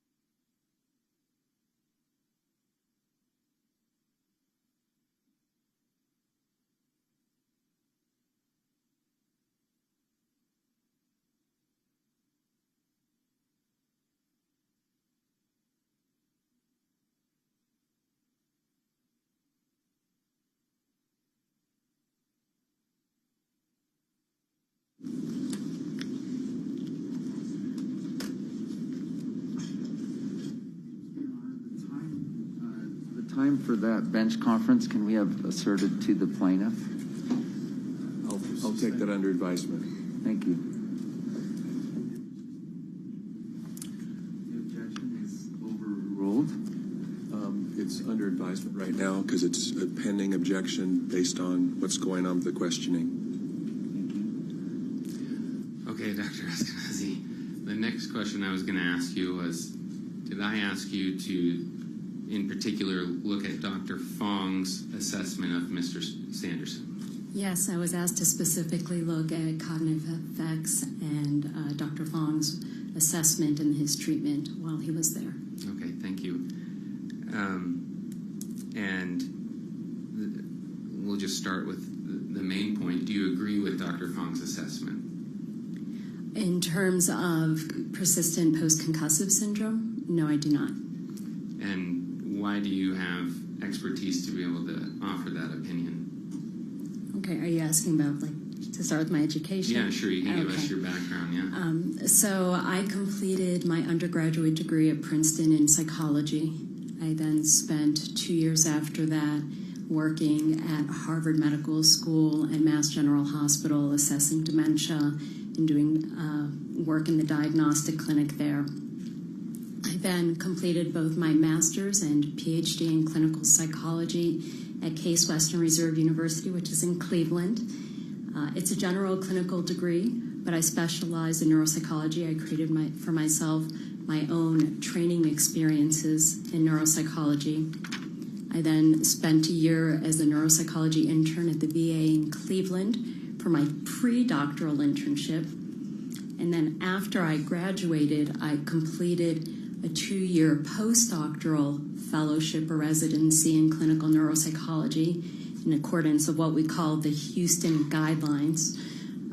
It dictates how you have to finish 2 years of supervised training with a board-certified clinical neuropsychologist and how it's required that you continue your education so you have more expertise and then complete an examination with that. And then once I finished all that formal education, I got board certified in clinical neuropsychology, which is a few-year process. There's a few steps to it: written examination, samples, oral examination. And then I respecialized in forensic psychology. I did an internship or a postdoctoral fellowship in forensic psychology, and I also got board certified in forensic psychology. I'm currently one of 6 people in the country with those dual certifications.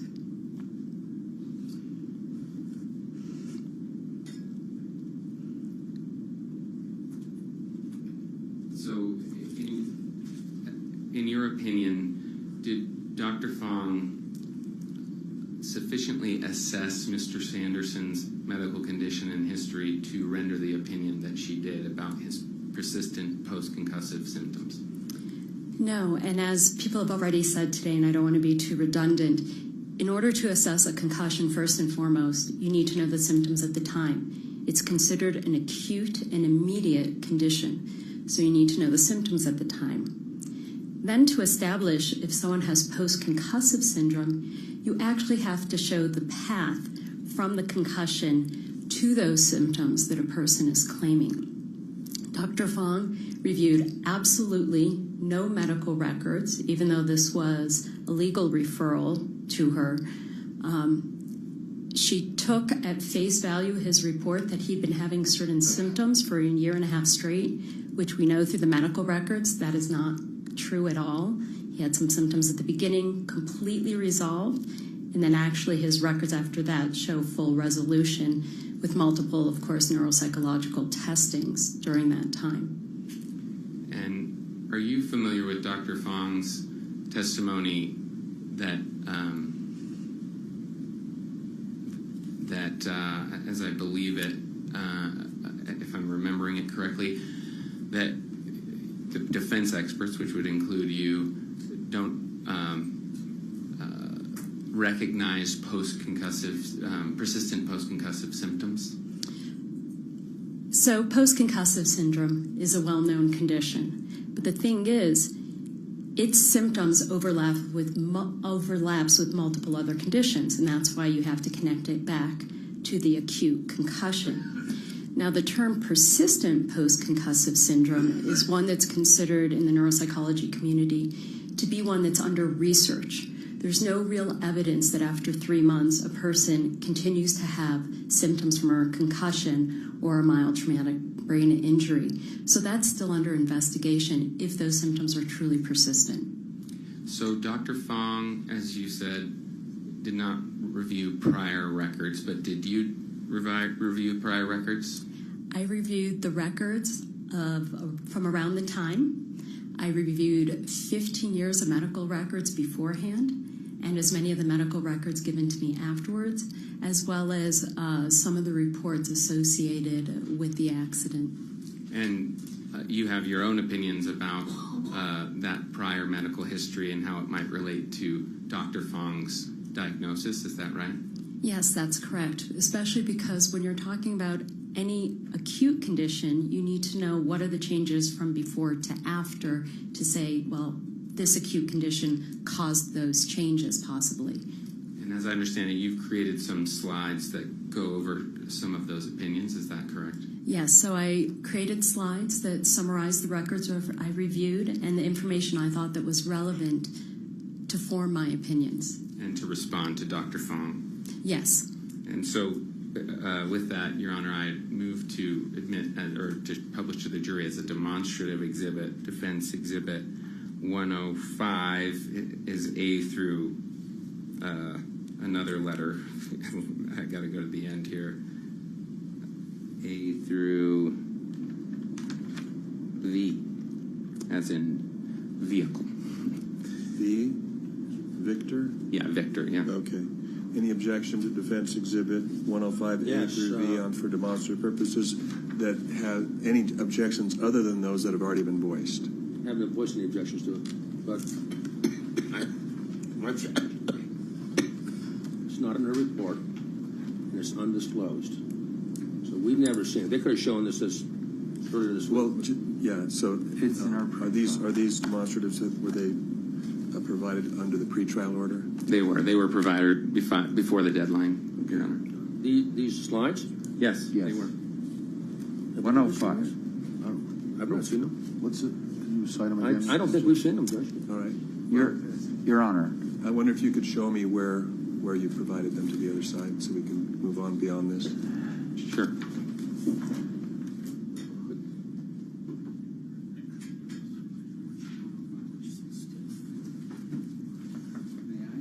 Yes. One of the plaintiff's side come up here so you can take a look at this. These are the March 16th ones?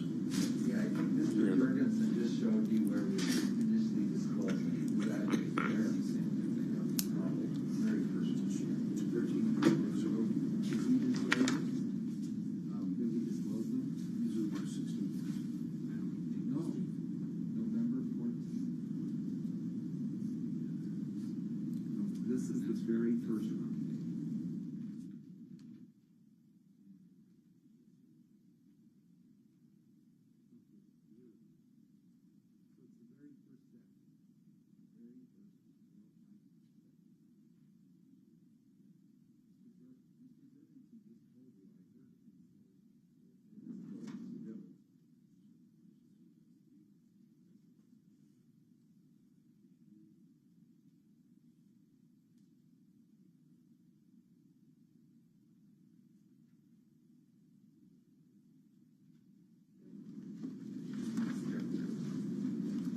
Judge, I see these in the document, but they were disclosed, I think, late. Incorrectly. But Why they don't were you never identified. take a look at what just came over there because They were never identified as coming from her. Just Doctor. well, let me ask you this, Mr. Sykes. Do you want to take trial time up to nail this down? well, give me 10 seconds then.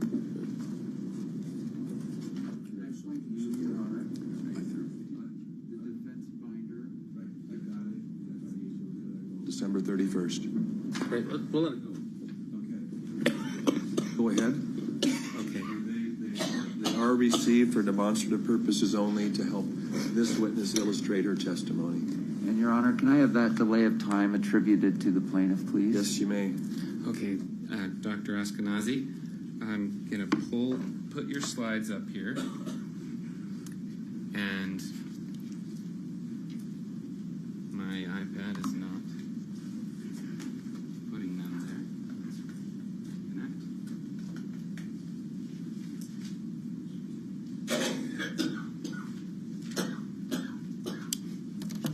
apologize for the delay. I don't know why it keeps doing this. It works and then it won't work.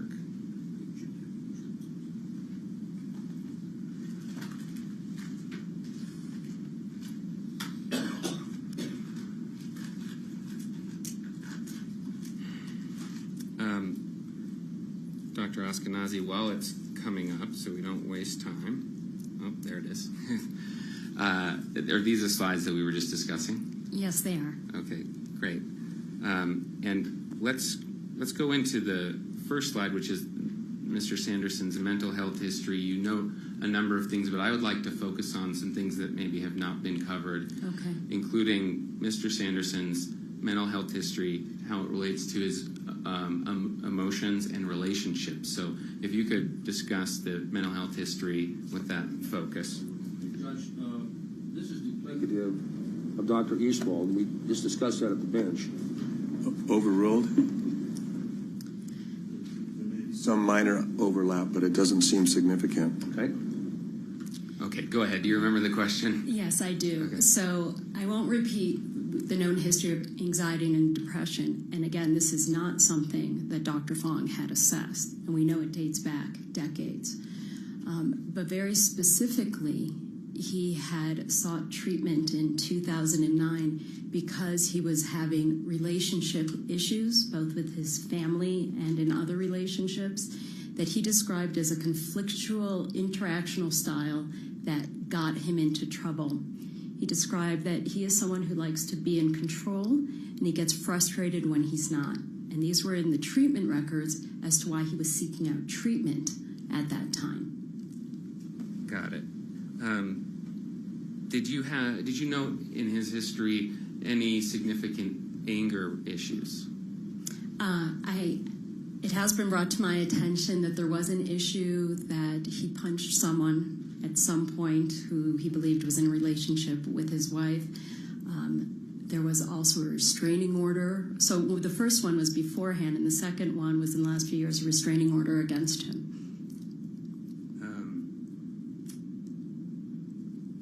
Let's see.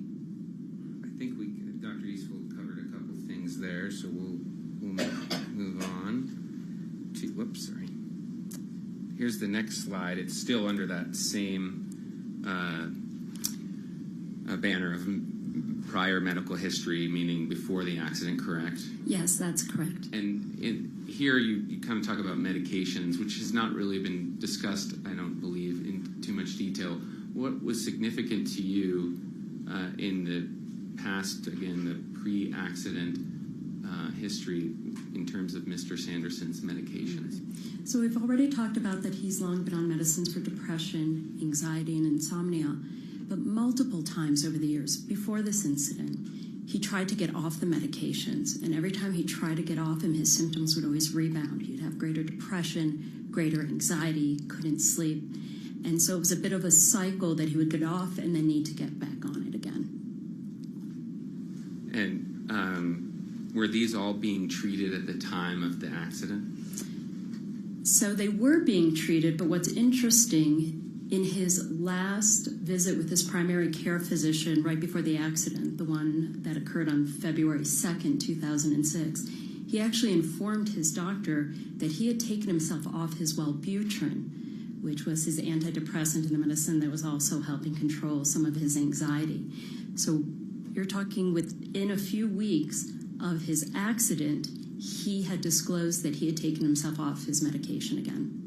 And why was that significant in your evaluation? I found it significant because the records beforehand showed that he had always had a rebound when he got off medication. So some of his reported mood changes in the months that followed when he was still off the medication could have been attributed to not having it properly treated. Did he do anything else aside from take prescribed medications to deal with his mental health issues?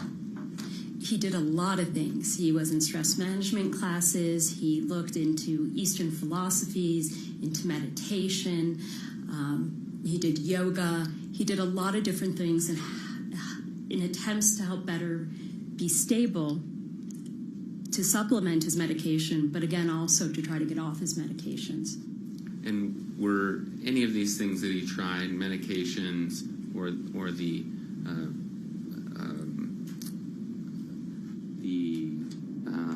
what would be the word, the non-medication treatment, was any of that successful? So I'd refer to that as adjunct therapies to the medication as well. So they were successful, but none of them permanently. So he always has cycled. So he'll be stable for a while, and sometimes even on medication, he destabilizes, and he tends to do it when there are family issues or relationship issues, or he has suffered an acute medical issue. So why is that history significant to the assessment post-accident? In other words, what is significant about this history for your opinions relating to his concussion? So you want to know what or how a person was functioning before any major event. You want to know, did the major event cause the changes, or would these be expected as sort of the normal cycle of that individual? And what can you attribute to what? I see.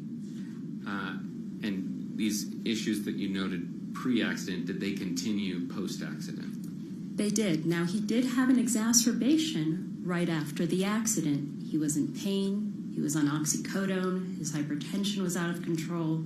He was irritable from the pain and from the medication. He was feeling foggy because of it. And he also, of course, was not on his medication that he had discontinued right beforehand. So you do see a flare-up of his mental health complaints, his anxiety especially, but also his his depression in the months that followed. But then you can also see that by the end of July, beginning of August, he's back to his baseline. I see. And when you say baseline, does that mean where his mental health conditions were before the accident? Exactly. So it's his baseline, not anyone else's. So he always had some chronic anxiety. He'd always had periods of depression. The insomnia persisted. So he was back to his baseline. So starting in about August 2016, you see that he doesn't have exceptional complaints about flare-ups of anxiety, flare-ups of depression. He actually has no cognitive complaints starting in August 2016 in his medical records. Beyond those, that would be normal for someone's age, some minor forgetfulness. So that's important because you see that there was an exacerbation, and about 5 months later, his ribs are healed, he's off the pain medication, and he's back to his pre-existing baseline.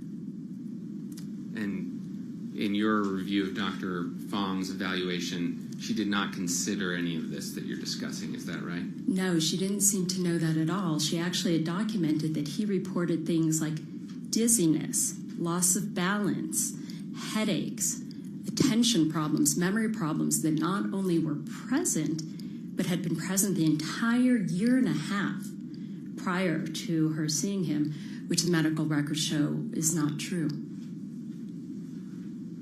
Let's go to the next slide. It's the brain scan history. I think this was covered earlier by Dr. Black. Were you in the courtroom? Yes, I was. This has been covered quite a bit. But I'm not sure if this was mentioned or not, but the reason why he had the brain scan was not actually just because of that occlusion in his retinal artery. He had a flare-up of his migraine headaches, which he had suffered from his 30s or 40s, and they were checking his brain then, and that's when they found the normal pressure hydrocephalus, or found results they thought were consistent with it. But as you can see in my note there actually were no cognitive complaints at that time. Okay, so here's the next slide relating to the skiing incident of February 26, 2016. And you were here for Dr. Eastfold's testimony. Yes. We don't want to cover things that have been covered already. Do you have any opinions that would be new, any new insight relating to this particular incident and Mr. Sanderson's symptoms, the way it may have contributed to those? I absolutely agree with everything that Dr. Eastfold said about this. I had also read a little bit more about his claim of amnesia, of not recalling what happened before, and not having formed those memories of what happened before, it was actually much later that he started telling stories of what he recalled. But that was not there initially. He said he did not know what happened that led to that accident. And then, of course, she had also mentioned, we talked about the oxycodone. He started drinking more. He was in pain, and his blood pressure was unstable right afterwards. So those are all things that occurred immediately afterwards as well. You mentioned the telling of this accident story, and I'm wondering if you might comment on the term confabulation, whether it's connected. It has come up in prior testimony. Is that something that you know about? So confabulation is a bit different. In a technical term in neuropsychology, we talk about confabulation as people making things up to fill in gaps. You often see it in dementia or, other type of neurological disorders where they can't remember it. It doesn't seem to be a real confabulation. I don't know if there really was amnesia or he really did recall things. But I'm not going to opine because there's no real source of him to confabulate. That's not something you'd see associated with a concussion. I see. Are there any other maybe related notable patterns that you see in Mr. Sanderson? For example, maybe embellishment? Yes, so he's very interesting because sometimes he embellishes his medical issues and sometimes he completely denies them or minimizes them. They're very extreme. The one issue that really comes to mind is when he cut his calf with a box opener. He was opening a box and he ended up cutting his calf and he needed stitches for it. And he went to the ER and he got stitches. He had some concern in the week that followed that he had maybe deep vein thrombosis or compartment syndrome. He went back to the ER. They said, no, you're fine. 5 years later, he tells his doctor that when he cut himself, he cut his femoral artery and almost bled to death. And that he's been having symptoms since that time, even though this is the very first time in 5 years he's ever mentioned it to his doctor he's been seeing over the course of 5 years. So what does that tell you about... This goes far beyond Dr. Fong. We just saw it at the bench. Just duplicative testimony. Overruled? So what does an episode or a trait like that tell you about Mr. Sanderson's symptoms after the accident? Does it give you any insight as to what's going on?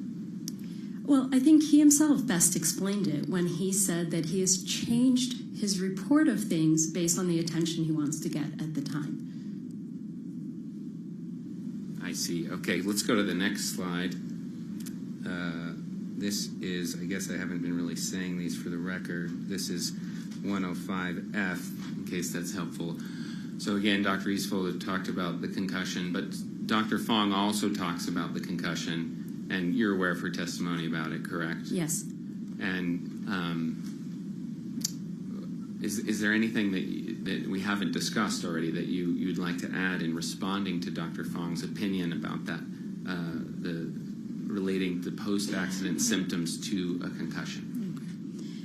So the leading organization of clinical neuropsychology in the country is the American Academy of Clinical Neuropsychology.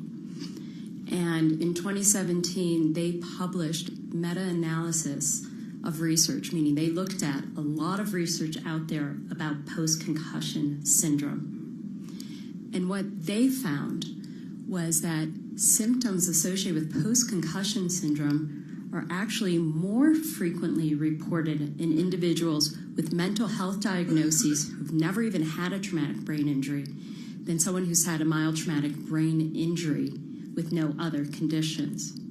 So I think it's important to realize that they're saying that once you hit 3 months, you really cannot use the symptoms that are reported to diagnose post-concussion syndrome. You really have to show the pathway from the concussion to those complaints. And did you see any indication that Dr. Fong was aware of the study that you just mentioned? I mean, this is This was a compilation of many, many studies with thousands of actual individuals associated with that study.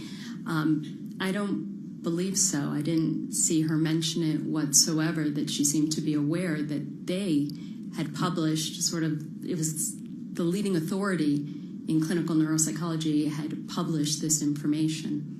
Judge, we object to this. This violates your order on disclosure of medical literature is going to be used. We never received this. Has this been disclosed? This particular study, right? I believe it's mentioned in the Dr. Askenazzi's report. Okay, overruled.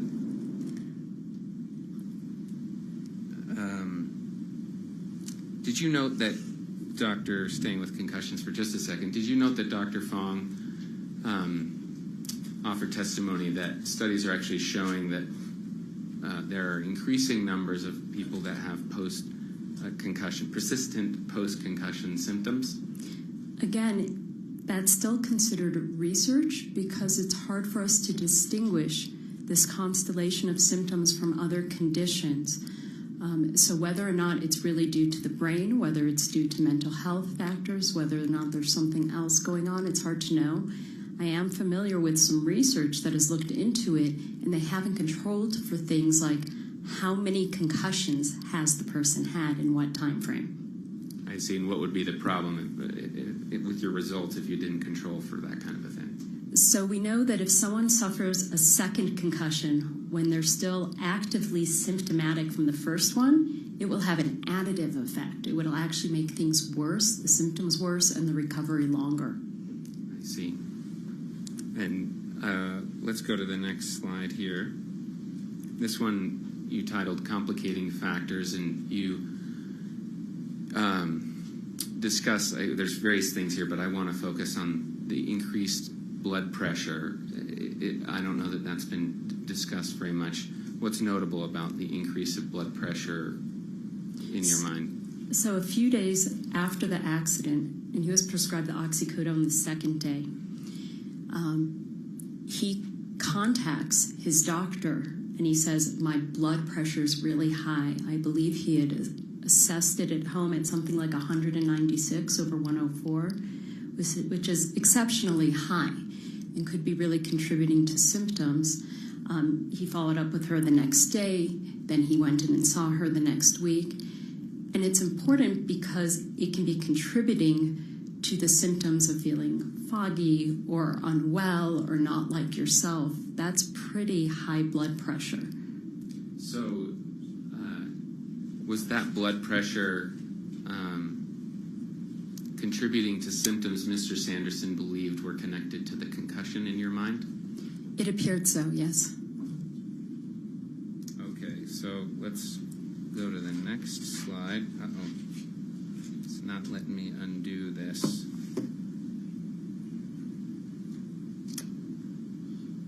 It's kind of going slow here, so let me reset it. Okay, so the next slide is early cognitive assessments. I believe Dr. Eastfold covered these in her testimony. Is that correct? Yes, that is correct. So I think we can move on from those, unless you have anything to add that she didn't cover. No.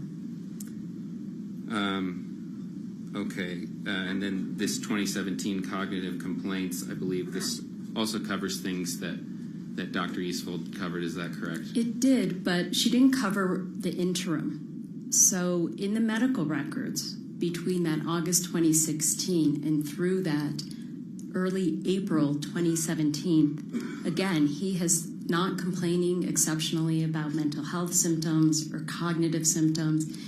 And the last time he sees his regular doctor is February 13th in 2017. There aren't complaints then. It was only when his friend dies from Alzheimer's disease that he starts worrying that he is experiencing cognitive decline.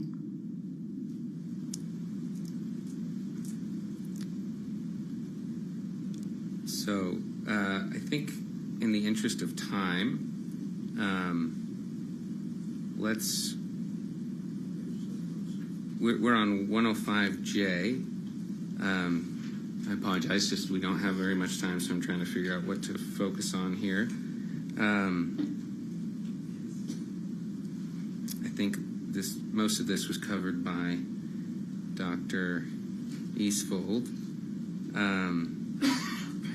Could you actually go back to that last one? Sure. The cognitive effects. Yes. I didn't mean to skip that. Obviously, this is Dr. Fong's cognitive FX. It's Dr. Fong's clinic. Is that correct? Yes, that is. And let's see. How would you characterize what her clinic does?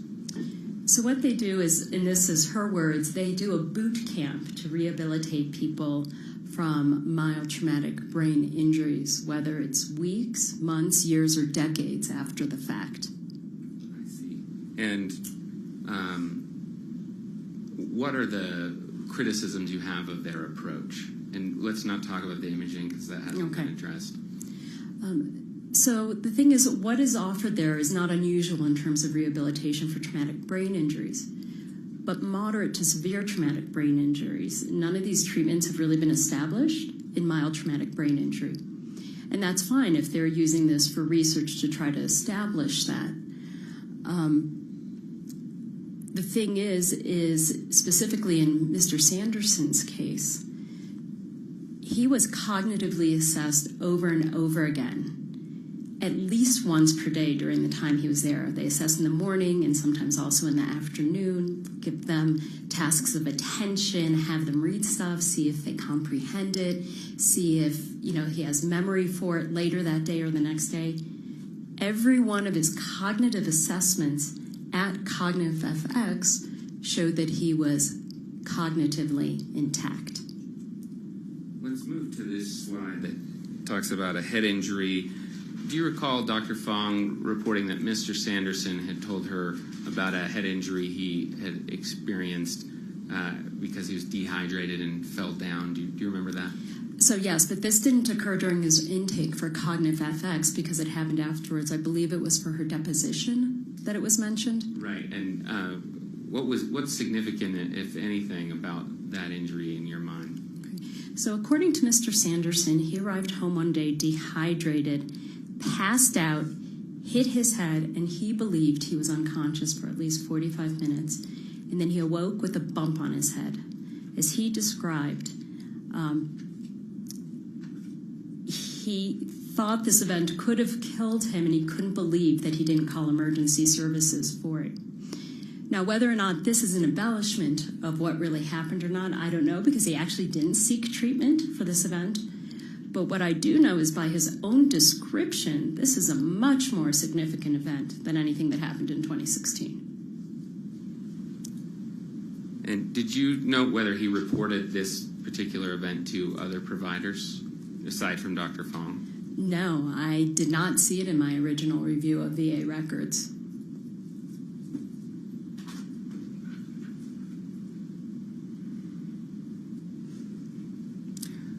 There's been some talk about Mr. Sanderson's heart and heart conditions. Do you know anything about his heart conditions? I know a bit. I know he has a history of heart palpitations. And are those related to your opinions in any way? It's not related to the opinions about his medical condition, but it's important to know his sort of decision-making strategies associated with it.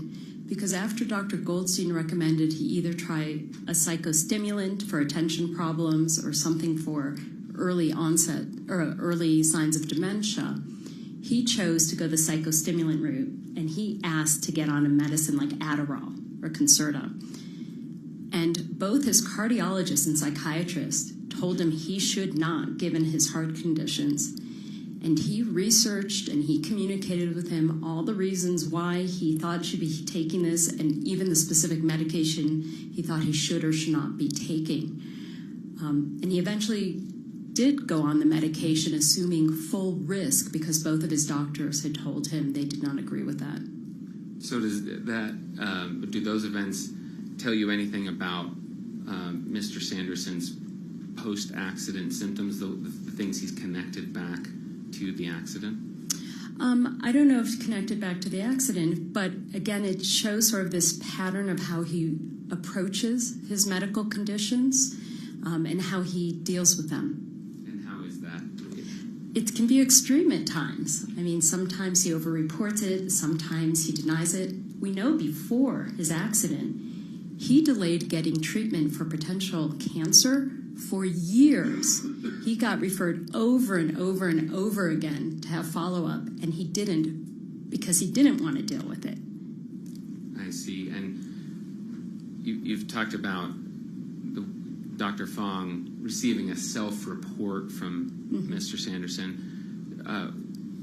Do you have any opinions about whether Mr. Sanderson has a pattern of being an unreliable reporter of his own medical condition? So my concern is he's reporting symptoms to her in a way that it made it sound like it had continued through time. But he had complained once about gait difficulty. He was assessed, and it was normal. He had complained about attention and memory, but it was tested, and it was normal. And he wasn't providing the full picture of these symptoms he was complaining about and the time frame and the test results associated with these complaints already having been evaluated. Let's go, just because we got very little time here. This is your last slide, I believe, your conclusions. Maybe we can just use this as a moment to sum up and make sure the jury understands your opinion. Do you believe that Mr. Sanderson has any permanent symptoms relating back to his ski accident in 2016? No, by the end of July 2016, his records from his treatment providers are quite clean in that regard. And do you believe he had a concussion? It's questionable. There's been a lot of question regarding concussion, regarding loss of consciousness, regarding if there was real amnesia. Was his disorientation just a brief what happened, or was it real disorientation? But I prefer giving it to him, saying that, this event did cause a mild concussion, but we know almost immediately there's no more symptoms of it. All right. Maybe my last question for now is whether you believe it's unprofessional for you to render opinions about Mr. Sanderson having not met with him and evaluated him personally. Okay. So anyone that engages in a psychological evaluation for forensic purposes, meaning for legal purposes, we are guided by the Forensic Psychology Specialty Guidelines. So whereas the American Psychological Association oversees clinical work, the Forensic Psychology Guidelines oversees legal work. And whether or not you're boarded in forensic psychology, you're supposed to be abiding by those guidelines. And they very specifically talk about knowing that sometimes it may not be necessary to do an in-person evaluation. You may not have access to them. I've had cases where I've had to recreate mental status for someone who's passed away and change their will at the end of their life. Sometimes you just don't have that access. And they are very specific in saying that if there are any limitations to your opinions, especially due to if you don't see them in person, that you identify those. But I felt very comfortable in giving the opinions because I had all the records from the time and for at least 5 years afterwards. Dr. Fong noted that Mr. Sanderson complained of cognitive issues after the concussion, correct? Yes. And what is your response to her conclusions about those cognitive assessments or cognitive issues? Well, in the records, he does complain about being foggy and having trouble paying attention. And that's why he asked to get evaluated and why he was sent to a speech therapist for that evaluation in March and April 2016. So he was taken seriously at that time with those complaints. But as we know, that testing was clean, and even the speech therapist told him that there's a big difference between motivation and memory. Did you see that executive function table that we showed Dr. Eastfold? Yes. And did you have anything to add to what she said about it?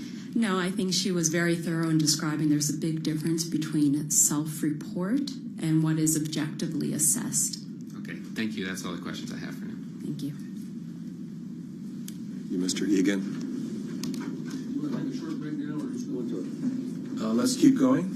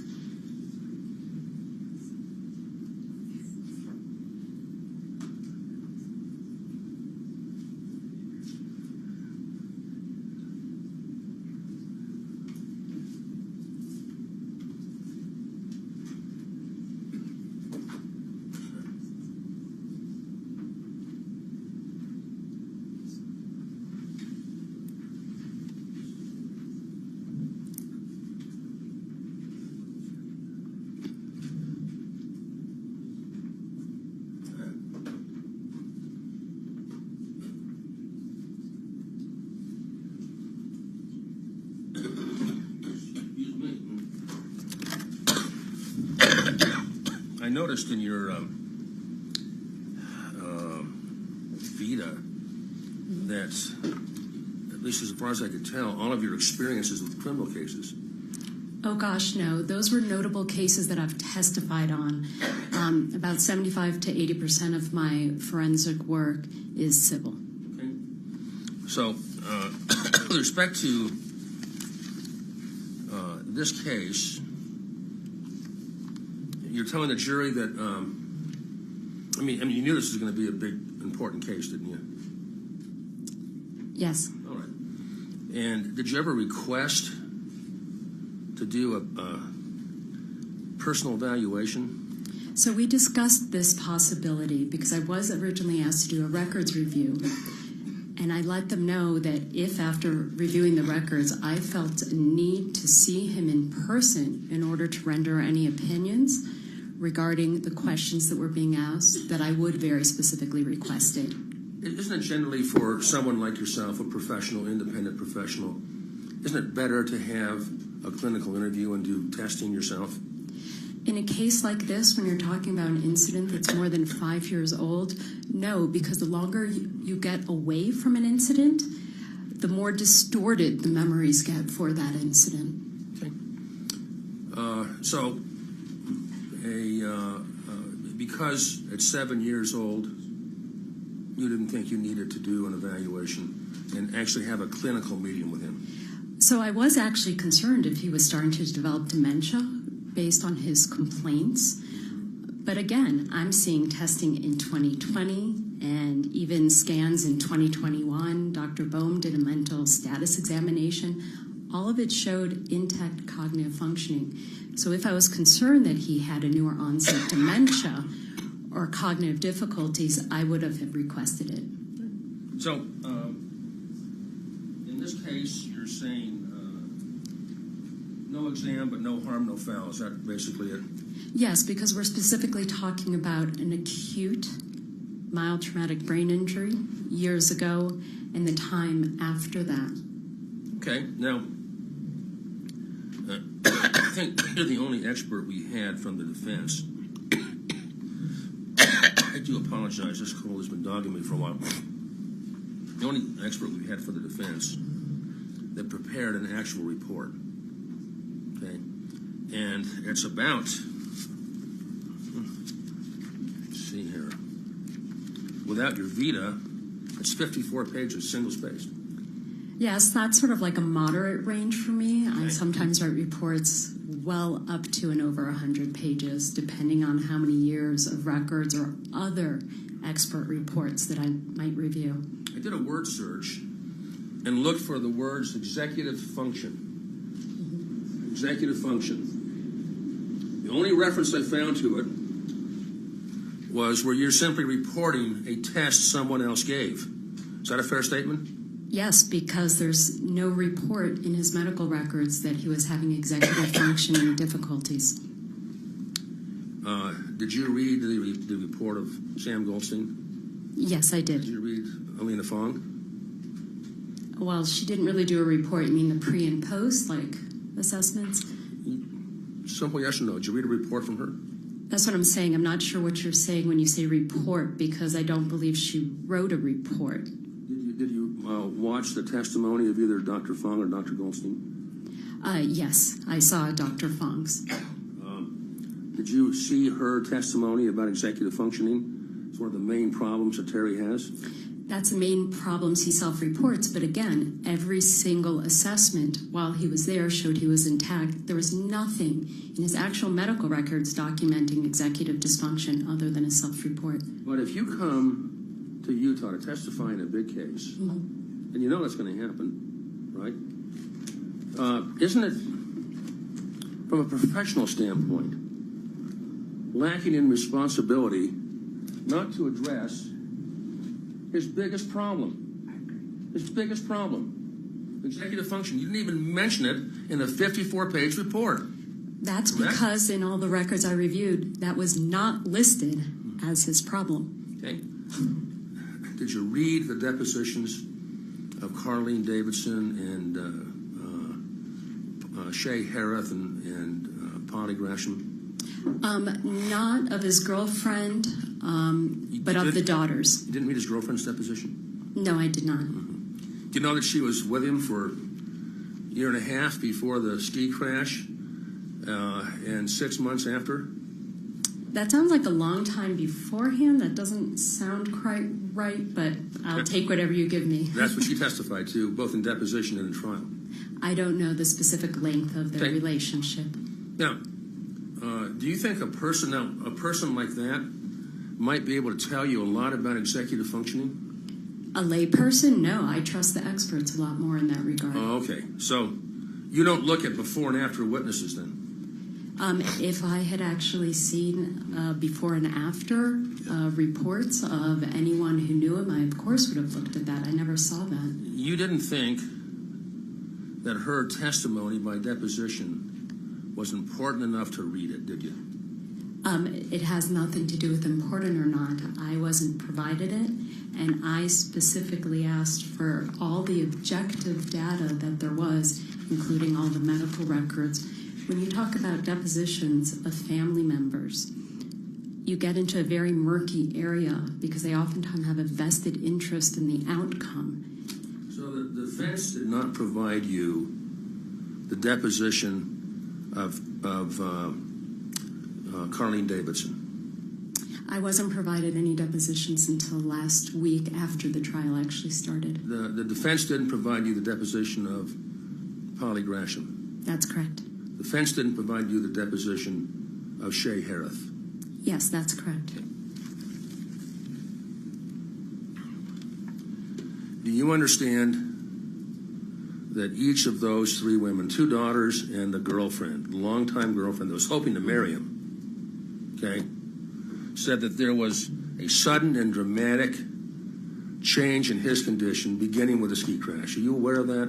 Yes, as I told you, I did read them last week, and the main issue is if you look at one of them, they said it was immediate and he recovered from his slowness. There's a lot of contradictory things between the depositions and the actual trial. So I did review them, but again, you can't give the same weight to a family self-report to symptoms when you're talking about reviewing 20 years of medical records that literally documents objective information from before to after. Okay. It's a very short question I answered, and you gave me a very long answer. Let me try again, okay? I'm just a simple country lawyer, not very smart, okay? But I can read, thank goodness. Now, do you think that the depositions of 3 people who know him very well could give you insight on what his condition was before and after the ski crash? I don't think it provides much objective information, but it provides personal context. Hey, are you aware that Dr. Fong has treated thousands and thousands and thousands of people with traumatic brain injury? You aware of that? Her businesses, yes. Okay. Are you aware that Dr. Goldstein has written dozens of books and book chapters and authored many tests including one on executive function. Are you aware of that? Yes, but I don't refer to that as a test. When it's a self-report, it's referred to as a scale, and that's how he refers to it. Okay. Are you aware that he developed that? Yes, I am. Are you aware that he testified here in open court that it's in use worldwide?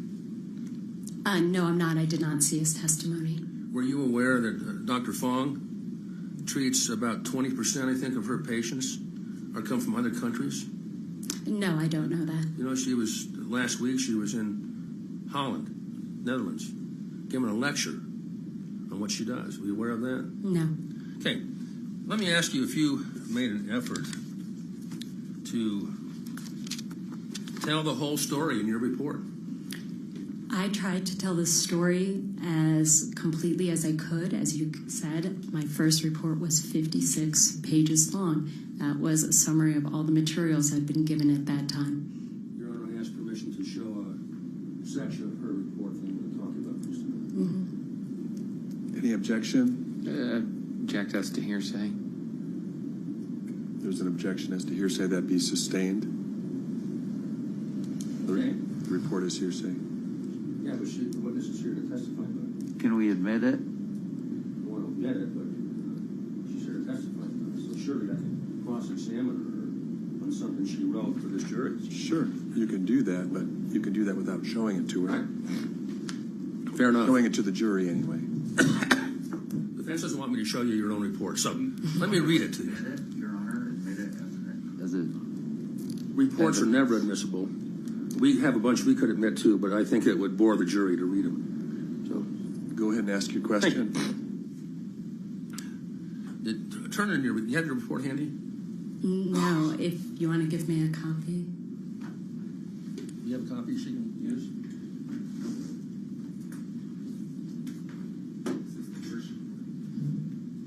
First one. Let's take a look at it, page 23.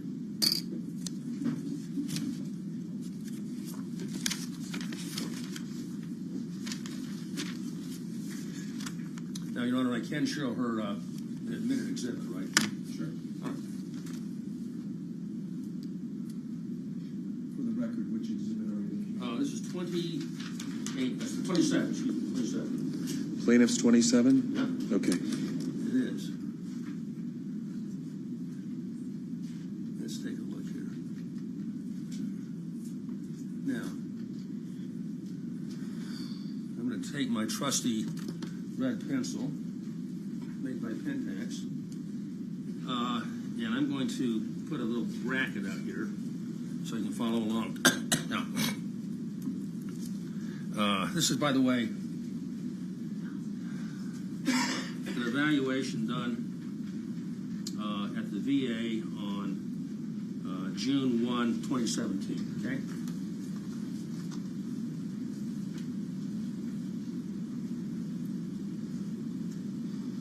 All right. Now, on your report, page 23, did you say the following? Although he did not meet... I'm sorry, could you show me, tell me where... Page 23. Okay, where? Second paragraph down. Okay, thank you.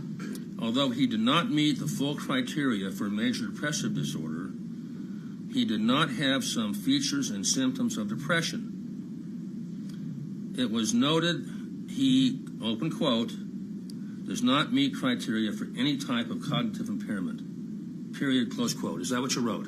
Yes. Okay. Let's look at the actual record. Yes. Counsel, you didn't read it quite right. You inserted the word "not" in the first sentence. Excuse me. After the first. It was noted he does not meet criteria. That one? No. You said he did not have some features and symptoms of depression. Okay, I'm sorry. Let me start over. Thanks for catching that. Yeah. Although he did not... All the markings are yours, Bob. Is that right? Yes. Although he did not meet full criteria for major depressive disorder, he did have some features and symptoms of depression. Okay? It was noted he, open quote, does not meet criteria for any type of cognitive impairment, period, close quote. Yes, correct. Is that what you wrote? Yes. And then the next sentence says, ibuprofen was increased to 300 milligrams a day. So that's the next sentence, right? Yes. All right. However, the actual record you were quoting from says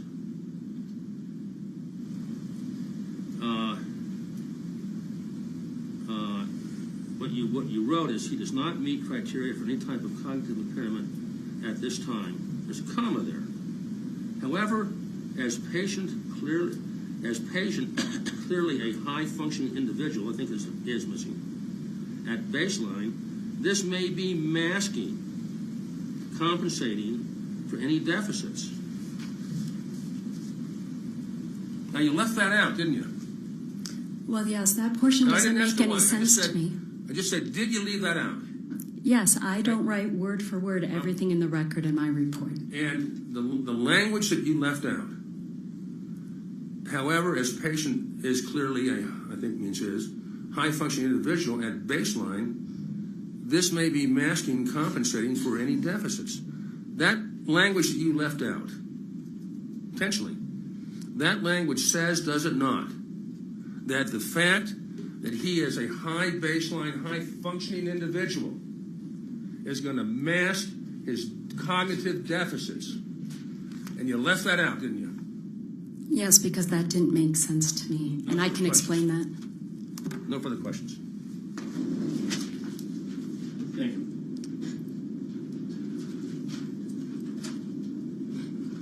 So, my first question will be, will you explain that? Okay.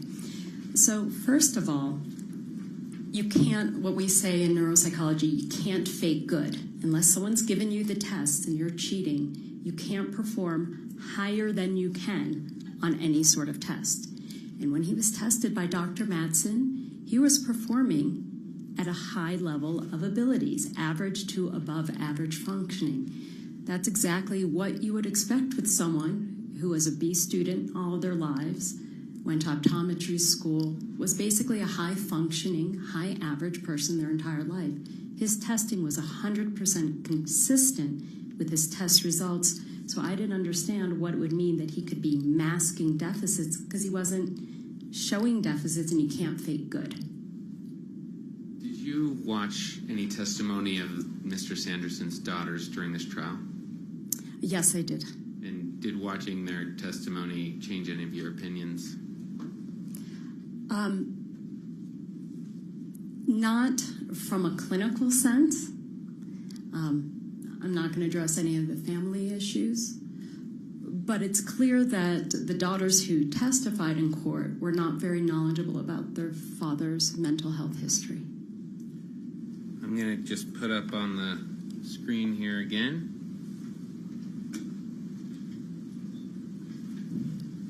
I believe this is your last slide, 105V, and ask you whether any questioning from plaintiff's counsel has changed your opinion that Mr. Sanderson has no permanent psychological or cognitive issues due to the February 26, 2016 incident, and he is never tested as being cognitively impaired, and his brief emotional exacerbation abated as of July 2016. My opinion remains the same. That's all. Thank you. Thank you. Mr. Sykes?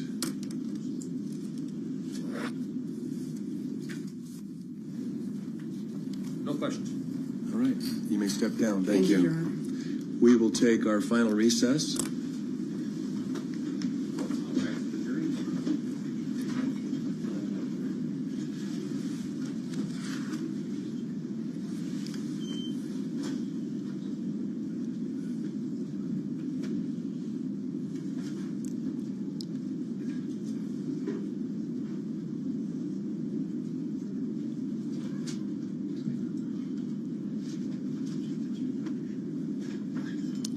Short recess. Yes, I do want, before the jury comes in, I wanted to talk about time remaining, and I can do that now or in 5 minutes.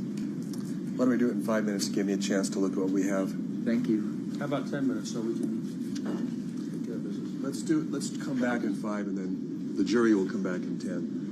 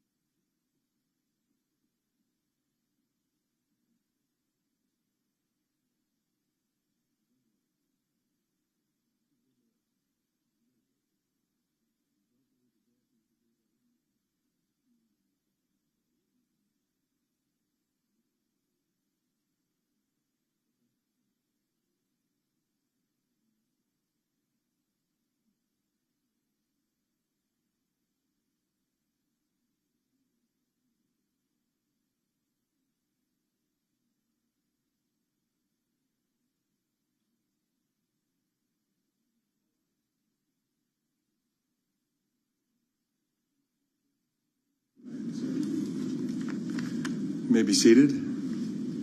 Judge, would it be possible to let us take our coats off again? I mean, Sure. I'm the only one, but Yes, you may.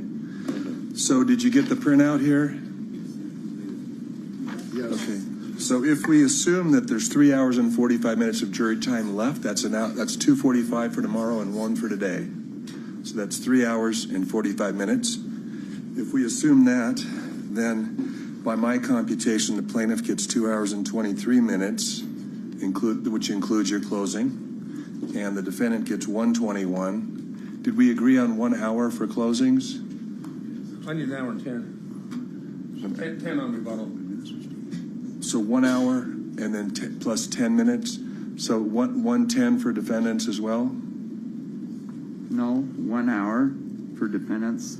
Your Honor, I think some of these delays on evidentiary matters which were overruled should be attributable to the plaintiff and not to us. You took one matter under advisement. We're working as hard as we can. Well, there were 14 minutes of delays with the last witness that I'll charge to the plaintiff. Whoa. Can I add that to my time then? 1:35? We may have to ask the jury to come early then tomorrow in order to stay on that schedule. But And can I tell you what I envision, Your Honor? Those are good faith objections, Judge. Shouldn't be tagged with that. I thought they were already calculated in the numbers. no. Okay.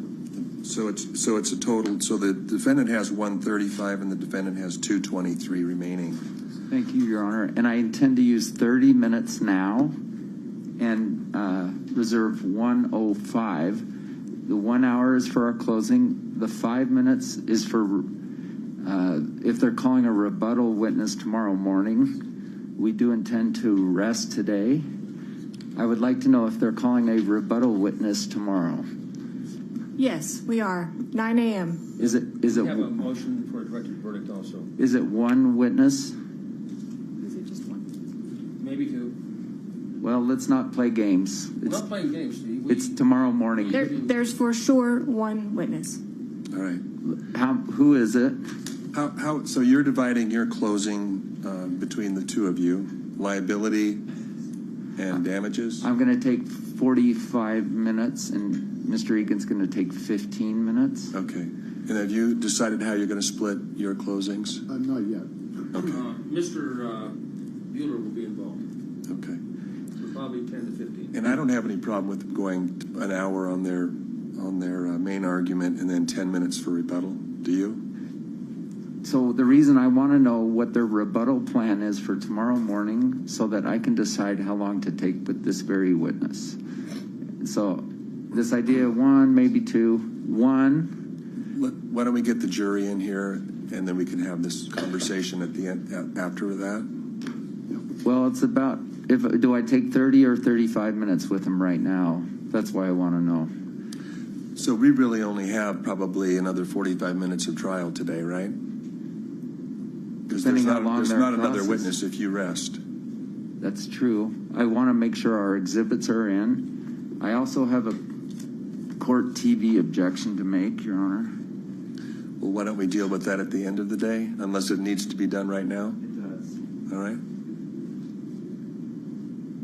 We've had 2 decorum order violations. I'm reporting a third right now. Media? Yes. No, wait.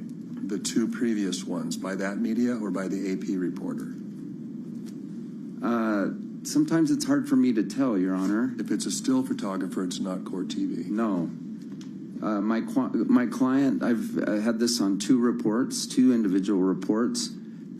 There is a direct camera on my client's face in the last, for the last bit of testimony.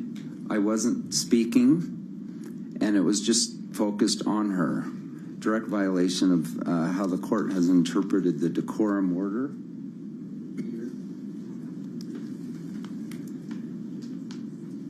Do you have a picture of that? Reports of close-ups of Gwyneth Paltrow on court TV today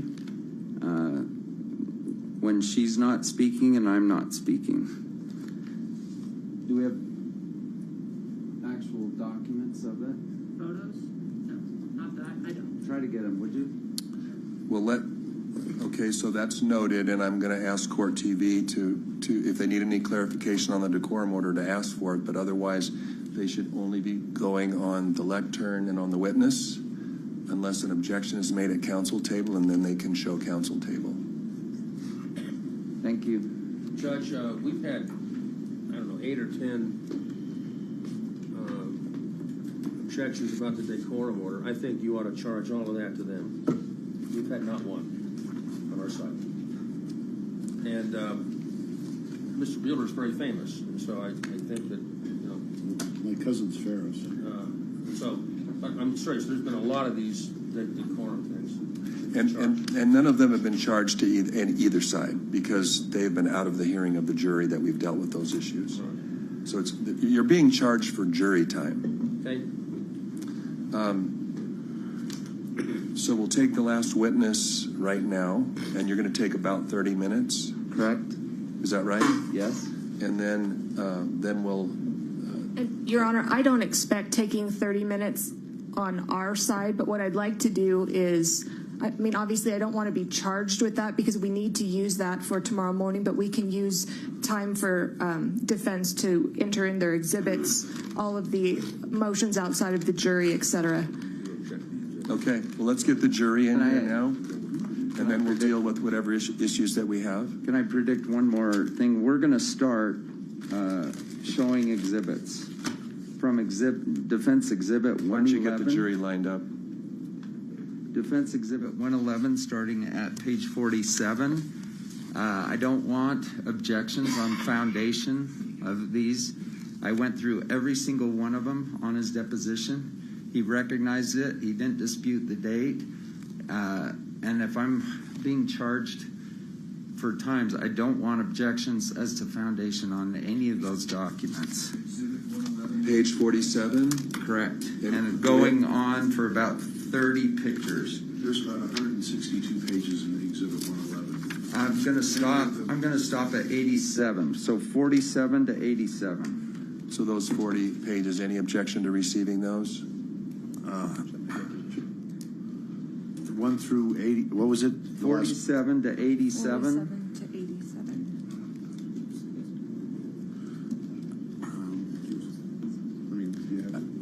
And this was the subject of a motion in limine, I believe. Yes, it was.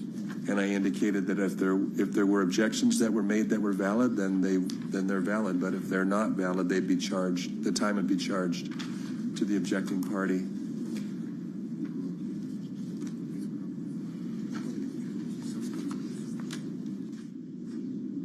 Your Honor, as long as we note that many of these, the counsel ascribed these documents to being produced by my client, and they're obviously not because he's in the photo. My question is do you have any objection to the court receiving them as an exhibit? No, Your Honor. Okay, so Defense Exhibit 111, pages 47 through 87 are received. Anything else before the jury walks in? No, thank you. Okay.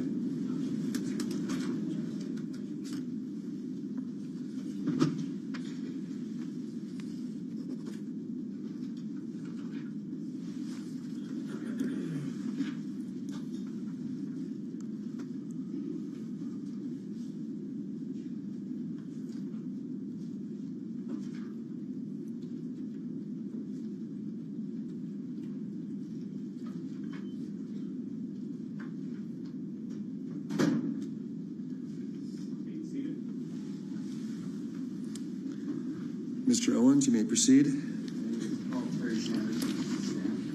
Mr. Sanderson, you'll need to be sworn. Do you swear that the testimony you are about to give in the case now before the court will be the truth, the whole truth, and nothing but the truth, so help you God? Thank you.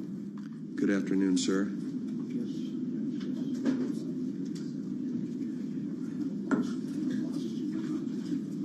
Okay.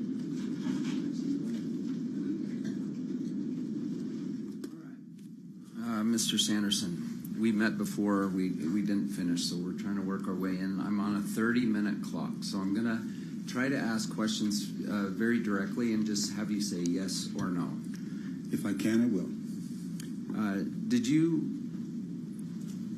upon filing your lawsuit in a press conference, compare my client to King Kong coming out of the jungle? Yes or no? That was not my intention. Did you do that? Did I make up those words, or are those your words to the press? I'm not sure, but probably sounds familiar. Do you dispute it? I dispute my intentions. That's all I. King Kong coming out of the jungle. Press conference. Pardon? Press conference. I was pretty. Did you say those words about my client? I meant to say King Kong just chased someone out of the jungle. That's what I meant. Did you refer to her as Godzilla to your daughter? I did not. I don't remember that. She testified to that. I don't remember that. It's gone. Sorry. You told everyone it was a hit and run, right? Wrote to your own hometown newspaper and said, she hit and ran me. I did say that. And that's been dismissed by this court. You understand that? Yes, I guess so. Yes. I want to talk, please bring that up. This is D110. And do you see it on your screen, sir? Yes. Page 400. Can you maybe enlarge the first half? Post-incident travel by Dr. Sanderson, Mr. Sanderson. Did you go to Peru? Yes. After the collision. All of these are after the collision, okay? Yes. Visit Machu Picchu? Costa Rica, yes. Walk the Golden Trail? Yes. Machu Picchu is in Peru. Yes. Floated down the Amazon? Yes, I guess so. Costa Rica. Did you do a zip line? Same trip, yes. Did you go to Europe? Visit Netherlands, Germany, Switzerland, Italy, France, Belgium? With my daughter, Jenny, yes. Bottom half, James, please. Did you go to the Netherlands 3 times? I don't remember. Well, if you're disputing it, then we pull it out of your deposition. I don't remember. I have no reason to dispute it or agree. Okay, Morocco twice. True?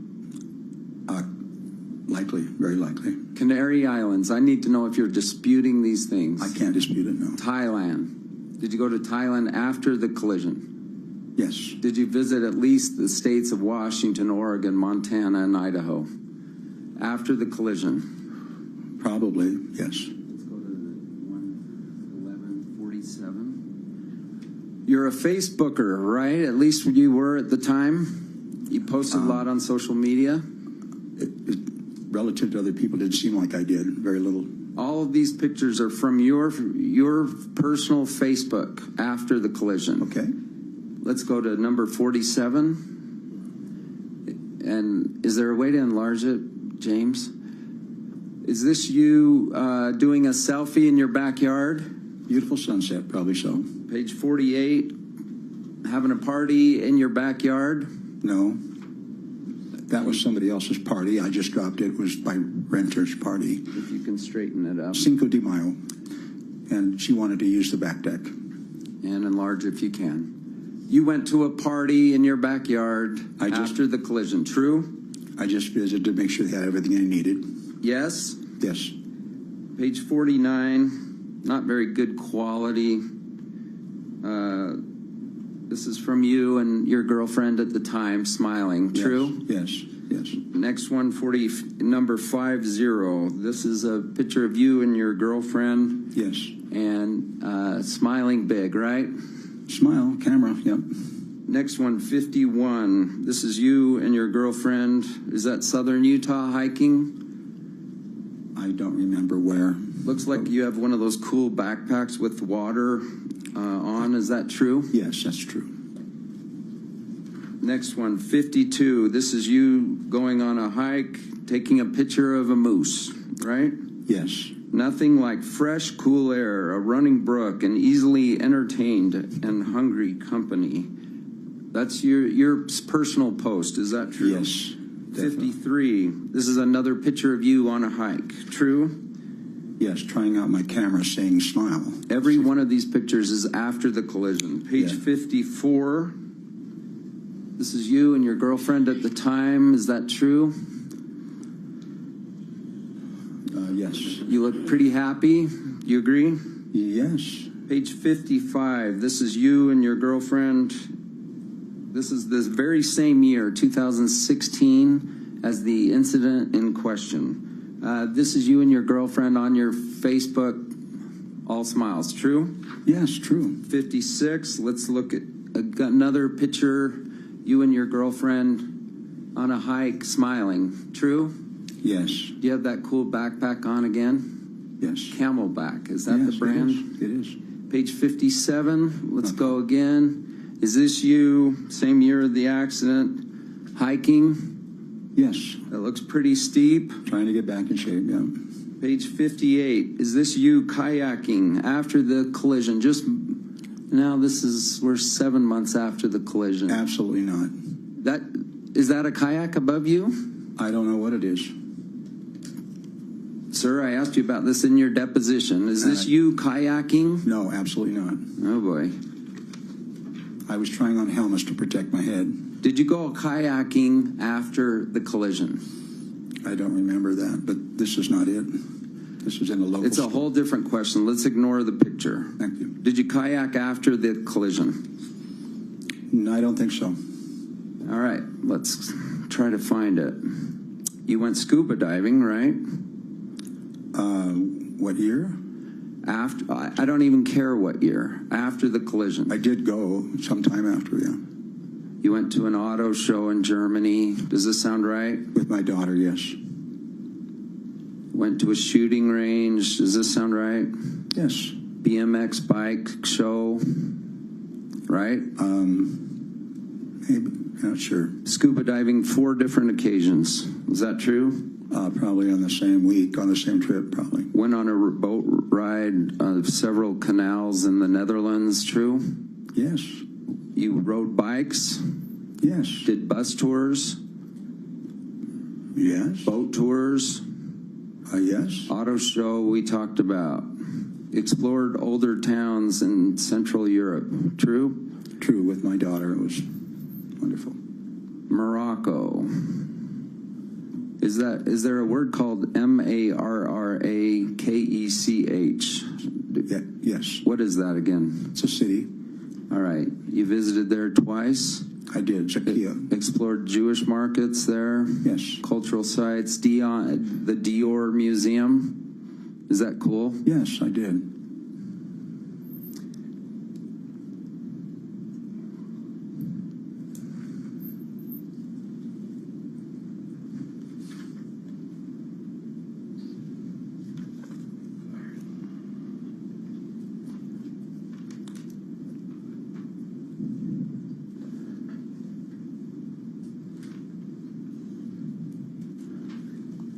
Let's move on. The kayak. Is there a reason are you wearing a helmet for a kayak with a kayak right above you? You know, I'm in a sporting goods store on the west side that has everything in it, and there was a mirror right there, and I was trying on helmets for protection, not for kayaks, just for general protection. Maybe for skiing at that time. I was looking; they didn't have anything I wanted. All right. I was looking for a MIPS helmet. Let's go to 59. You went to a rock concert. Is that true?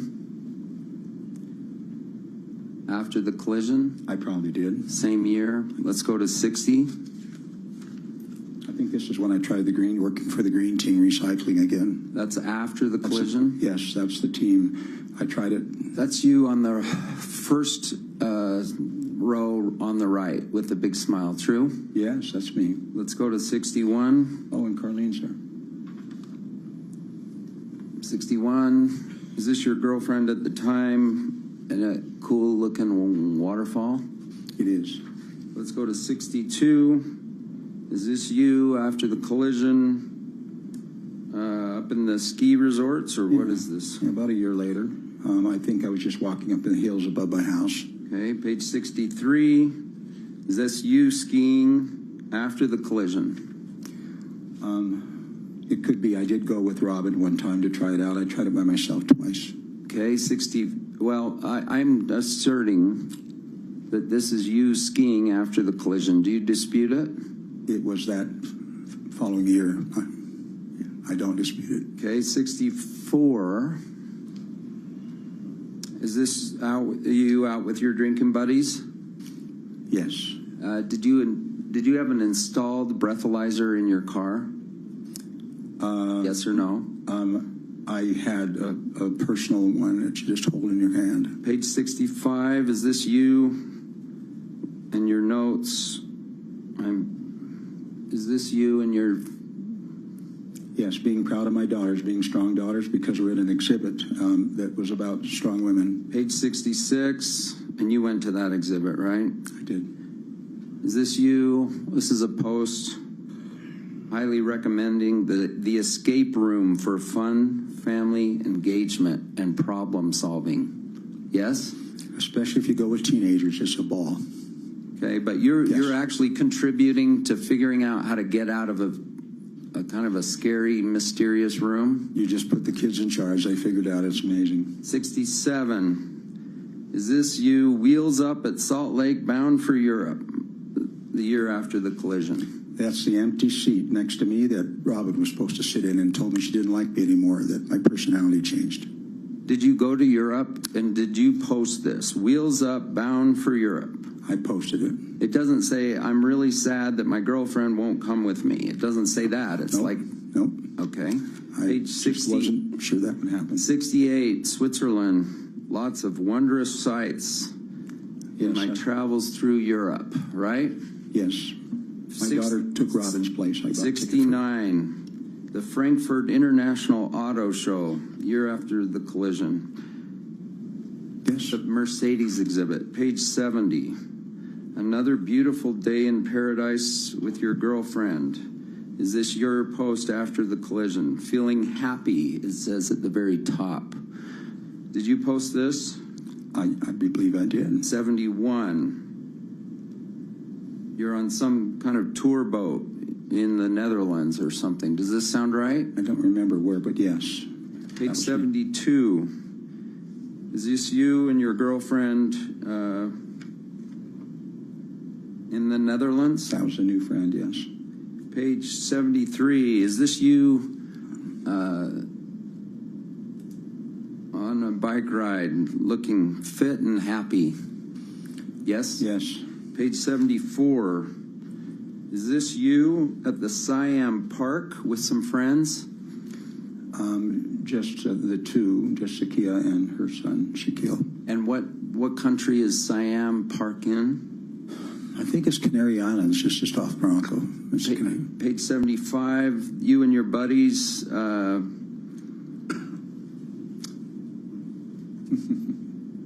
One night, it's my turn to be wingman. There's no chicks and dancing girls. Do you see that? That's your post? I do. Page 76. Is this you doing yoga or Mamba or what? It's Zumba, and she let me bring my two granddaughters there, and we had a blast. She's really good. It's page 77. Crazy fun at the Pioneer School. Did you post that? I did. Is that you in the green hat? Yes. You were sort of the centerpiece, the spotlight person in the play? Yes, I played Zero the Hero for my kindergarten. It's cool you did that. Page 78. Is this one of the other pictures you posted from that event? Looks like it. And you're the centerpiece of the whole thing, right? You're the star? Yeah, I loved having those little kids sitting on my lap and thinking I was a hero. Yes. Page 79. Is this you golfing after the event? Actually, just showing Shaquille how to hit balls. I don't remember golfing. I think I just took him and driving range, right? Yes. 80. Is this you? Are you in this river cruise, river boat? I believe so. Okay. Yeah. Page 81. Did someone you were with or you go parish sailing? This was in Switzerland. No, I didn't go parasailing. So this is just a stranger in Switzerland? Yes. Okay. 82. Is this you and your girlfriend? It's my daughter, Polly. Thank you for telling me that. I hope she was not offended by my question. Is this something you posted? I don't know. She probably posted it, I believe. 83. Is this you on a camel? It is. What country? It's Morocco, because the Kia had Morocco heritage. Let's go to 84. Is that you in front of something cool? Yes, one of millions of temples in Thailand that I kept telling my friends I got to travel, so. Page 85. Is that you? It is, yes. Poster boy for fitness at age 75. Would you agree? No, not at all. Page 86. Is this you doing miniature golf? Yes. Page 87. Is this you and your girlfriend on Facebook? No, that's my daughter Polly again. She looks just like me, I think. Except 1,500 years younger, yeah.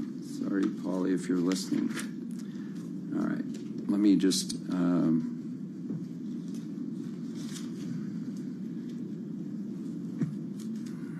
I have more pictures. Let's go to 99Z. Defendants 99Z. Right. Those, I don't think those have been admitted yet. Move to admit. Which ones? 99Z through as many as I can get through in the next 5 to 7 minutes. Some water? Sure. It's on the desk. Could you bring some water for the witness? It's on the desk. Oh.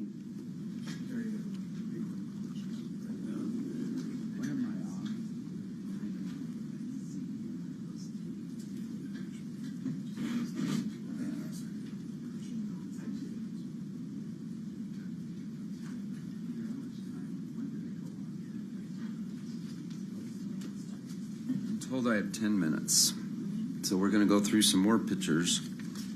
Move to admit 99Z through 99GGG.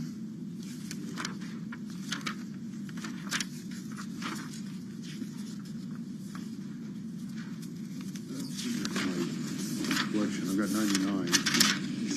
I'll tell you what. Oh, they're pictures. Go ahead. 99Z through GGG is received. I think we've hit several of those, so perhaps I'll go address something else.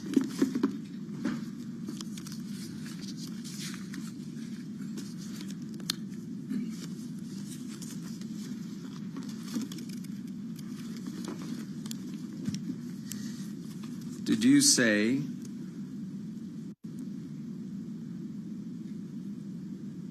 when you said, decided that you had been hit from behind, that you felt like you were flying? I didn't know how else to describe it. I was weightless, yes. You told me about 3 near-death experiences after the collision. True? I did, yes. One was where you knocked yourself out, and you were out a long time because whatever had melted had actually warped the wood floor.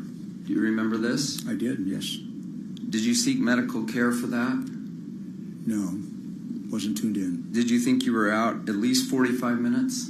At the time I did, but now I've come to the conclusion that it was 2:30 in the morning and I just wiped up all the water on the floor and I didn't get it all. I think that's what caused the swelling. It usually takes about 45 minutes, so I'm pretty sure that would be impossible to be on. Did you think it was important for you to maybe go see a doctor, and having hit your head and being out for a long period enough that the water warped the wood floor? At the time I thought that, but I was not making good decisions, and that sort of near-death experience happened twice again. Another near-death experience was you were cutting a cardboard box and cut your leg. Is that true? With the box cutter, yes. Through the femoral artery. Looked like a murder scene.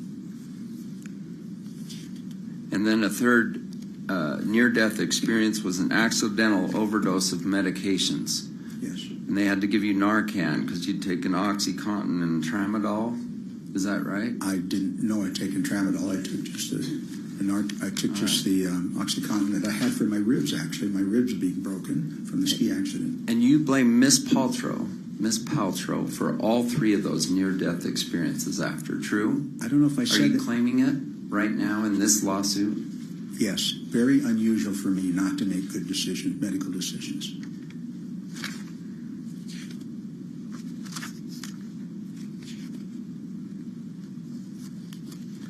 think I'll reserve my remaining time for redirect. Thank you, Your Honor.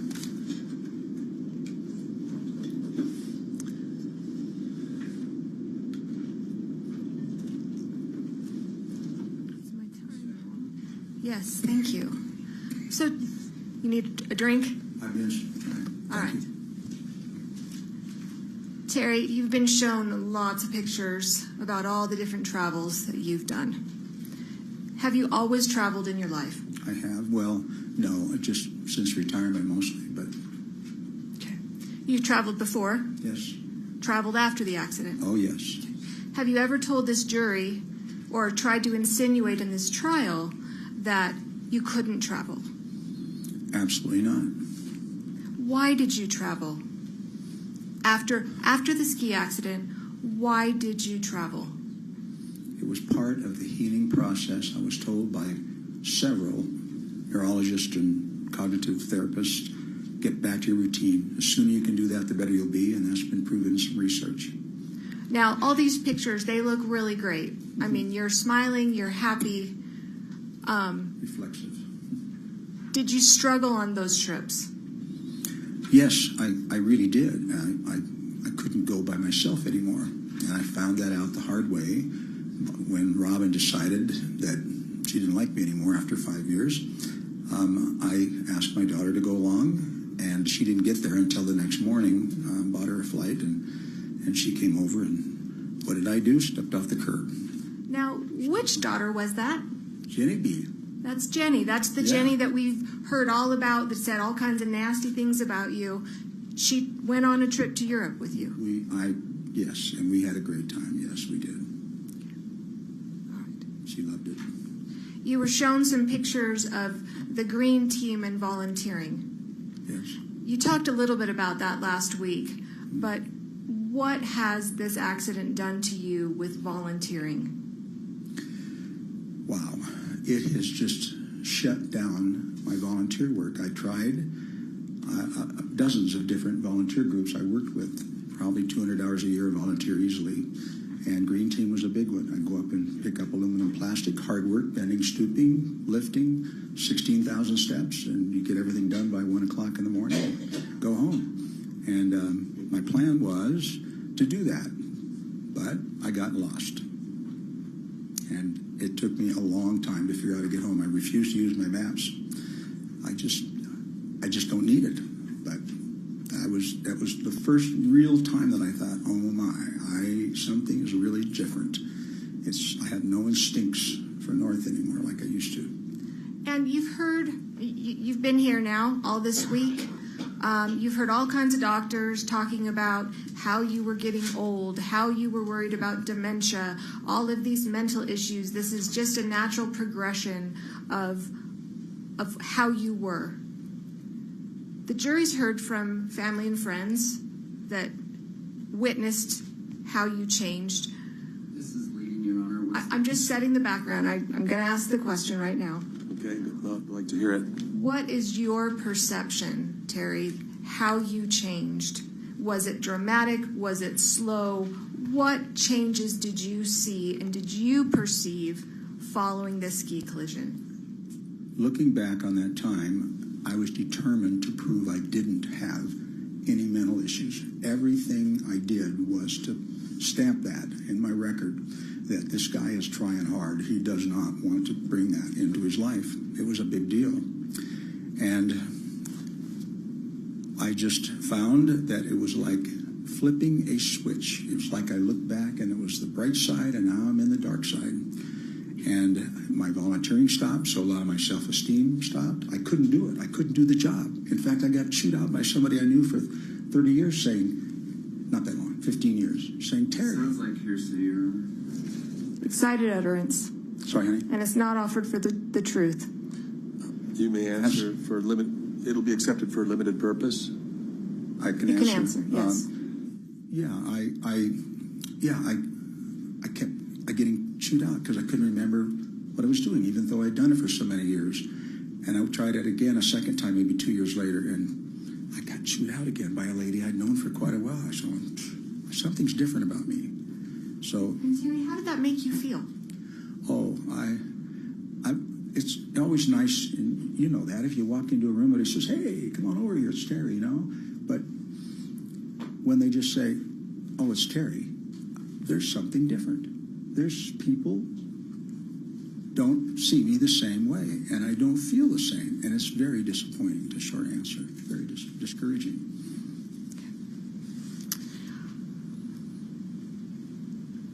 You were asked about the press conference and referring to Ms. Paltrow as King Kong. Were you referring to her as King Kong or the noise that you heard? That's leading, Your Honor. What did King Kong refer to? King Kong? I'll withdraw it. Overruled. Go ahead. That's fine. My apologies to Ms. Paltrow, because my intention got twisted up in my intentions, and was to say it sounded like a lady getting chased by King Kong out of the jungle. It was that kind of I'm really scared. And I want you to describe that, okay? Because you kind of whispered it a little bit last week. When did you hear a scream? As I passed those big signs that said, slow down, seriously, I just went into a glide. I just started gliding. I was going plenty slow, not passing anybody on my left. I just started gliding. And then the silence was broken of that, just simply gliding down the hill, not making turns, and always on the right side. And the silence was broken with a hysterical scream, the very best hysterical scream you've ever heard. At what point did the scream happen? Was it before you were hit? When you were hit? As you're going down? When was it? I heard it and tensed up. Right, absolutely a half a second probably before I got hit. In fact, I'm not so sure the scream even ended when I got hit. It ended as she hit me, and then over we went. Okay. So there was some testimony from Ms. Paltrow again that she was hit in the back by a very large man, or that there was a very large man. Could you just step down for just a moment? This states the testimony, Your Honor. Can we get a question? Could you just step off the stand for just a moment? Could you get a question? What does that mean? I'm going to ask the question. From the questioner. She's Okay. inserting evidence into the record. Overruled the jury. The jury will remember what the evidence was. Terry, do you... No, right here. Right here. Do you consider yourself a very large man? Many times I wish I was, but no, definitely on the small side.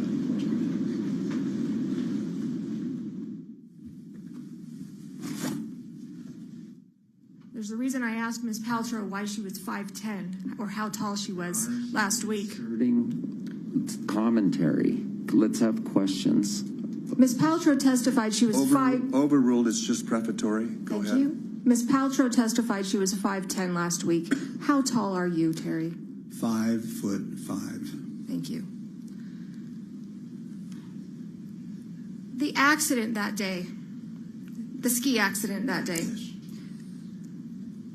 were there a lot of people on the run? Was it crowded or was it deserted? Most runs that I've seen, it was, compared to most runs, it was very crowded. I would say moderately to high full is what it seemed like. Lots of people. And were you skiing back and forth on the run, or did you stick to the right side? That's another fact that's been changed. I was on the right side, exactly like I said.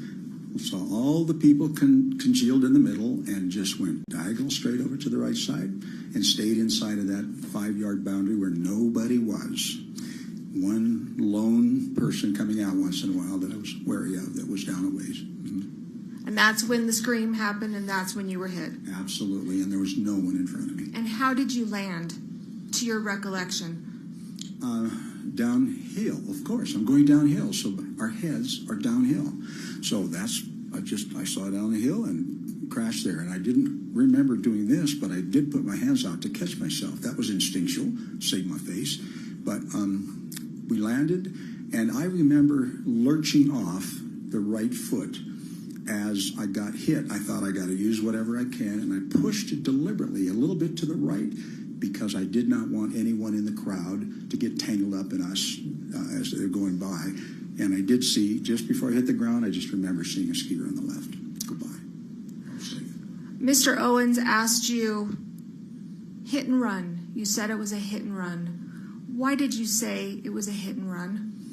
I always considered a hit and run was something when you ran into something or somebody and then you just left the scene. And as far as I'm concerned, there was no one there when I woke up. No one except an angry man, as I said, and then I saw Craig. And is that how you felt, that it was a hit and run? That I was, yes, that was like if you get knocked down and knocked out and nobody's around afterwards that did it, that's a hit and run. Okay. Thank you for clarifying. You've been here for a number of days. You've heard all the doctors testify. Your entire life has now been broadcast to the world. I feel like I've been fleshed out, and anyone up here, I think, would feel the same way. Very painful. In fact, I think you just told me back there, well, I could never go on another dating site again. It's true. Everyone knows too much. Do you regret bringing this lawsuit? Well, that's the purpose, I think, is to make me regret this lawsuit, and it's the pain of trying to sue a celebrity. It's just very difficult. I will tell everyone that. You're going to get exposed. Your Honor, we're not talking about this case now. He's talking about the world. Sustained as to the generalization. Was it important to you to bring this lawsuit? It was. I felt like I was seriously injured, and then I had so many insults added to that. I think, as I said the other day, so many insults added to that and layered on that after a while... Your Honor, post-collision conduct is not an issue. Layered on insults is not part of the lawsuit. Overruled? Yeah, I'm classifying it as an insult, but it's absolutely ignoring me, ignorance.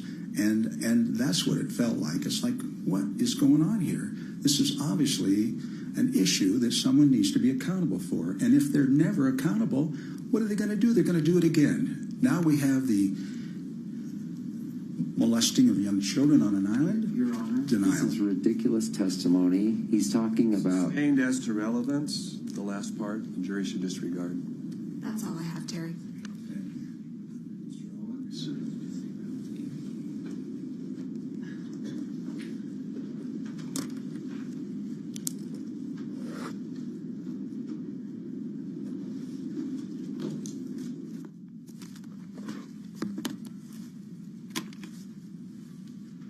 Do you realize you are the reason your life has been exposed to the world? You, not Ms. Paltrow. I'm realizing that now, yes. Painful. Do you remember, you've said you've shrunk and lost weight since the incident, right? Well, I gained, I ballooned. Now, when we stand you up, you've lost like 15 pounds and shrunk 3 inches, right? Yes or no? I had no idea. I guess yes. I was just a few days ago. You said I was 175 to 80 and 5'8". Remember? I said that not here. Oh, you know what? In this very trial. Overruled. I know why I said that. It's because the VA records weighs you with all your clothes and everything on it. And I knew that's what you were reading. Was what clothes the VA don't reported. give you 3 inches. You with me? Heels do. Did you have heels on? No, not at all. All right. You even called yourself pudgy at the time, that you were pudgy. Do you remember that word? What Do you time? dispute using the pudgy? What time frame? The time when I deposed you, you said you were pudgy. Okay. That's kind of a fun term, yeah. Do you dispute it? I don't. What does that word mean? I never thought about it. Just sort of got a little more roundish, I guess. Haven't defined that before. Did I hear you say you didn't like to be ignored? Don't ignore me? Are those the words you used? Just now? Just 2 minutes ago. I probably did say that. Let's go to page 170 of your deposition and ask that it be published and brought up. Do you have your transcript right there? I do. I think so. I think that's what this is. Your Honor, may I do that? You can just read it. It hasn't worked in the past, and Let's try it now. So I'm under 32. You can use the deposition. You can certainly read it into the record, but we don't need to. all right. show it. Let's go to page 170. And I'll assist you if you want me to. I don't even know where 170. I don't see. I see. I mean, Can I have approach exhibits. or- Oh, it's another whole other. Can I close exhibits? The three piles of paper there. One of those. Counsel, if you could just get him to the page, that'd be great. Do you want me not to approach? No. I said if you want to get him to the page, that would be great. Yes, Thank you. that's what I want to do. Thank you. I wouldn't have known which ones to look at.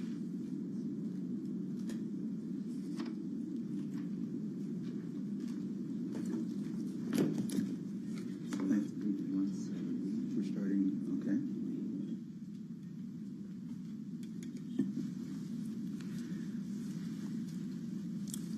And you see, I'm going to start reading at line 12. You skip for the good stuff. This lady is on my left. Well, let's go back for a little. Remember, I said I want to know what's going on in the 10 seconds before the impact. Do you remember?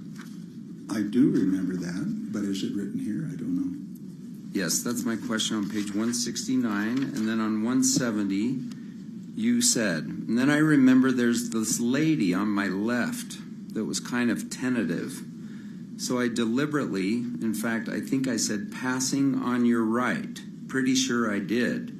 I usually do. Passing on your right. And then, you know, it was just easy. It was just as easy, smooth glide. And there were not a whole lot of people. And what, I'm not, I don't want to be interrupted right now, please. Page 170.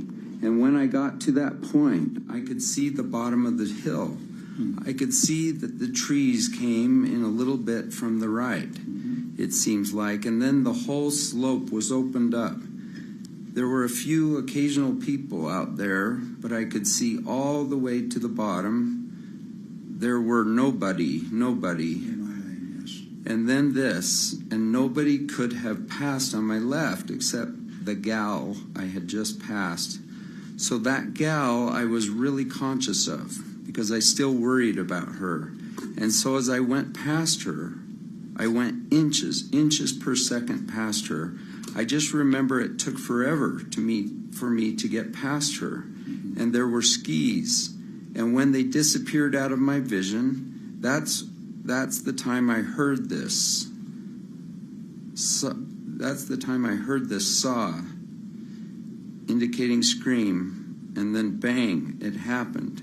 It was about a second and a half, and it just hit me right in the back. All right. So do you recall that in the seconds before the collision, you were worried about the person to your left? Do you recall that? I gave her plenty of space because she seemed like I moved way to the right before the off-piste, yes. But you were with inches of her. No, I was not within inches of her, no. All right. What did you say here? Well, first of all, did I correctly read your testimony? Yes. All right.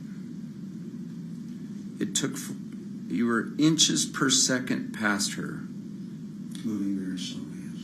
I just remember it took forever to get past her, and there were skis. Now, your right eye has problems, right? A little bit, yeah.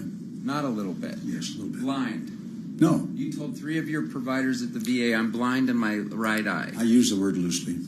You used it, and you're an optometrist, right? I did. All right.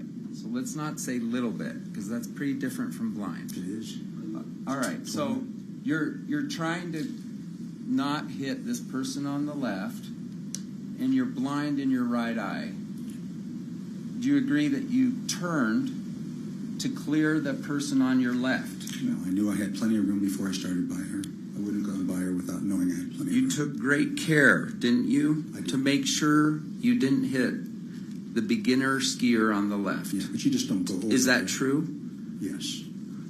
That's all. Thank you. Ms. Van Orman? Were you skiing cautiously? You know, I've had a long time to think about whether I want to be dangerous or cautious, and I choose cautious. Yes, I don't take chances. What is your vision like in your right eye? My vision, I will compare it to a flat light day. I have flat light days, if anybody knows what that means. It seems you just can't tell the contours as well of where you're at, and so you have to be a little more careful. Make sure you get in the right spot at the right time. And so I get a lot of practice skiing flat light days. That's what it amounts to, I think. Is how I describe it. Any trouble skiing with your right eye? Never any trouble. And unrestricted skiing. They don't handicap me on the ski slope or driver's license. I'm unlimited. I do fine. That's all I have. Thank you. No more questions, Your Honor. Okay, thank you, Mr. Sanderson. Thank you. Any more witnesses, Mr. Owens? No, Your Honor. Okay.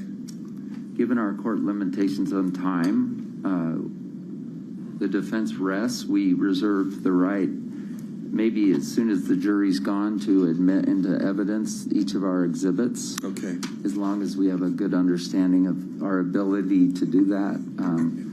So we'll reserve your formal resting until after we deal with the exhibits. Thank you. Members of the jury, we're going to recess now until 9 o'clock tomorrow morning. You're probably wondering what's going to happen next. And so now the defense will be resting today. The plaintiff has indicated that they may have a short amount of testimony to put on tomorrow morning. And then right after that, we will do the jury instructions, and then the attorneys will have an opportunity to sum the evidence up for you, expecting that should all be done in the morning tomorrow and start deliberations after that. It may bleed into the afternoon depending on how things go. You never can tell these things exactly, but that's what we're shooting for. So have a good evening. Remember, still following my admonition not to try to learn anything about the case, not to do any of your own investigation, and avoid any press reports about this. And please don't discuss the case with anyone. If they try to discuss it with you, just tell them you can't. The judge has ordered you not to. So thank you.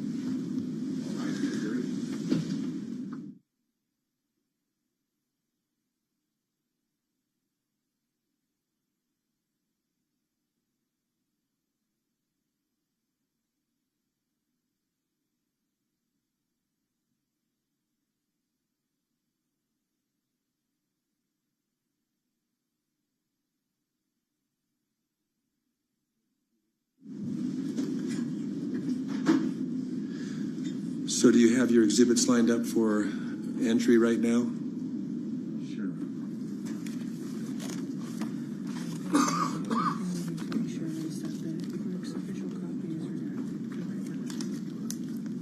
The easiest thing to do might be to stand in front of you with the official one that's going to go to the jury, because there are a lot of different things floating around.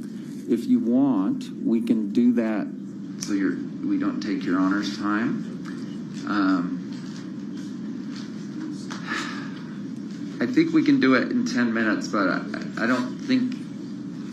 I think between the lawyers and your clerk, I don't think we necessarily need you to do it, because I think we'll come to a stipulation. Okay.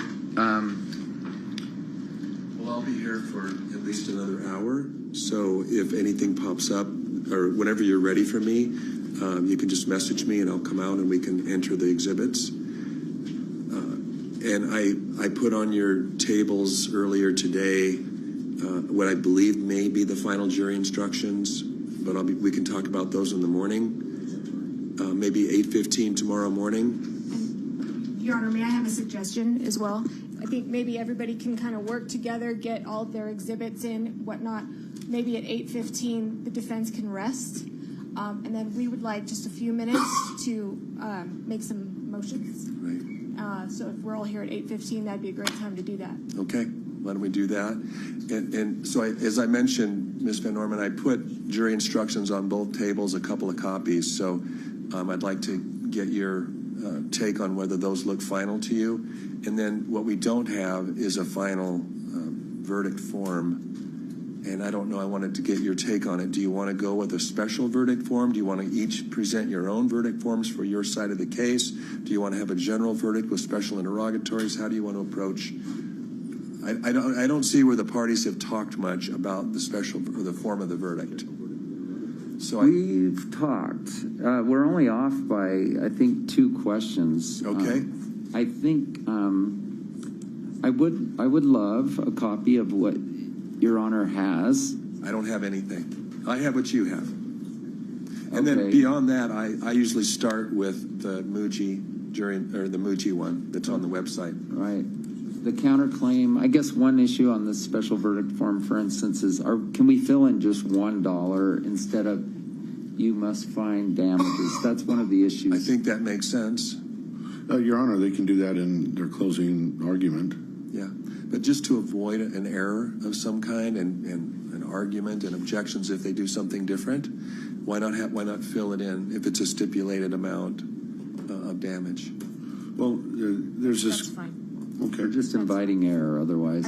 I think that's appropriate, and then it would just be a yes or no on that. Right. Your Honor, spoliation, we sent in just 3 hours ago, a proposed spoliation one. We reworded it. Peter, I should say Peter and give him credit. You guys have that? Reworded. We haven't had a chance to look at it.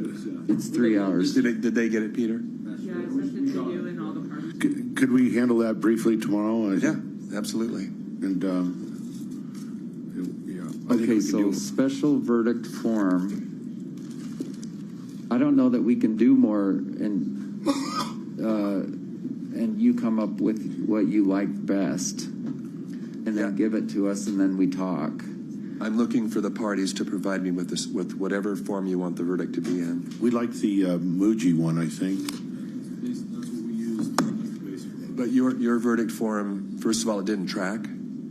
If you look at the bottom, or if you look just after the first part of the verdict form where it talks about Terry Sanderson's 2 questions about Gwyneth Paltrow, the instructions don't track. And then the other thing is it has nothing about the counterclaim. And I'm not sure how, you've got, so we're dealing with comparative fault, and it's not really clear how that's going to work with the counterclaim on your form. So I think it's close. I mean, I prefer the language that you guys have because that's what's from the website form.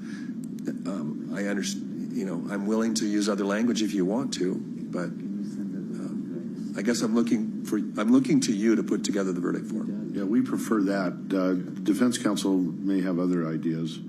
I think he's looking to both parties. Yeah, we'll talk. We'll cooperate. We'll cooperate with them. Right. Okay. And then we can address it tomorrow when we appear at 8:15 after the motions. Can you get us all here, or just the important people? Anyone who wants to argue, be here. I don't like arguing. Or object. I'm just a country boy. You like that? I walk past into the hall and object. But he's just a simple country lawyer. Did we just say that at the same time? So, Your Honor, we did file both parties. I want to make sure you have what both parties submitted. Do you? Pre-trial. For the verdict form? Yes. I do. Okay, you have that. Yes. I'm going to be working on closing, so is this a burden to place on you for you to put together your favorite? I spent some time with it, and I couldn't put the two together. I admit that I could spend more time on it, but you've got some, I guess, more junior lawyers that could probably figure it out between the two sides. Yes, I'm not trying to add a burden. Okay, James, can you be in charge of our special verdict form tonight? And if you want to email it as soon as you guys agree on something, then maybe I can have a heads up before we meet tomorrow. Okay. I mean, the only other alternative, Mr. Owens, is I guess to recess after the evidence and to take the time to get it hammered out. And we'll have to do that if we can't agree before tomorrow. Could we both get a final count too on time? Yes, both sides would like that. Excellent point. You'll give me just a minute here. I'll get that put together.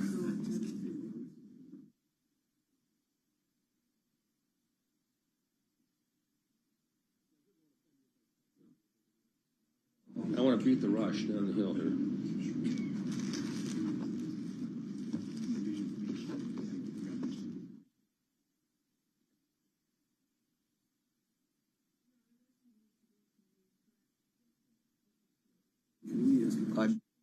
Wants to get a copy of the time. Hang out. I'll be right done with it.